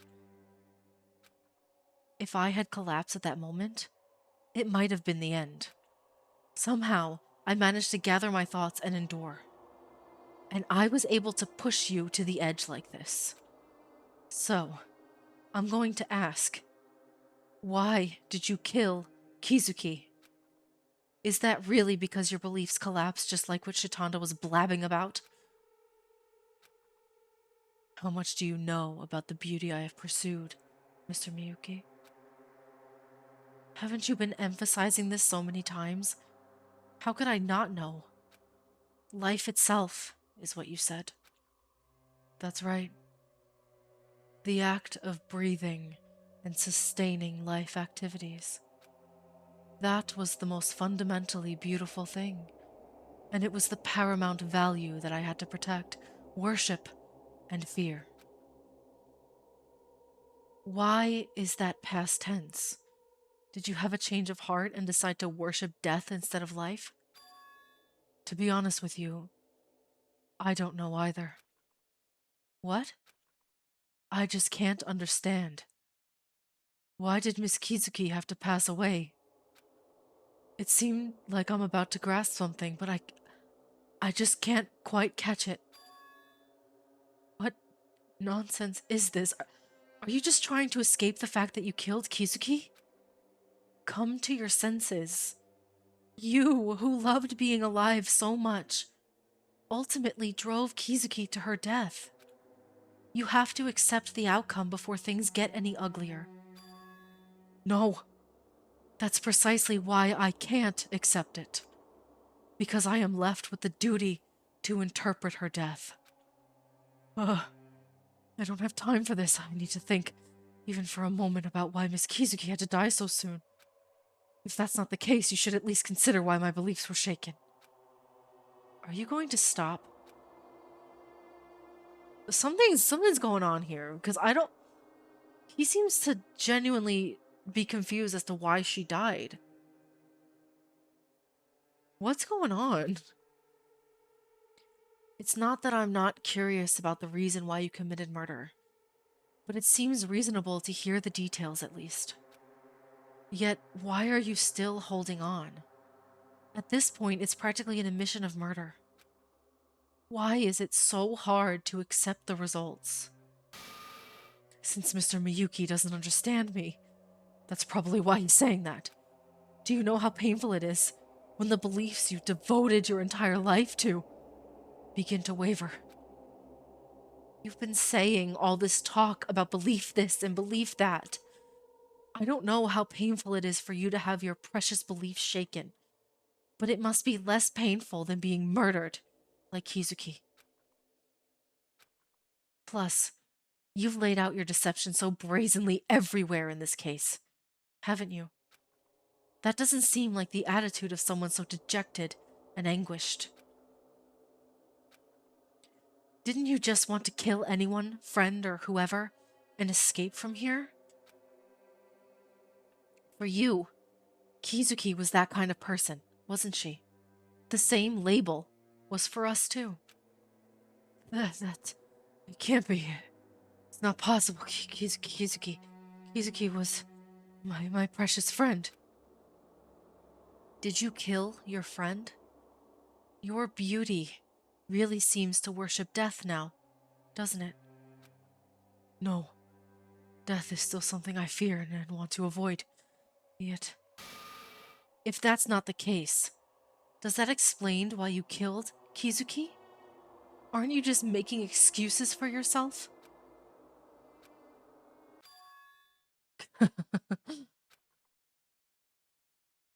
He's...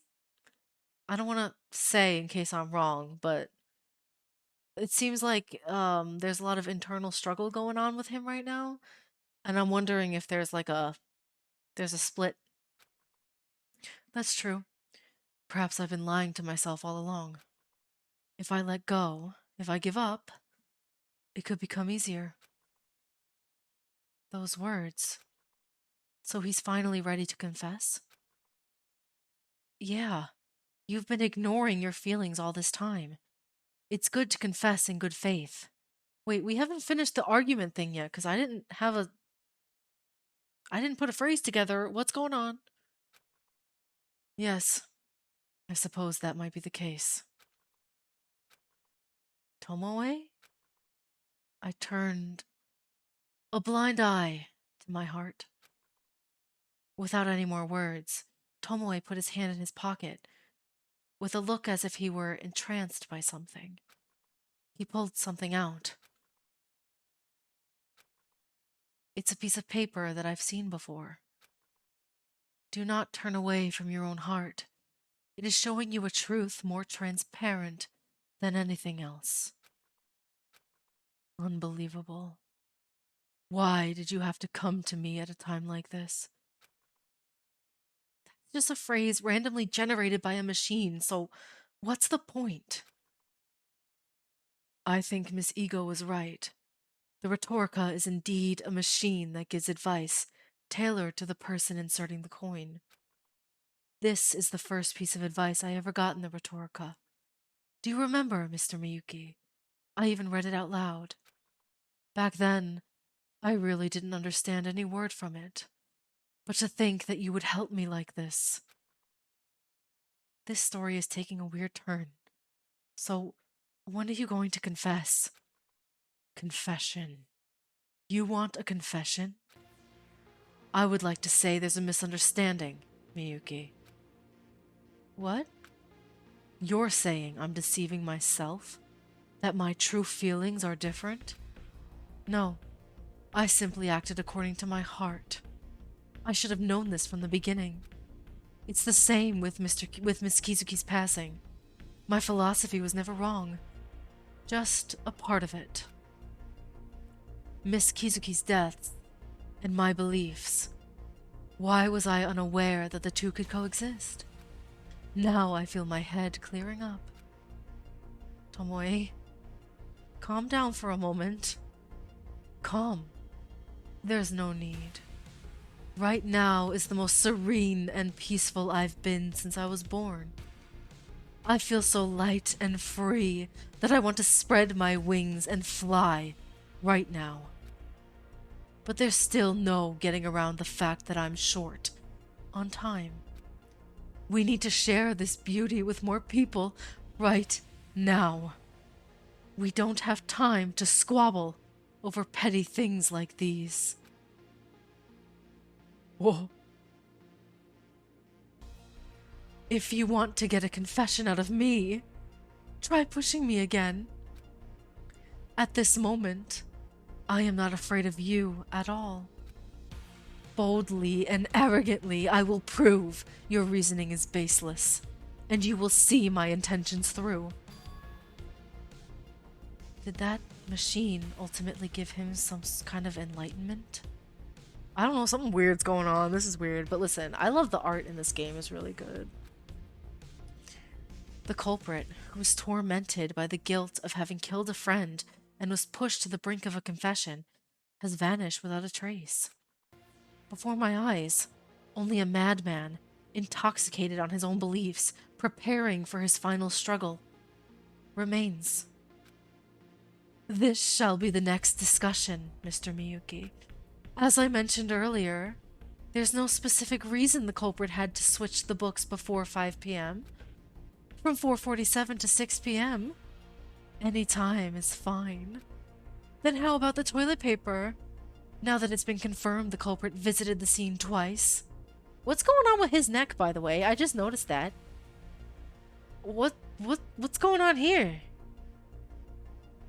Why does he have a... It looks like he was like... I don't know. What's going on with his neck? Isn't the possibility that the roll of toilet paper must be dealt with around 4:30 p.m. is gone? Couldn't they just casually revisit the scene after 5? Switch out the books and then disappear with the toilet paper? In that case, the culprit could have used the warehouse or the women's locker room to avoid Miss Ego or Miss Misaki. This means the condition that the culprit is male loses I'm getting so tongue-tied right now. This means the condition that the culprit is male loses its significance. What do you think, Mr. Miyuki? Frankly, your confession wasn't necessary, Tomoe. Due to the system of the class trial, as long as we can somehow push it to a vote and receive a majority decision, that's all that matters. I wanted to get a confession because I still thought of you as a friend. Well, if that's the path you've ultimately chosen, if your words mean struggling to find a way out by any means, as someone who once considered you a friend but now cannot bear to watch your behavior, I will utterly crush you. Logically, of course. Oh, I will crush you. Oh, look at him now, he's an angel. That's cool. 少し張り切ります。失礼、急いでいるので。少し張り切ります。倒されて少し張り切ります。I don't know what he's saying. I'll probably look back when I edit the video. 少し張り切ります。倒されてください。少し張り切ります。失礼、急いでいるので。少し張り切ります。少し張り切ります。 Blood found under the weapon. これで終わりだ。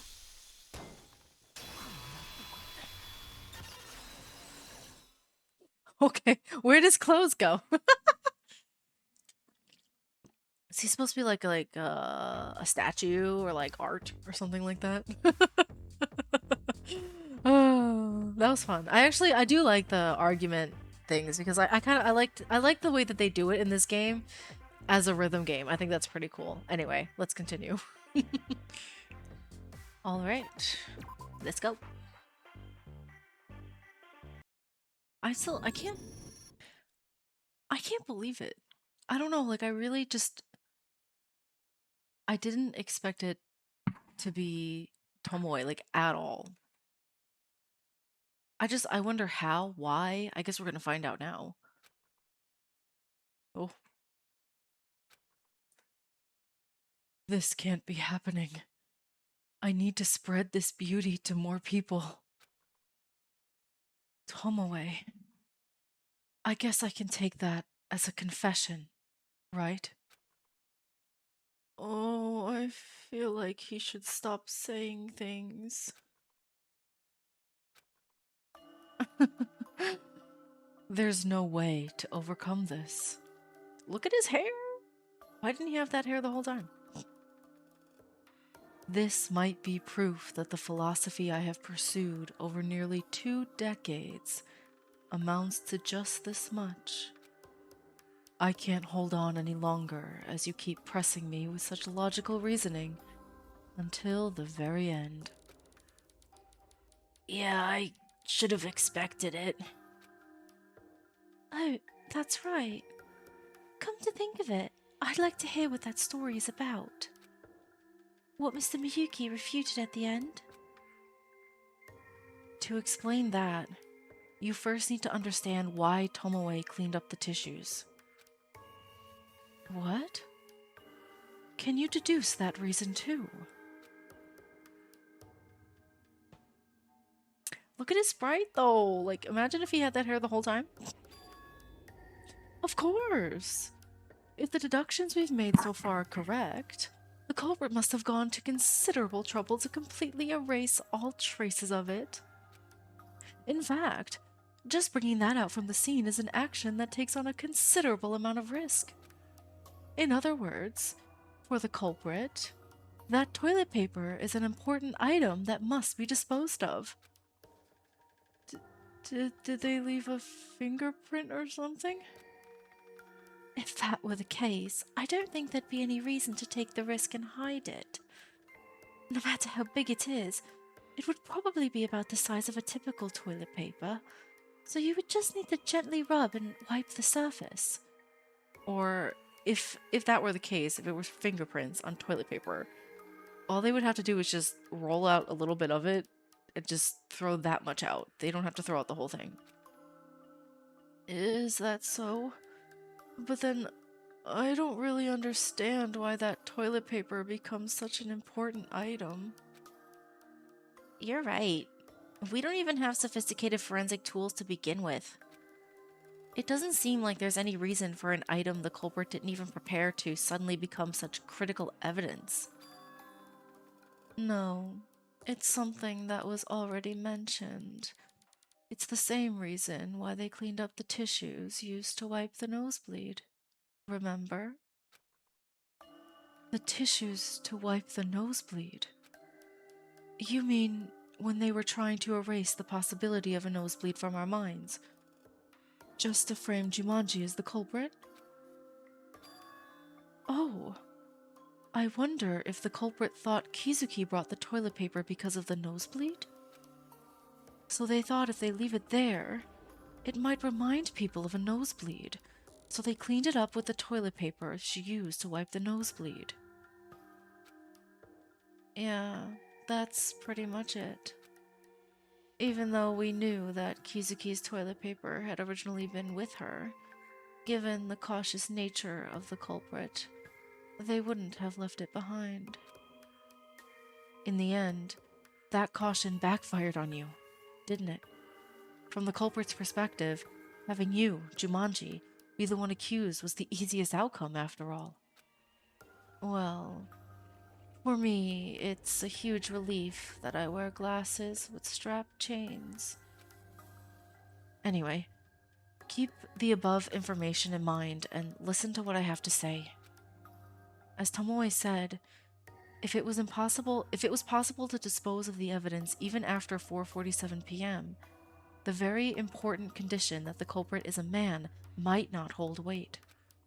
I haven't been able to gather evidence yet that Igo and Misaki were each at their respective places in the warehouse and the women's locker room. However, when considering the spots left on the back of the murder weapon case, that probably is, as expected, negated. If that's the case...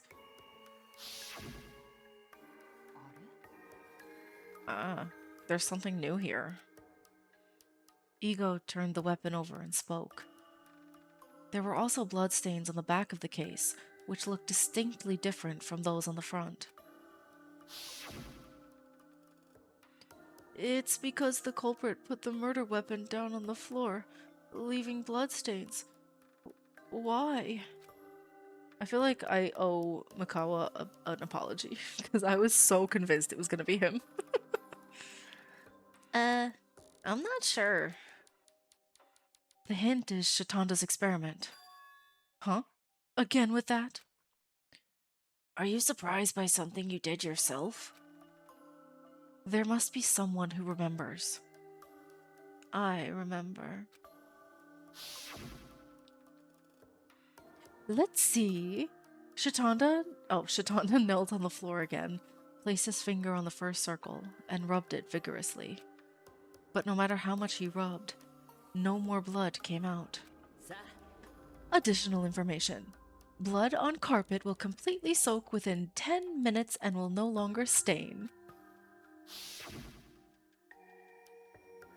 The blood stains on the floor won't come out after 10 minutes, no matter what you do. That's what he said.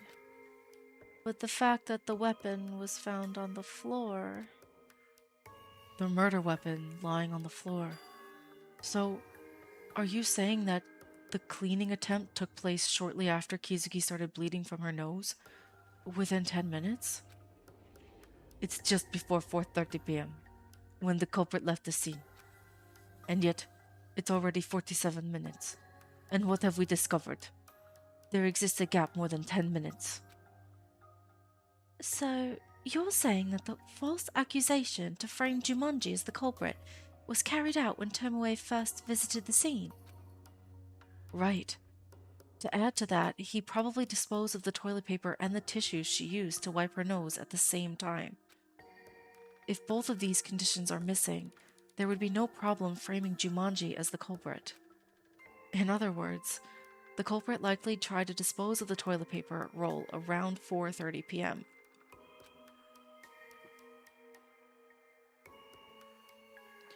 We can rule out the possibility that the culprit returned to the scene after 4:47 p.m. and only attempted to dispose of the toilet paper. Even if it's not exactly that, if the body is discovered during the 18 to 30 minute window when the alibi is being established, the cover-up operation will be in vain. In other words, framing Jumanji as the culprit would have been an incredibly stable insurance policy that wouldn't even require an alibi. Therefore, it's beneficial to get rid of the toilet paper as quickly as possible.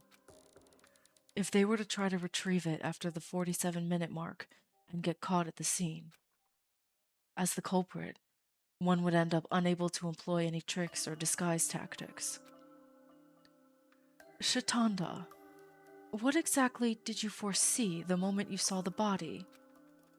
Are you seriously suggesting you prepared for this and persistently dug into the blood traces just like that? I must say, that's quite terrifying. Who knows? You can think of it as either stumbling upon the clues without thinking or figuring it out all at once. Whatever you like. He is a little scary, isn't he? Like, terrifying. Anyway, with the last remaining possibility blocked, you'll have to accept it gracefully. Shatanda seems like the character, he's either gonna be the chapter 3 culprit or he's gonna die in chapter 3. I don't think there's no way he makes it to the end. He just has that vibe. You're the culprit, Rintaro Tomoe. That's right. I'm the culprit. I killed Kizuki. The guilt had completely vanished from Tomoe's expression. It seemed impossible to even find a similar emotion. Are you laughing? So, is this the end? What a long and winding road it's been. I never imagined they'd cover their tracks so intricately. If it weren't for Mr. Shitanda and Mr. Miyuki, we'd have been fooled and as good as dead. That was a close call. Why are you leaving out my name? I should be included too.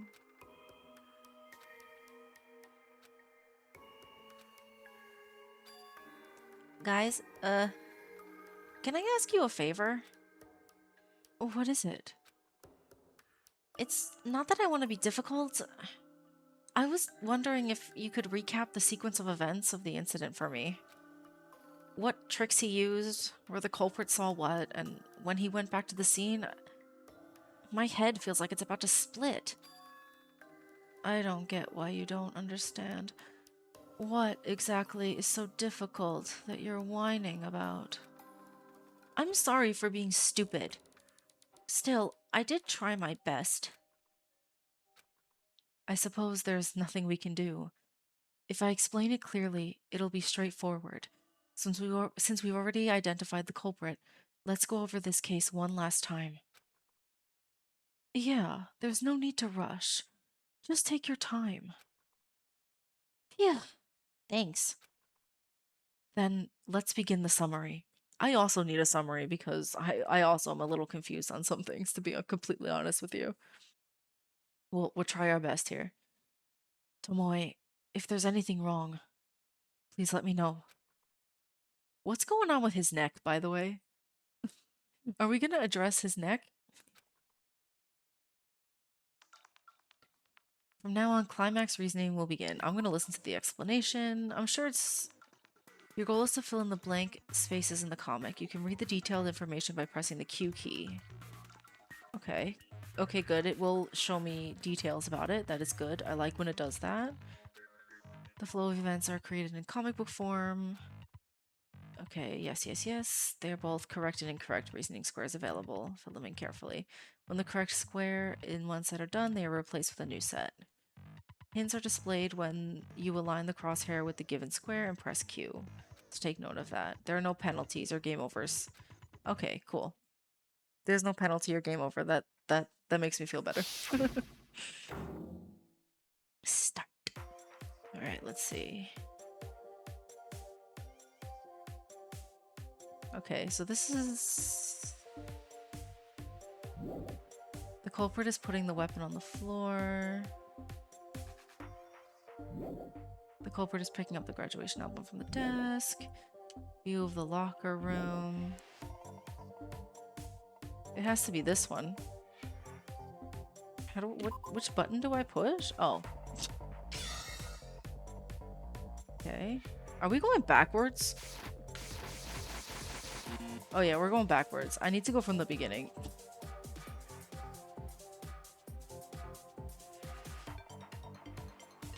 Oh, I see.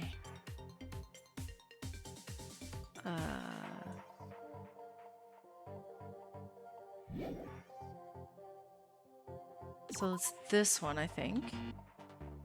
No? Huh. Oh, maybe it's...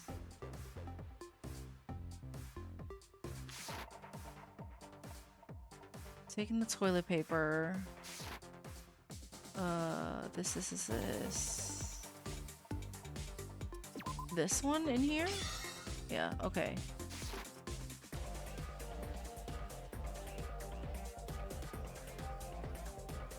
Oh no, look at her little face. That's so sad.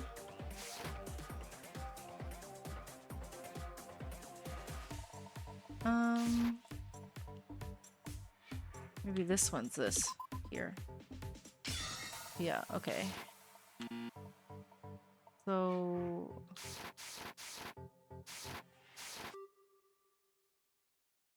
This one? Nope. This one there.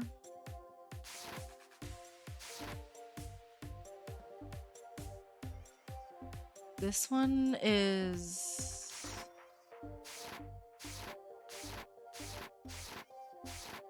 I have no... This has to go somewhere, right? But where? I have no idea. I would assume it's around here. No. Here, maybe? Nope.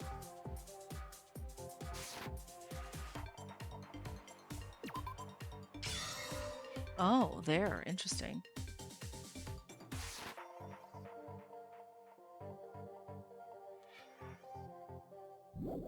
The culprit is urgently encountering Shatanda here. I guess that might be one that's like not. Oops. Kizuki's trying to tell the culprit what happened.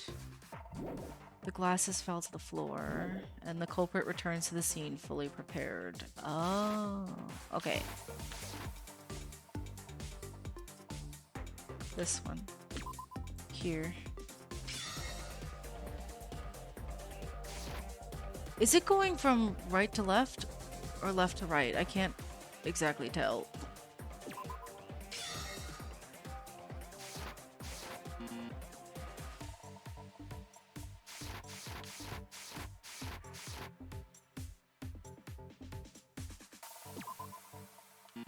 No.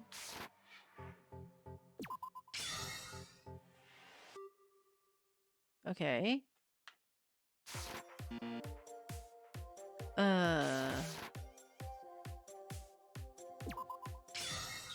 Alright, I guess.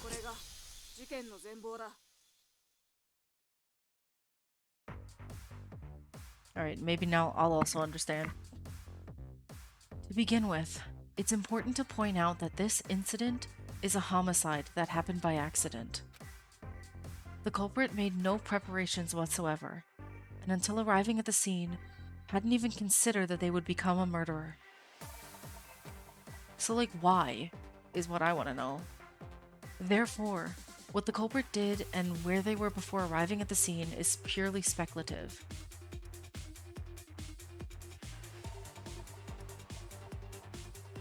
However, one thing is certain. The culprit headed to the warehouse at 4:20 p.m. And there, they saw the faces of Igo and Mikawa. They had the stepladder, too.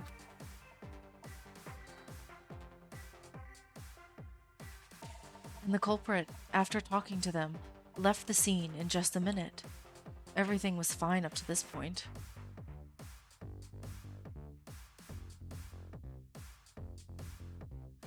The culprit headed to the library sometime between 4:20 p.m. and 4:30 p.m., though I'm not exactly sure when. I suspected they asked Igo and Mikawa about the location of the stepladder, and perhaps after hearing it, they were curious about it. The culprit who arrived at the library took one Hope's Peak Academy graduation album. Given the circumstances, it's most likely that Shinano left the album on the library's desk. It would feel unnatural if this wasn't a murder due to impulse and the murder weapon wasn't something easily obtained.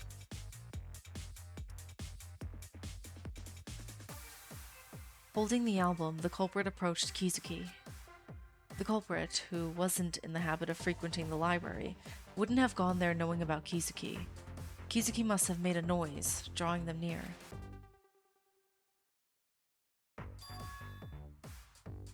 And then the culprit found Kizuki. Surprisingly, Kizuki was covered in bloodstains, and there were traces of blood splattered all over the floor. Maybe seeing her bleeding triggered him or something, possibly, maybe. As for what happened to Kizuki before that was...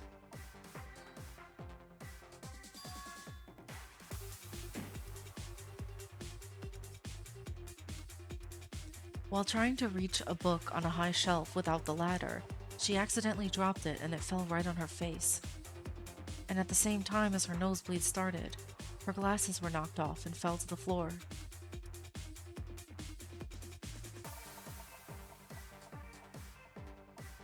For someone like Kizuki, who had very poor eyesight, the fact that her glasses had come off must have been quite unsettling. Without even thinking about cleaning up the blood, she probably just created a mess, touching the floor everywhere. Meanwhile, the floor was covered with numerous stains from wiping her own blood with her sleeves.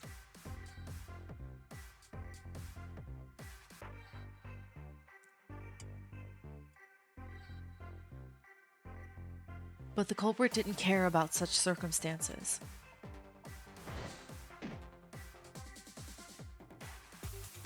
The culprit, as if possessed, raised the album they were holding and began to swing it at Kizuki. Kizuki, not knowing what was happening, got hit in the eye on the first blow, and her posture immediately became unstable. Oh, she's so cute. I'm so sad. And then the second blow landed on Kizuki's temple. The culprit wasn't in a rational state, so they probably didn't specifically aim for vital spots. Kizuki's life ended at that moment because of that. Oh. It wasn't just the dead Kizuki who was confused, but the culprit as well. The culprit must have fallen into a panic at the thought of having committed murder impulsively, but even in that moment, their mind was still working. All that's left for the culprit now is to flee. But before that, the culprit must have wiped away the fingerprints first. As everyone knows, thanks to the knowledge we learned from Kizuki, we've been able to do fingerprint analysis, even if it's a bit clumsy, right? For the culprit, that point must have been an absolutely critical factor that could not be overlooked. Of course, the library is a public space, so it wouldn't be strange for the culprit's fingerprints to be there. They probably only needed to wipe the murder weapon. And the culprit added two more deceptive tactics. The first being to leave the weapon on the floor.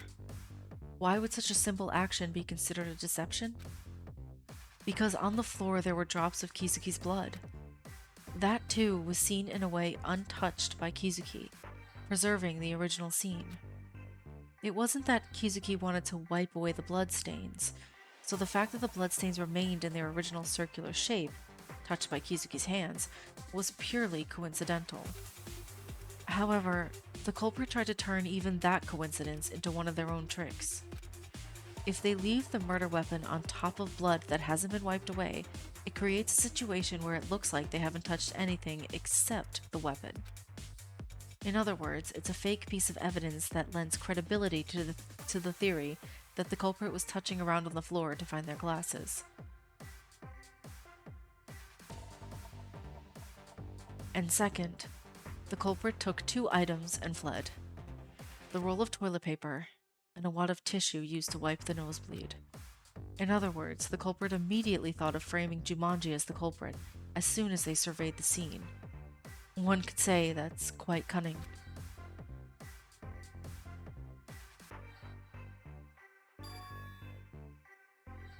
The culprit's next destination was the men's locker room. At that time, the culprit was in a situation where they had a roll of toilet paper that was by no means small. If that sight were to be discovered by someone else, it would put them in a situation where the connection to the crime could be exposed. At that time, the place that caught the culprit's eye was the locker rooms located very close to the library. Based on my experience inspecting locker rooms, you probably know there were piles of poorly stored toilet paper in there. Kwang.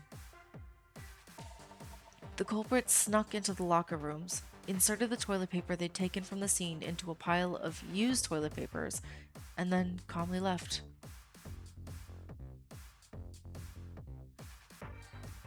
The culprit then moved from the first floor stairs of the school building towards the dormitory building. Perhaps they were trying to get to a private room? That would be around 28 to 29 minutes at the time.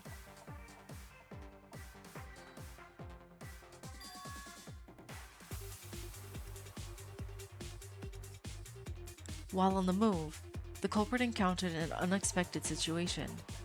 They just happened to meet Shinano. Of course, since Shinano did not testify that he witnessed the culprit at the time, the culprit must have checked on Shinano from a distance and hid nearby. But surprisingly, the culprit didn't take this lightly either. It would be easy to think, I must be out of luck to almost be caught, and brush it off, but the culprit was still focused on the object Shinano was holding, even in the midst of everything.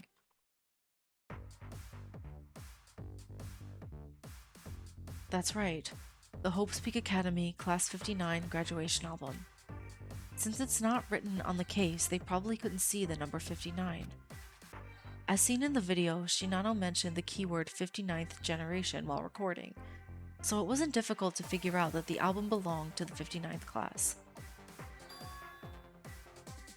Anyway, upon realizing that the item he was carrying was an album of the same kind as the weapon, the culprit quickly started thinking of another plan again. The ladder Mikawa and Iko were carrying, the graduation album Shinano was trying to return, and the murder weapon. Of course, the possibility that Shinano would discover Kizuki's body deep within the library was completely out of the question. The chances of that happening were very low after all. The culprit, having quickly devised the trick, began to rush. According to the culprit's plan, whoever didn't have an alibi after Shinano put the album in the library would be the culprit. If they include themselves in that, it would be completely pointless. And perhaps due to those efforts bearing fruit, they were able to find Chitanda at the nearby store.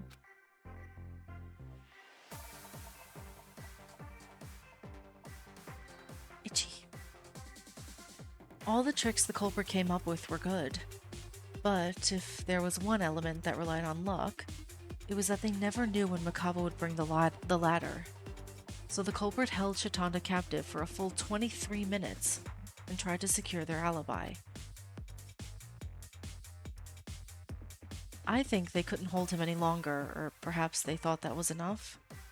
It wasn't until 4:53 p.m. that he left the store, hoping that Mikawa had brought the ladder around. And then the culprit returned to their private room, and once again they prepared thoroughly and headed to the scene, careful not to be noticed by anyone. I don't know exactly when that was. It would have been sometime between 4:53 p.m. and 6 p.m., so I think they most likely headed there as quickly as possible. That thorough preparation was the toilet paper. The job they were going to do on the scene from now on would be very hands-on, so the option of erasing their fingerprints after touching them was quite risky. Because the culprit also knew that there were no gloves available at the school to use as a substitute, instead they were planning to wrap a good amount of toilet paper around their hands and use that as a substitute for gloves. The culprit moved quickly as soon as they arrived at the scene. First, they checked if the ladder had returned. Then they secured the 59th graduation album on the cart. And then they approached Kizuki's body. Then they picked up the murder weapon. That did the trick.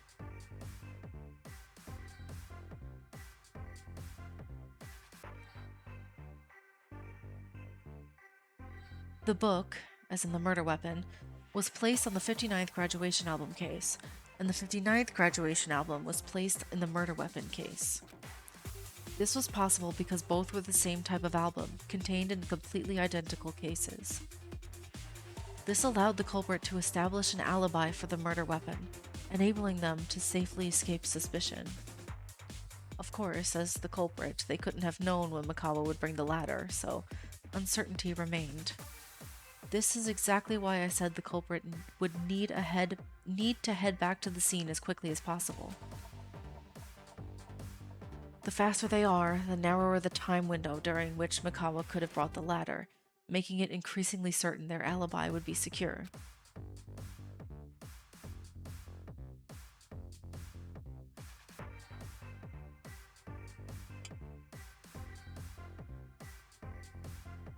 However, the culprit made one mistake in this situation. It was a torn piece of toilet paper that had gotten caught between the case and the album. It wasn't a fatal piece of evidence, but it did serve as a clue that led to their discovery.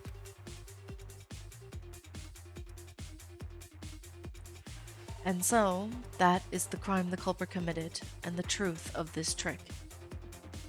Without a plan, relying solely on ingenuity, observation and improvisation, and a bit of luck, the culprit who built these double and triple disguises and waged on psychological warfare?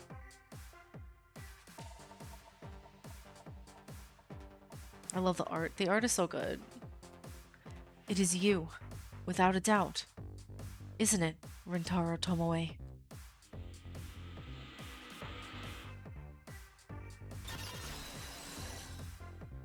Nice. Is there anything you can't do? It's as if you read my mind. Everything is perfect from start to finish. I, Tomoe Rintaro, cannot stand against you, Miyuki. I'll give you my applause.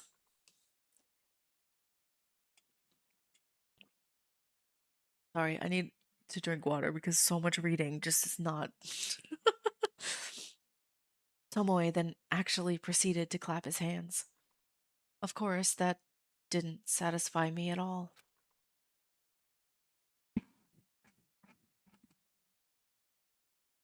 Alright, let's see how much I failed. Okay. That's not too bad. Okay, I'm not a D. Excuse me. Excuse me. What do you mean D? I see a lot of hundreds there. What do you mean D? I mean, I know there's a 45 and a 50 in there too. But I see a lot of hundreds and 90s and 80s. That should not be a D. I should at least get a B. Disagree. You failed the deduction of the culprit. Please try harder in the next chapter. Is that from the beginning? I don't wanna do it at the beginning of the trial. What if I unless it's like you guess who it is and it doesn't tell you. Like I don't because I assume that if I were to guess who it was, then it would be like, "Oh yes, you're correct," or "Oh, you're not right," and then it would ruin the whole chapter for me. But maybe they just like, "Okay, take it into account," and it reveals it at the end. I don't know, let me know, and then maybe I'll do it next time. I don't want to look at my D. I don't agree that I got a D. Well, I think we're starting to come to a conclusion, right? Then there's only one thing left. Voting time. Please use the lever in front of you to vote on who will be the blackened. Whether your choice is correct or not, the results will tell. Are you all prepared? It's voting time.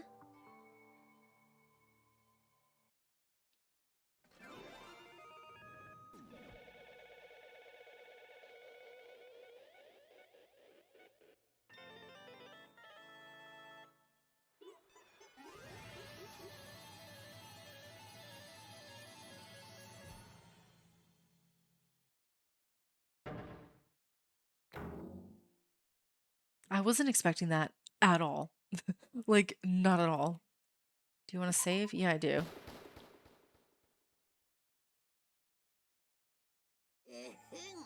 All right, let's announce the results. The ultimate fashion model, Rintaro Tomoe, whom you all voted for the blackened, is correct. Congratulations, Spotless. You've guessed it correctly again. You. The second class trial ended like this.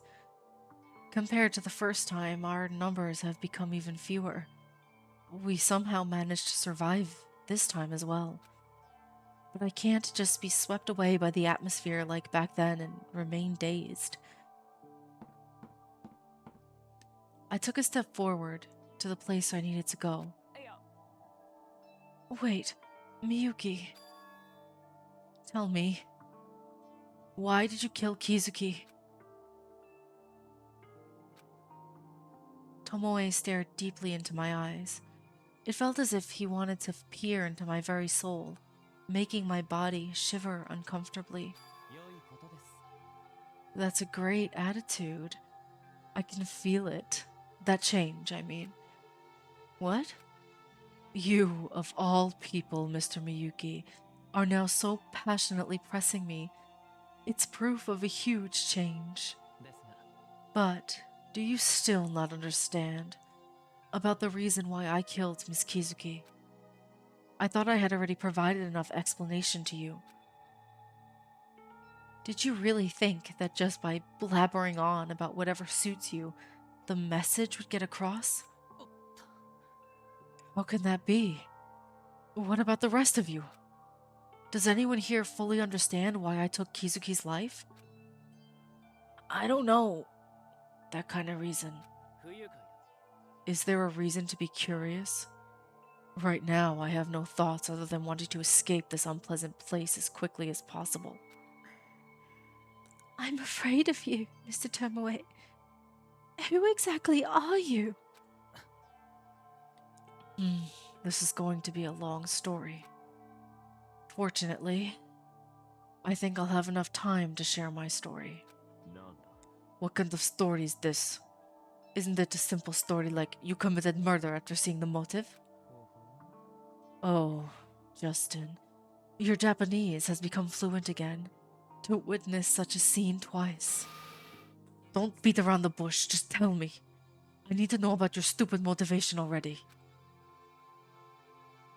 When Justin rarely raised his voice, Tomoe smiled and raised both hands. Yes, I understand. Although, from my perspective, it's not a good thing. You're the winners and I'm the loser. As a loser, I shouldn't ruin the atmosphere, right? As Mr. Justin pointed out, my motive did not significantly influence the fact that I committed the murder. They simply reached out to me when I was wandering aimlessly. Then, why would you? Haven't you already deduced it? This was an impulse kill. I simply followed my heart faithfully. In other words, at that time, I killed Miss Kizuki because I wanted to kill her. Miss Kizuki's death is not meaningless. It was also a significant outcome that reflects my will. What? Who does that? This disgusting bastard. I heard footsteps coming behind me. Before I knew it, Shinano had come closer, bumped my shoulder as he passed by, and grabbed Tomoe by the collar. I knew you'd do something like this. You murderer. So, life is precious. You're gonna volunteer in a remote area, make friends? It was all lies. All of it was complete bullshit. Did you have a hard time holding back your laughter while trying to make yourself look good like that? Did we look like an entire joke to you? Answer me, you psychopath. Oh, look at his face. I'm gonna be honest. I like it when characters, during the trial, it's usually a blackened. And like they get caught and then during the trial their sprites change and they look different. I like when that happens. I don't know, there's something about that trope, I suppose I should call it, because you see it pretty often. There's something about it that I just enjoy. And I'm just like, yes. Please, calm down, Mr. Shinano. If you get so worked up, you won't be able to hear what I have to say. Shut up. I'll never listen to your fake, pretentious bullshit ever again. I tried my best, and yet... I tried so hard to do something. Why? Why do these selfish monsters keep showing up? Shinano's words could not continue until the end. The grip on Tomoe's collar slowly loosened, and Shinano, with his knees buckling, soon collapsed to the ground. Yeah, that's right. Do we have any obligation to listen to you? Yeah, I want to know why. I don't understand. Cut the crap and just give a real reason. Although I was already painfully aware of this, it seems I am still quite lacking in my ability to persuade others. There's absolutely nothing to be gained by needlessly stirring up anger like this. Having a well-established worldview is, of course, a good thing. But even the greatest treasure is worthless if I throw it away in the middle of the night, when no one's around to receive it. It's not just difficult to make people like me, but it might also make it hard for me to achieve the impact of beauty I desire. Oh, it said Miyuki, but it was probably Tomoe saying that. Tomoe's words just now felt like they resonated with the things we discussed in his private room back then. Why did I have to think of something like that now? I think it's best to explain things in chronological order, but Tomoe briefly stroked his chin as if gathering his thoughts, then placed his hand on his exposed neck. Yeah, are we gonna address this? First, I should probably talk about my scarf. Has anyone noticed a change? Well, after discarding it so flashily, there's no way we wouldn't notice. Ah, so you noticed. In that case, let's speed things up a bit. Just before Tomoe made his final desperate struggle, he shook off his heavy burdens as if they were nothing at all. Or perhaps it was that scarf, discarded with carefree casualty, like a bird preening its feathers before taking flight. Could you focus on this, please? I'm not sure if it'll be noticeable. Tomoe then pointed to the area around the middle of his own neck. Isn't that the scar? It's been bothering for a while now. That's right. This is the glorious medal I received during my middle school years. What's so special about it? I have scars like that all over my body. Isn't value something that typically you assign for yourself, Justin? The scars on Justin's body must each hold their own meaning. You mentioned this before. When you were being bullied, your friend who was also a target of bullies made that scar with a box cutter. That's right. I specifically told Miyuki. I'm glad Mr. Miyuki is here. So, you used to wear that scarf to cover up your scar, right? When I was young, I was bullied. The totalitarian culture of this country simply does not acknowledge the concept of difference. I must have been a prime target in this society, chasing that elusive value called beauty. Back then, there was a friend who helped me. Without caring that they were also being bullied, they truly listened to my story. That story, you've told me before about being bullied. You said you had experienced it. That was it? Hey, no matter how you look at it, it's a trivial matter. Why are you being so strict and serious about it? You don't have any friends, do you? Wow, what did you know? Actually, I was bullied in middle school, so I didn't have any classmates to share my feelings with. That's what you said before. To think you remember even the stories I shared as I am passing. I, Rentaro Tomoe, am truly touched. Don't be emotional by something like that. Regardless, unfortunately, as things stand, I simply cannot view that friend favorably. Because that friend is the one who left me with this scar. How did that even happen, if it's not too much to ask? It's possible that this was a self-imposed punishment, driven by resentment towards me, the one who caused their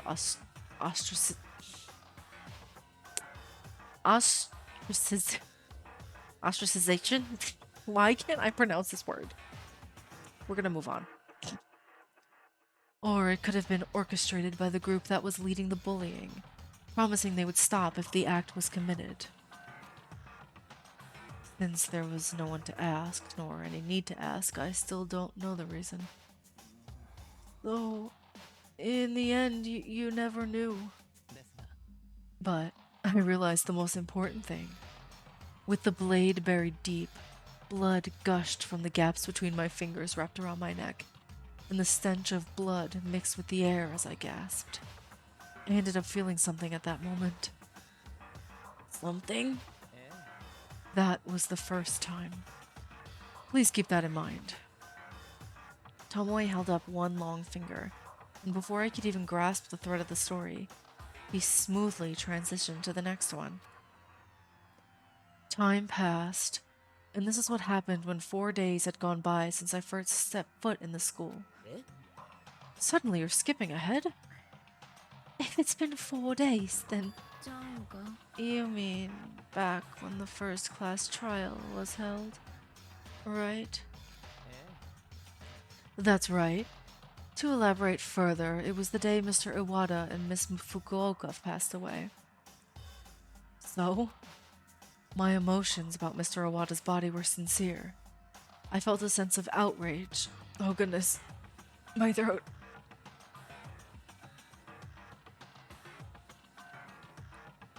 I wanted to immediately catch the one who extinguished this precious life, and I barely suppressed my desire to hurl insults right in their face. I couldn't bring myself to feel any other way. Don't lie. Are you being hypocritical even at the brink of death? You're wrong. I have never been as pure, as unguarded, and as honest as I am at this moment. Please do not insult my confession with the gaze of a mere commoner. Shinano, let's hear the whole story first, and then make a judgment for ourselves. Are you finished? If there are no more interruptions, I will continue the story. I believe you are already familiar with the developments that followed. At the end of the deduction, Miss Fukuoka was singled out as the culprit and was dragged to the execution platform, then into that large oven.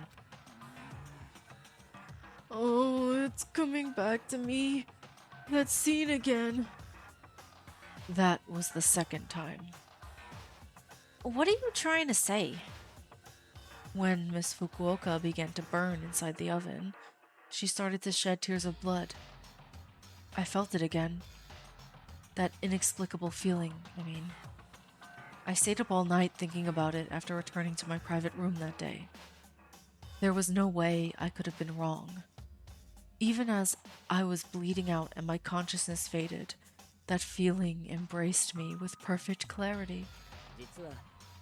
You've been talking about feelings repeatedly, but we really don't understand when you express it in such vague terms.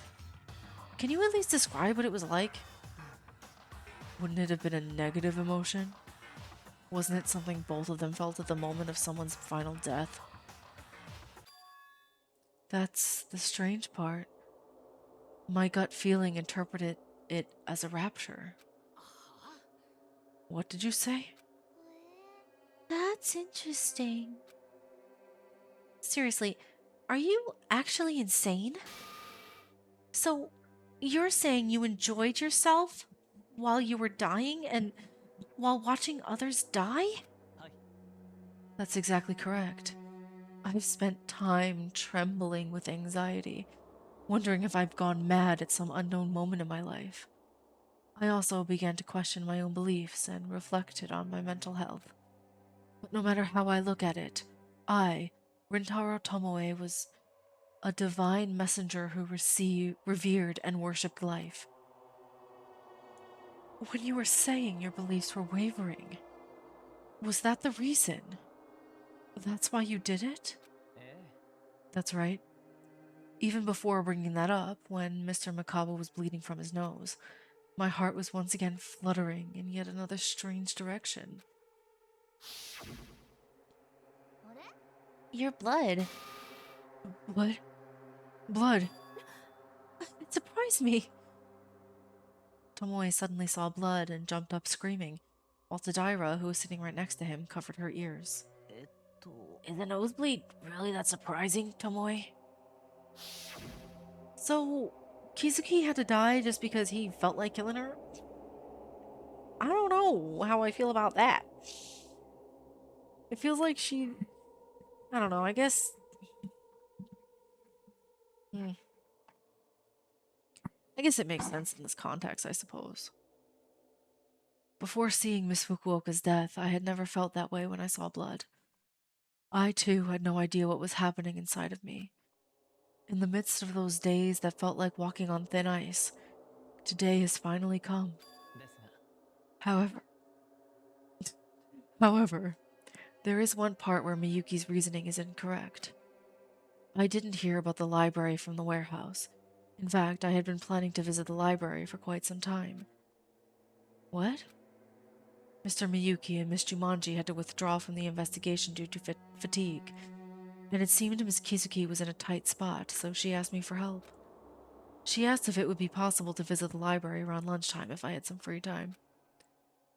The story after that, I remember every single word, vividly.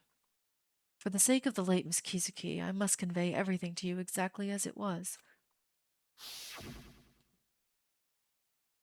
It's been a while since I've been to the library. Instead of wasting my free time, I should at least delve into the works of various great authors. I still have a long way to go myself. What are all these albums scattered on the desk? I think it would be best if whoever is reading this puts it back where it belongs. It can't be helped. I'll take care of organizing this myself. So he went over and he saw her, he found her. She had invited him there to the library, and he went over there. When he saw her just covered in blood, something in him snapped, and that's why he killed her. He was triggered by the blood.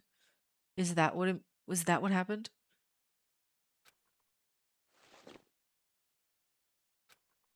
Was that Miss Kizuki or Tomoe?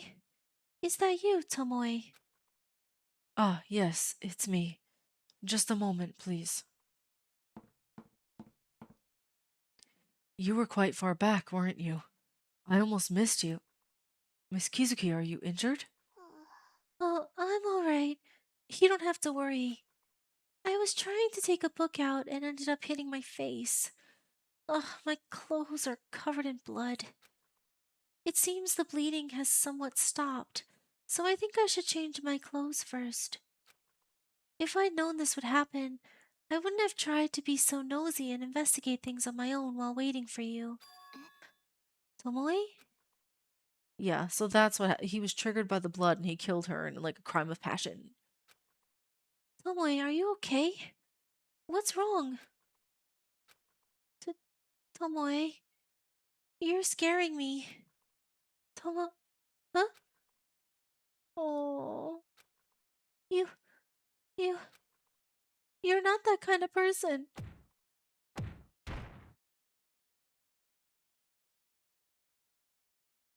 Oh no. That's so sad.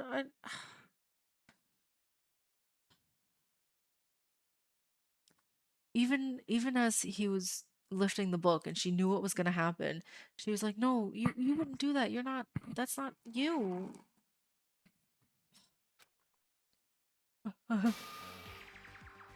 Oh, that pink hue.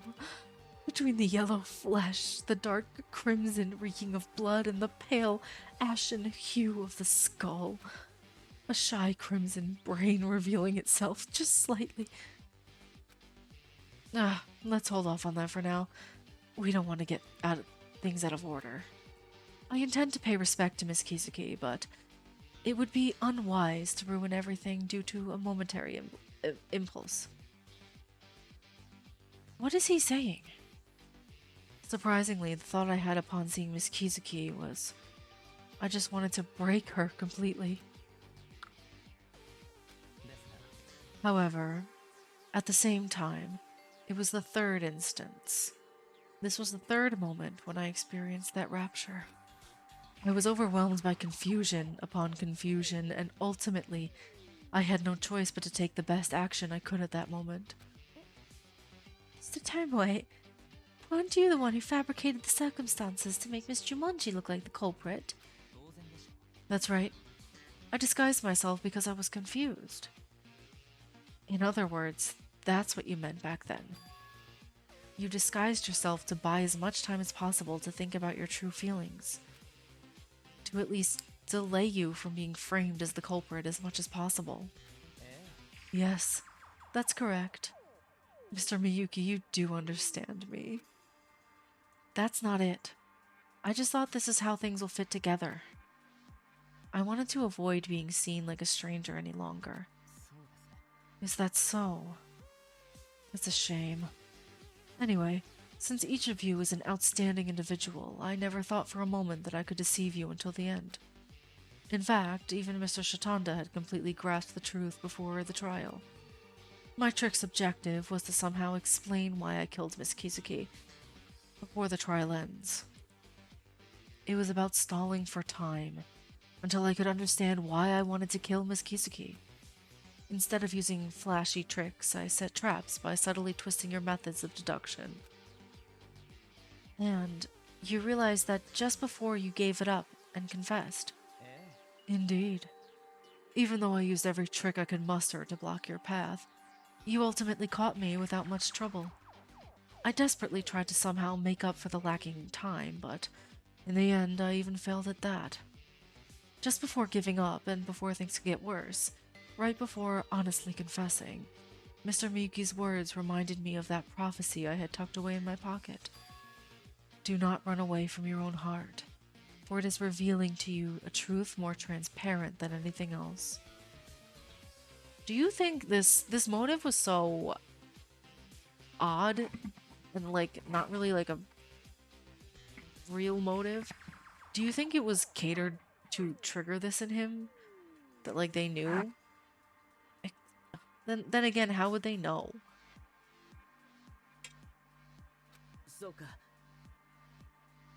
That's what you were muttering about not having time. But there's still something I just don't understand at all. So, what exactly is that new enlightenment of yours? You understood perfectly. It wouldn't be an exaggeration to say that everything I've said up until now has been for that very reason. What exactly have I been pursuing as beauty all this time? Being alive cannot simply explain the rapture that occurred 3 times. So this cannot be it. Does that mean I like death? It goes against my life's purpose.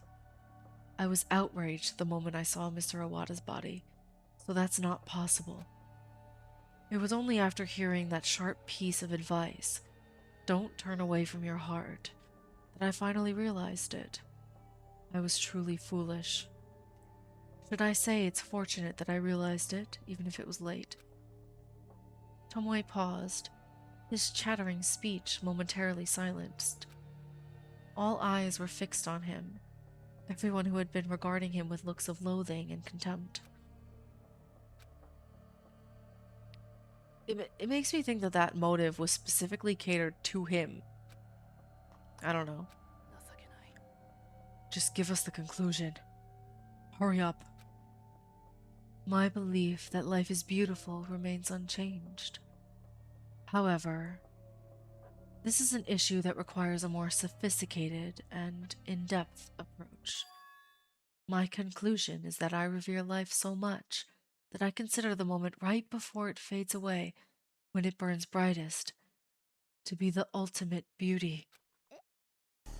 What? What are you saying?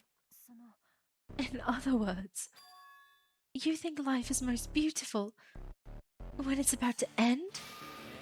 Exactly. It's also called the last flash of brilliance.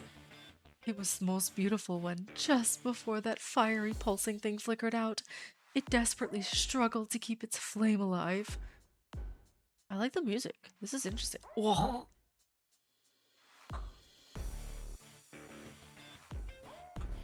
Dude? Oh, he's, crazy. The sight of Miss Fukuoka gritting her teeth and shedding tears of blood, the way Miss Kizuki was trembling with convulsions before she passed away, I was utterly captivated by their enchanting allure. Thinking about it that way, everything makes sense. Why I was startled by Mr. Mikawa's nosebleed and why I wanted to kill Miss Kizuki. At that time, Miss Kizuki was wearing a white coat stained with blood from a nosebleed. To me, she looked like a woman on the verge of death. I finally gained certainty. The ultimate beauty lies in the ambiguity between life and death. But paradoxically, that's why life burns the brightest, originating from the moment of death. Do you understand? The moments when life and death diverge in their destinies, brushing past each other in a fleeting instant, unable to connect. Art in a fleeting moment, aesthetics in a fleeting moment. In that fleeting moment, I, holding the blood-stained book, dared to challenge Pygmalion's name. Pygmalion is a Greek myth about a sculptor who falls in love with his statue, which is then brought to life. Oh, thank you for that. Oh, Miss Kizuki, I sincerely apologize for having to mention you, my true friend, in such a captivating manner. But I don't want to stop either. Since I'm not good at explaining things, I've endured it until they understand.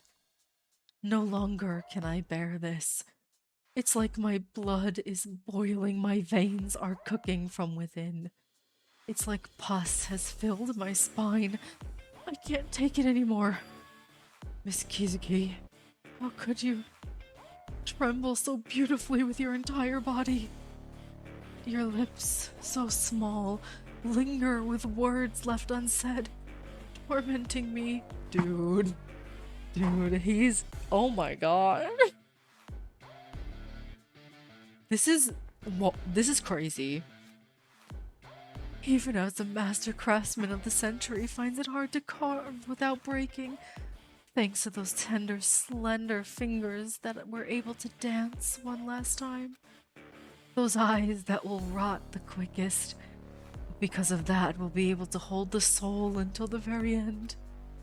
Especially your hair is the best. White is hard to keep clean. Like spilling an ink bottle onto blank paper. Like trampling snow with heavy boots. Yeah, maybe that's why she's called Rika.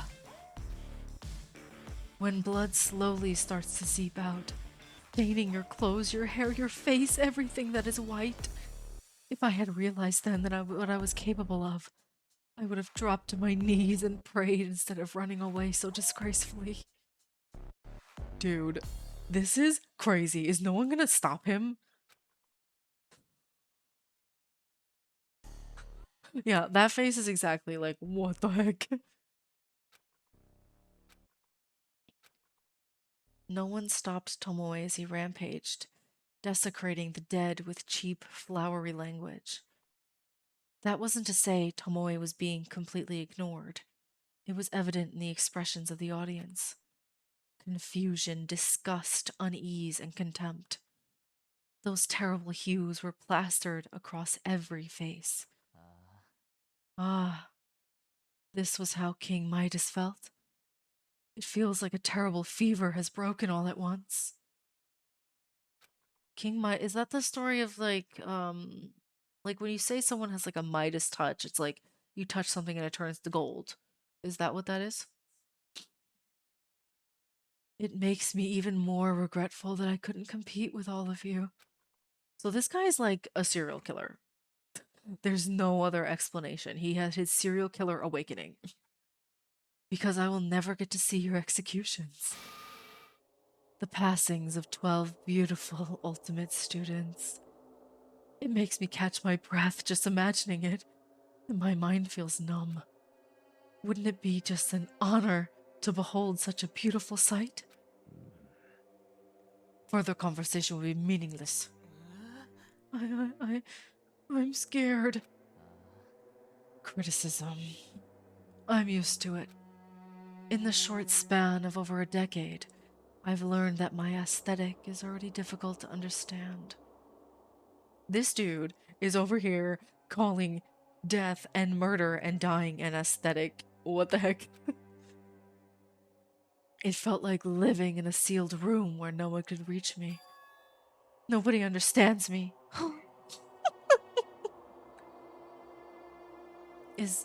Is this the kind of person who crushed Kizuki's hopes like this? Kizuki wanted more than anything to connect with someone. She came to the school because she hated being alone in her own room. Kizuki will never be able to leave that locked room now. And why do you still not realize that you are trapped in that sealed room? Look around. See those eyes filled with terror and disgust?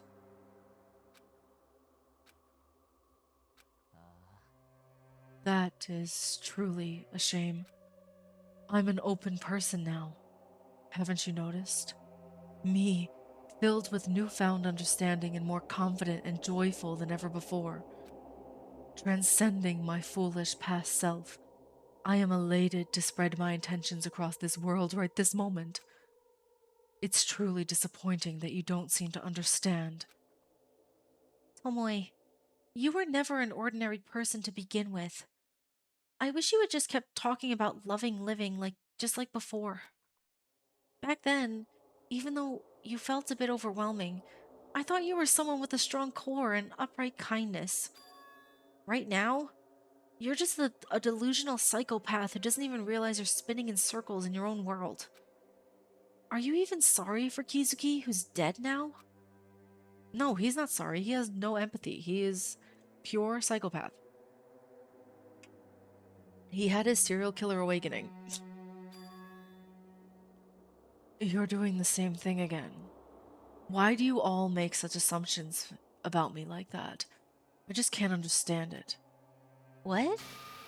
Why wouldn't I feel sorry for Miss Kizuki?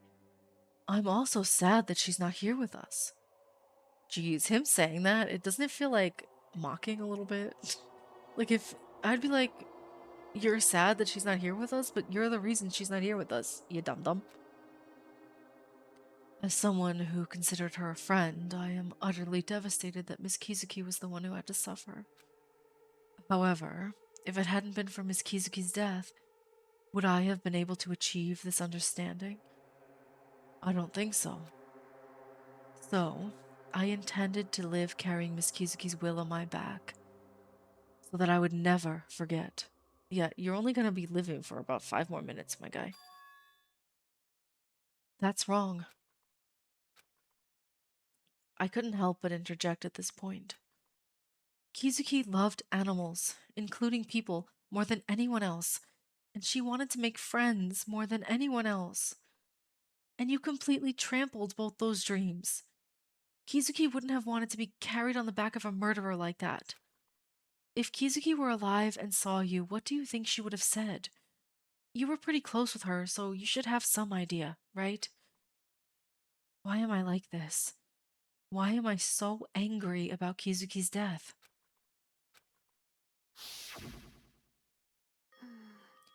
Well, you brushed it off as no big deal yesterday, but with this amnesia, I couldn't help but feel uneasy.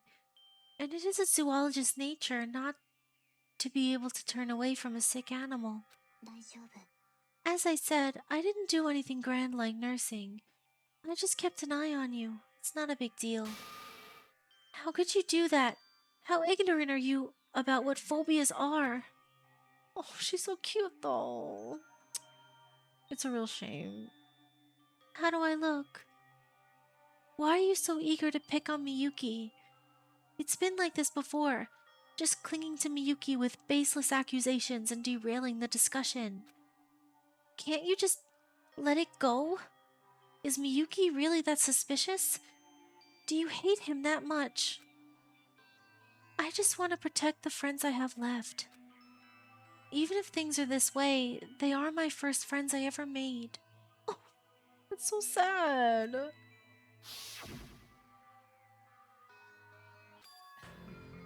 Of course, I've taken into account that Miss Kizuki might dislike me as well, Mr. Miyuki. What? If Miss Kizuki were alive and saw me now, she would surely scold me severely. It is a path far removed from the beauty that Miss Kizuki pursues. That's why I was even more determined to take on that burden as well. Though a friend who shared my heart and held views opposite of mine, I will cherish her for a lifetime, as she is a benefactor who enlightened me. Dude, he's saying he's gonna cherish her for a lifetime? His lifetime is about to end. To spend a lifetime with her, isn't that beautiful? As I mentioned before, it's called tolerance.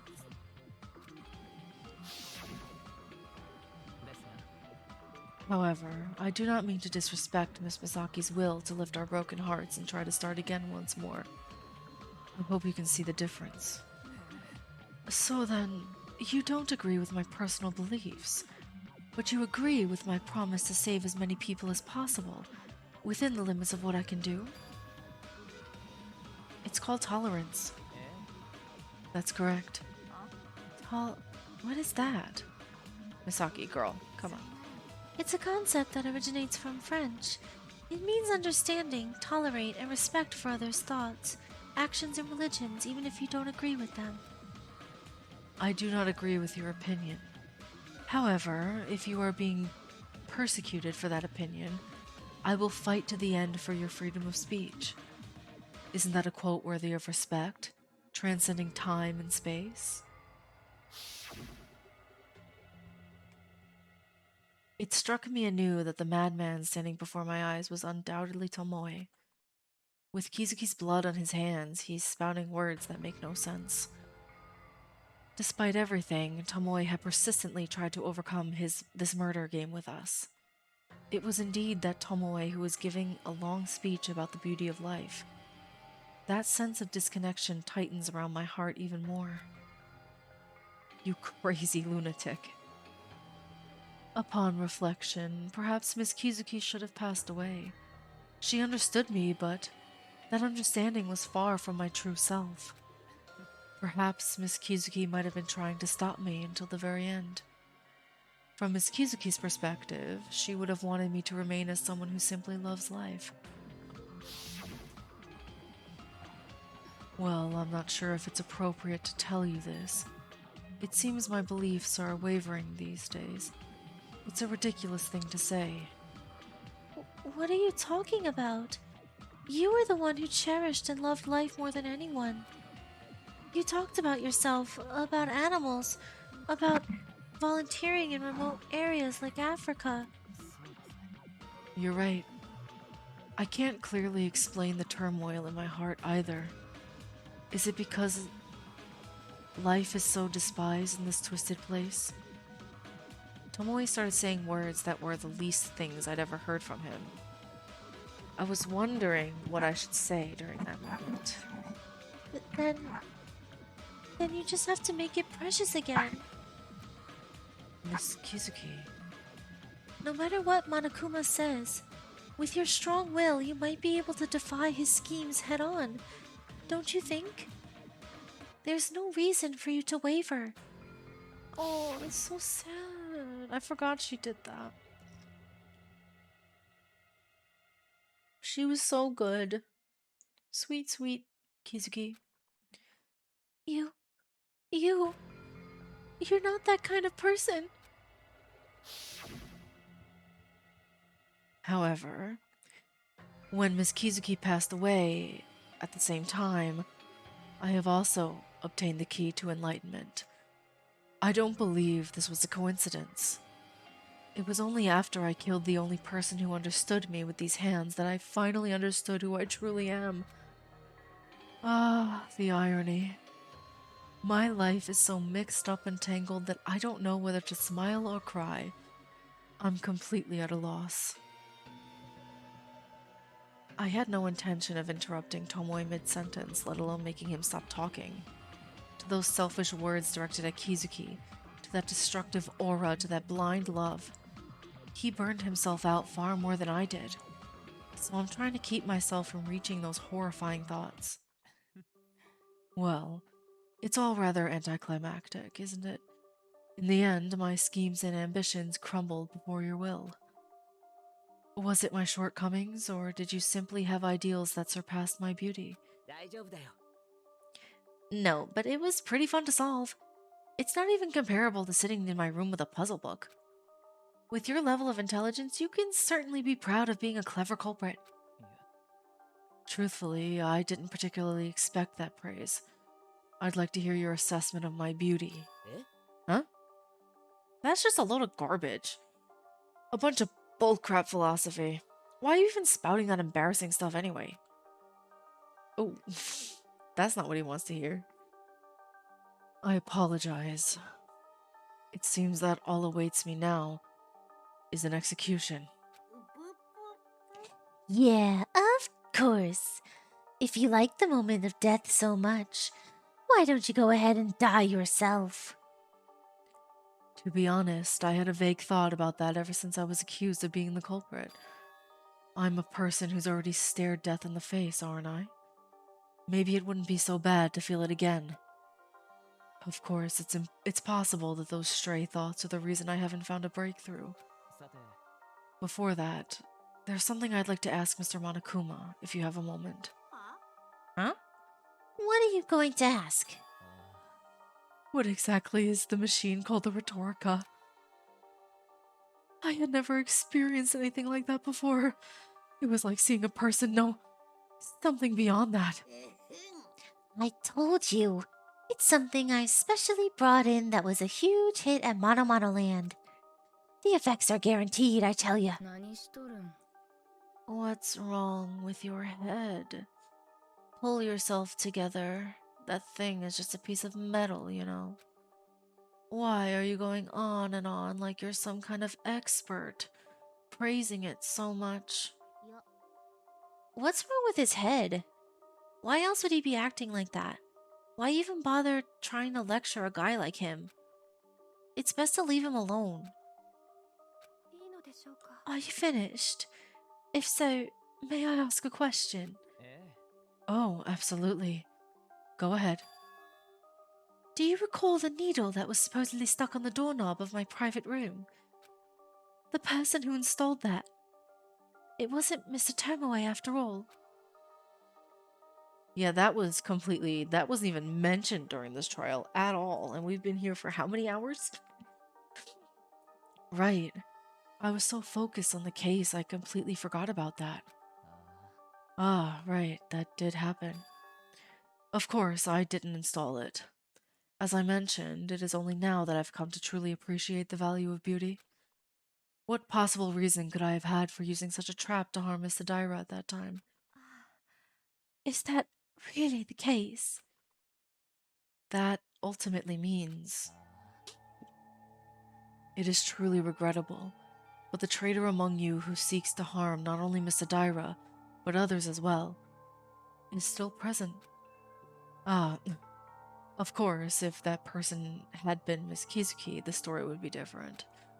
But I can't imagine Miss Kizuki would ever do such a thing. Damn it. In the end, we found ourselves continuing to harbor this intense tension and suspicion. The moment of relief at having found the killer had already vanished. さて I've answered your questions. I think I've done everything I can for you all. Well, I have one last favor to ask. Tomoe suddenly jumped into the center of the courtroom. He started making eye contact with all of us as he walked around in a circle. Please, remember who I was. There was a human named Rintaro Tomoe, the ultimate fashion model, a divine messenger, or simply a lamb who appreciated beauty. Please engrave this into those two eyes of yours. Whoa, he's way crazy. Get away! Get away! Disgusting monster. I can't see it myself, so I'm fine, but it's really noisy. At least cover your ears then. Oh dear, the students are getting rowdy. I suppose we'd better begin the punishment quickly. If you could remember even a little bit about my values and true beauty, the past 10 years of my life will never have been in vain. Then I, too, can close my eyes with a little more satisfaction. I've prepared a very special punishment for the ultimate fashion model, Rintaro Tomoe. Even if it's just a fragment of memory, I couldn't ask for more than to be with all of you. Please let me. Shall we run it together then? Please remember me. It's punishment time.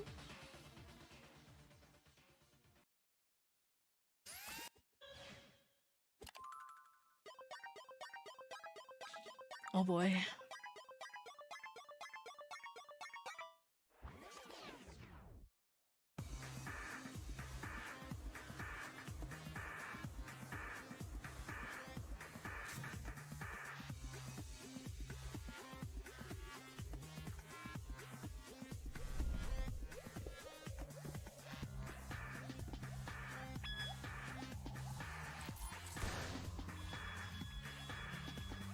Are they, is it like...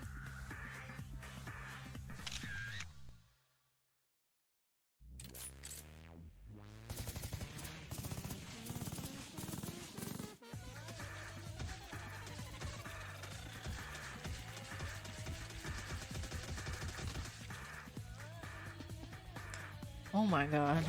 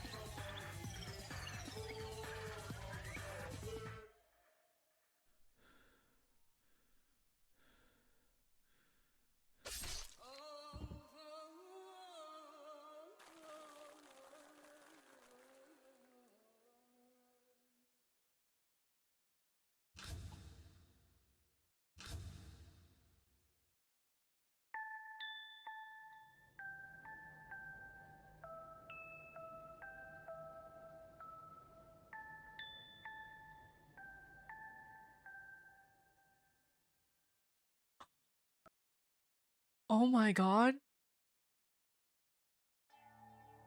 That... What? That was crazy.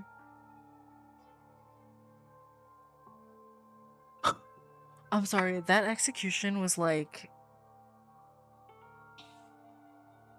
That was insane. Oh my god. Oh. Ugh. Ugh. Yes, this is it. The utterly despairing metamorphosis and death of a butterfly. No matter how you're reborn or whatever term you apply here, it all comes down to that in the end. Hey, where are you going? It wasn't even close. It's embarrassing how off her reasoning was. I can't do this anymore. Please get me out of this hellish place. Let's try to think positive somehow, okay? Tomoe is a psychopath who might have become a serial killer if we had left him alive, right? Maybe it would have been better to let him die here. Oof. Sorry. I tried to lighten the mood a bit, but I got a bit desperate. Don't you understand the context, Miss Tsubaki? Do you think we are so frustrated simply because Mr. Tomoe was executed? I said I'm sorry. The sense of crisis that two more people who were in the same position of us as us had fallen, and the despair that a traitor was still hiding among us. And the biggest cause of this anxiety, the uncertainty of how many other mentally unstable people are out here. Our thinking is quite shallow. Hey, I said I'm sorry, so why are you still pressing the issue? You're not the only sensitive person here, you know.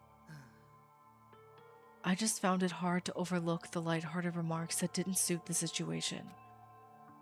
I was mistaken about you, Sarashina.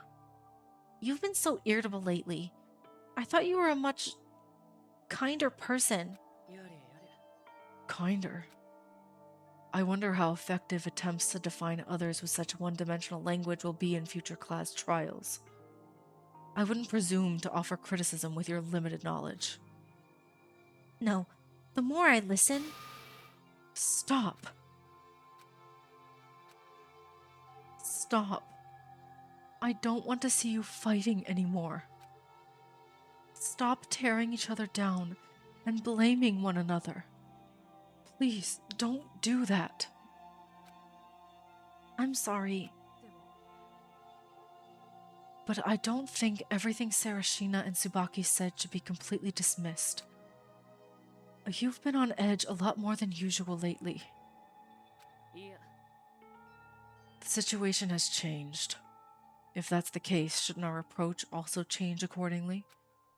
I would appreciate it if you could understand that I don't want to judge things so pessimistically either. And Misaki Kuzu, isn't it unnecessary for you to lecture me like that? Huh? What? Twice. You have failed to prevent a murder twice.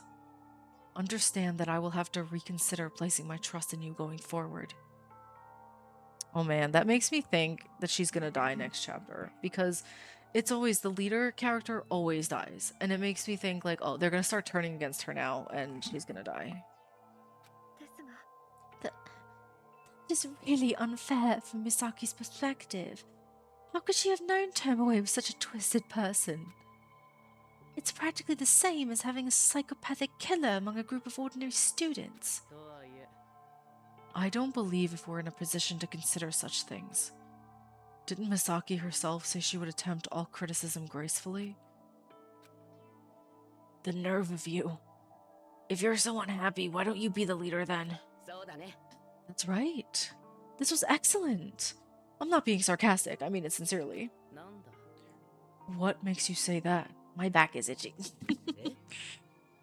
Huh? You don't know anything? Again with this. Not everyone is like you and can just tell by looking. So if you notice something, just say it straight away. I'll keep that in mind. Anyway, what I'm trying to say is, you guys, why do you think Kuzu did that? She said to go ahead and state where we plan to investigate, even if it has no practical use, and that she will impose punishments if it differs from the facts. Where are you going with this? Let's be honest here. We're not spending the whole day searching the school, are we? While there may be some who are eager to find even a single clue, most people do so without so much enthusiasm, half-heartedly. There are also many people who spend time playing with friends or just lounging around in their private rooms. How do you know that? I told you, didn't I? Observation. It's all about observation. Little details like these are clues, you know. At this point, this is giving me goosebumps. Chickens. Cluck, cluck. And so, I'll ask you, Tsubaki, since you're a prime example of someone who conducts investigations half-heartedly, have you been cooped up in your private room a lot lately? I wasn't. Why not? I was just in my private room without any plans back then, and saying that felt a bit awkward. Don't you understand by now? Kuzu was pretending to set you free while trying to control you. She's so perceptive. She deliberately created a situation where you'd have to leave your private rooms and watch each other. Is there any basis for this? Evidence? You know, just by looking at that alibi list we've seen during deductions. It was so long ago you probably don't even remember. Who left the private room at what minute, entered where what minute, and met whom at what minute. Except for the two who were sleeping in their private rooms, everyone showed their face somewhere during that hour. They're all gonna turn on her. And since those two usually did their investigation at the library, in conclusion, Kuzu's prediction turned out to be correct.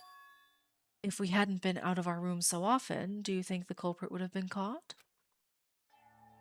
Has there ever been a situation where people vouch for each other's alibis like in this scenario? I don't think so. Do you think that was Miss Misaki's intended strategy? Yes. I actually rate Kuzu quite highly. I answered Misaki's question with, I will tour the entire school building, and got an understood response. If this question aims to prevent students from plotting schemes, is giving such a broad and vague answer truly helpful? Yeah, I mean, he's not wrong. If everyone's out investigating and following her, rules, they're all accounted for. Most of them, anyway, would be accounted for. So there really was such a plan behind it after all. That's ambiguous. Does agreeing with this make me sound arrogant? If that is true, then it wouldn't be a mere arrogance without basis. That being said, I have no intention of withdrawing my skeptical response towards you, Misaki.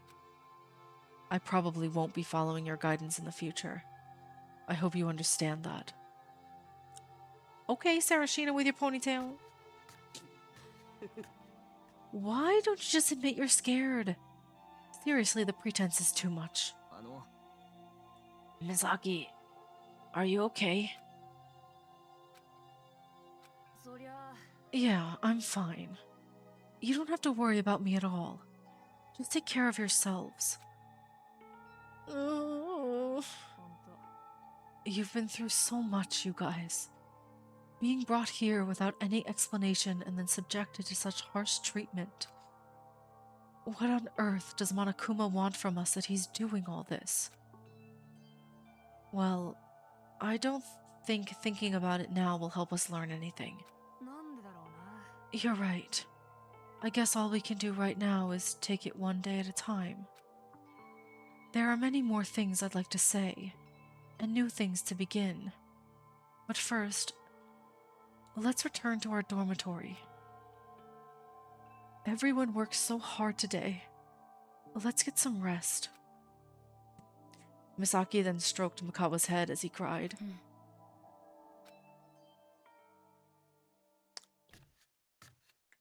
Starting with Misaki's footsteps, everyone remaining in the courtroom boarded the elevator.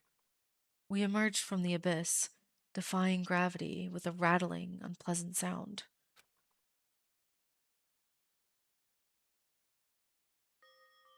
By the time we stepped back into the school building, it was already past midnight.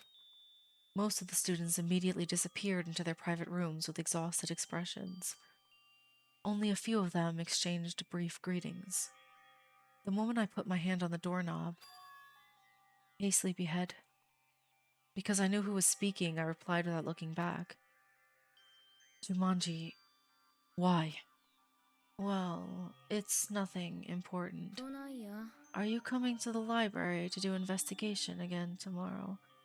The number of people has decreased, but..." Thinking that it was truly a question befitting her, I finally turned my body to bring her into my view. "I don't think that'll be possible. I don't think I'll be able to have any more good memories with you in a place like the library. That seems difficult now." "Oh, it's not that I don't want to talk to you. Just let me be alone for a while." "No, I don't think it's good to be alone either." There was no response. Taking it as a positive sign, I nodded in agreement and immediately swung the door open. And then I took a step inside. Like, I understand that he's grieving because, Kizuki was precious to him. But, shutting everyone out probably isn't a good idea either. Into a locked room called the private room. The moment I closed the door, what I did was throw myself onto the bed. This is hard. My current emotions are not the type that could be elaborately described. A single primitive and simple word was enough. Kizuki is dead. I made my own kind of atonement, but I couldn't tie things up neatly. Instead, all I'm left with is regret. Unfinished words still linger, floating softly within my frontal lobe. As Misaki said, on top of wondering why on earth we had to go through this kind of thing in a place like this, the struggle of figuring out who I am was weighing down on me even more, as if it were piling on top of everything else. For a moment, I even doubted myself during the class trial. I couldn't definitively refute the possibility that I had left my private room and killed Kizuki without even being aware of it myself. Anxiety and self-loathing have reached my peak. I can feel myself approaching my limits. It seems that, just like when the last trial ended, I'm slowly starting to get a headache. While I'm lying in bed, I want to close my eyes and escape from reality. However, I can't fall asleep like this. There's one person I need to go and find. I touched my forehead and lifted my body off the bed. What? I thought it was ending. Hmm? Why are we gonna go see, what's her name? I hope she hasn't fallen asleep yet. As I feared, she's fallen asleep. It's not strange, since they must be tired. I turned back, hoping for a next opportunity. At that moment... What's her name again? Satsuki. Kana. Why? Where? Hearing that uniquely slow voice that makes me forget what I wanted to say, I hesitate. Is this the right thing to do? What is going on? No. Still, it's better to face challenges than to let it fester inside. I gathered my thoughts and looked at her in the eye. You know something about me, don't you, Kana? Huh? Oh, what? What? What are we doing? What's going on? Hey, who's there? Even when everyone else is holed up in their own private rooms, you're out here. I had some mono coins left, so I came to get some prizes. Something like this popped up. Rhetorica. Why is this here? It's like a gotcha machine in the end, isn't it? Maybe they wanted us to use it together? Hey, are you staying here any longer? There's more? Do you have anything left to do? You must hate just being in the same space with me. Oh, I'm sorry, I didn't realize. I'll leave as quickly as possible. I was just asking if you're staying longer. This is such a tiring habit. Hey, Monokuma. Yes, ego student. Do you need something?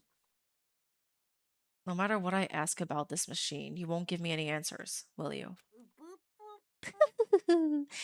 Well, I want to do what I can and not do what I can't. Given your level of understanding, I think that's enough to draw reasonable conclusions, so I'll keep my words to a minimum. More importantly, why did you suddenly take an interest in that machine? Was it because your natural curiosity as a top-tier high school engineer was piqued? No. Just... my head is a mess. If you're not gonna tell me anything, then just leave. Yes, as you wish. Damn it. In the end, is this all I can do? Is this it?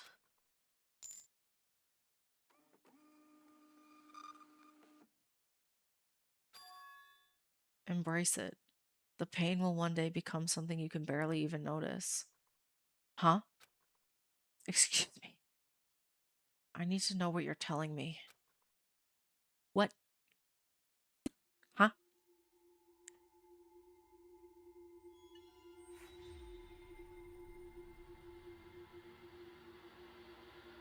Oh.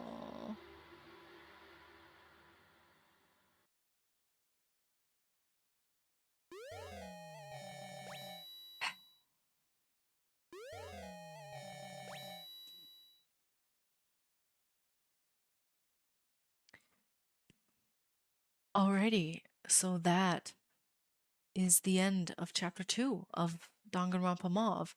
I enjoyed this fangan a lot. It is a lot um for me to do with my voice. Like I feel like it because I do have to read everything, so it hurts my throat a little bit. But I do really enjoy it. That execution was absolutely insane. I don't know, it was just so unsettling, I suppose is the word for it. I felt very unsettled watching it. um I don't know. Hmm. I Okay, I'm gonna start by saying I do really like this fangan a lot. I like the art. The art is very good. The story is very good as well. I definitely do want to see more of it. I hope that the creator makes chapter 3 and, continues this fangan. I don't know when that will be or if it will come out. Whenever it does, I will play it, of course. Um, yeah, I I really wasn't expecting it to be Tomoe at all. Like he was not even on my mind, and I guess that makes it a good twist. I was so convinced it was gonna be Mikawa. I don't know. I feel like he has it in him to be a blackened. I know he, is very scared and timid, but I don't know. It could happen. Stranger things have happened. um Going forward, I just hope and pray and hope that it's not going to be Justin. Justin is my favorite character in this. So, but we all know what happens to my favorite characters. Um, I do think it's weird the whole thing with Tadira and the needles on her doorknob. That's weird. Like, who did that? Because it wasn't Tomoe. He would have admitted to it in the end if it were him. So it's definitely not him. And it's somebody else. Who though? I don't know. And that whole thing with Miyuki being like, Takana, you know about me? What where did that come from? That seems like it came out of left field. She knows him? What? I feel like it was this one really is left on a cliffhanger, so I do hope that they continue with this fangan. I definitely want to see more of it.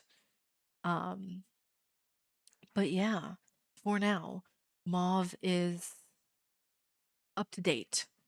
It's not at all finished or complete, but it is now. I am now caught up and up to date with it. Yay, it took ages for me to get here, but I was surprised to see how long this trial was. It was extremely long. I was not expecting it to be, I don't know how many hours it is. I've had to split it up over the course of a few days. Um, but I didn't expect it to be like 5, 6 hours. I want to guess that's how much it is because even now, like it's a lot, but it's good. I like that they're long. I like when the trials are long. I find them to be more fun, even though they take me way longer to like sit through because I can't sit through the entire thing in one sitting. I just can't do it. Um, but I do really, I kind of like when they're long. I think the longest trial was probably one, was it Super Danganronpa another two? I think the final trial was like 9 hours, 10 hours long. That one was crazy. It was so long. But I don't hate that. I know that like, it's and I do like to have the whole trial in just one video. So this is gonna be a very long video, but I hope that you enjoyed it. I hope that we get more of Mauve sometime in the future. I'm hoping. Um, I really do like this fangan, and let me know what you think about, you know, this trial in the comments below, and we can chat about it. But anyway, for now, thank you so much for watching, and I will see you next time. Bye bye.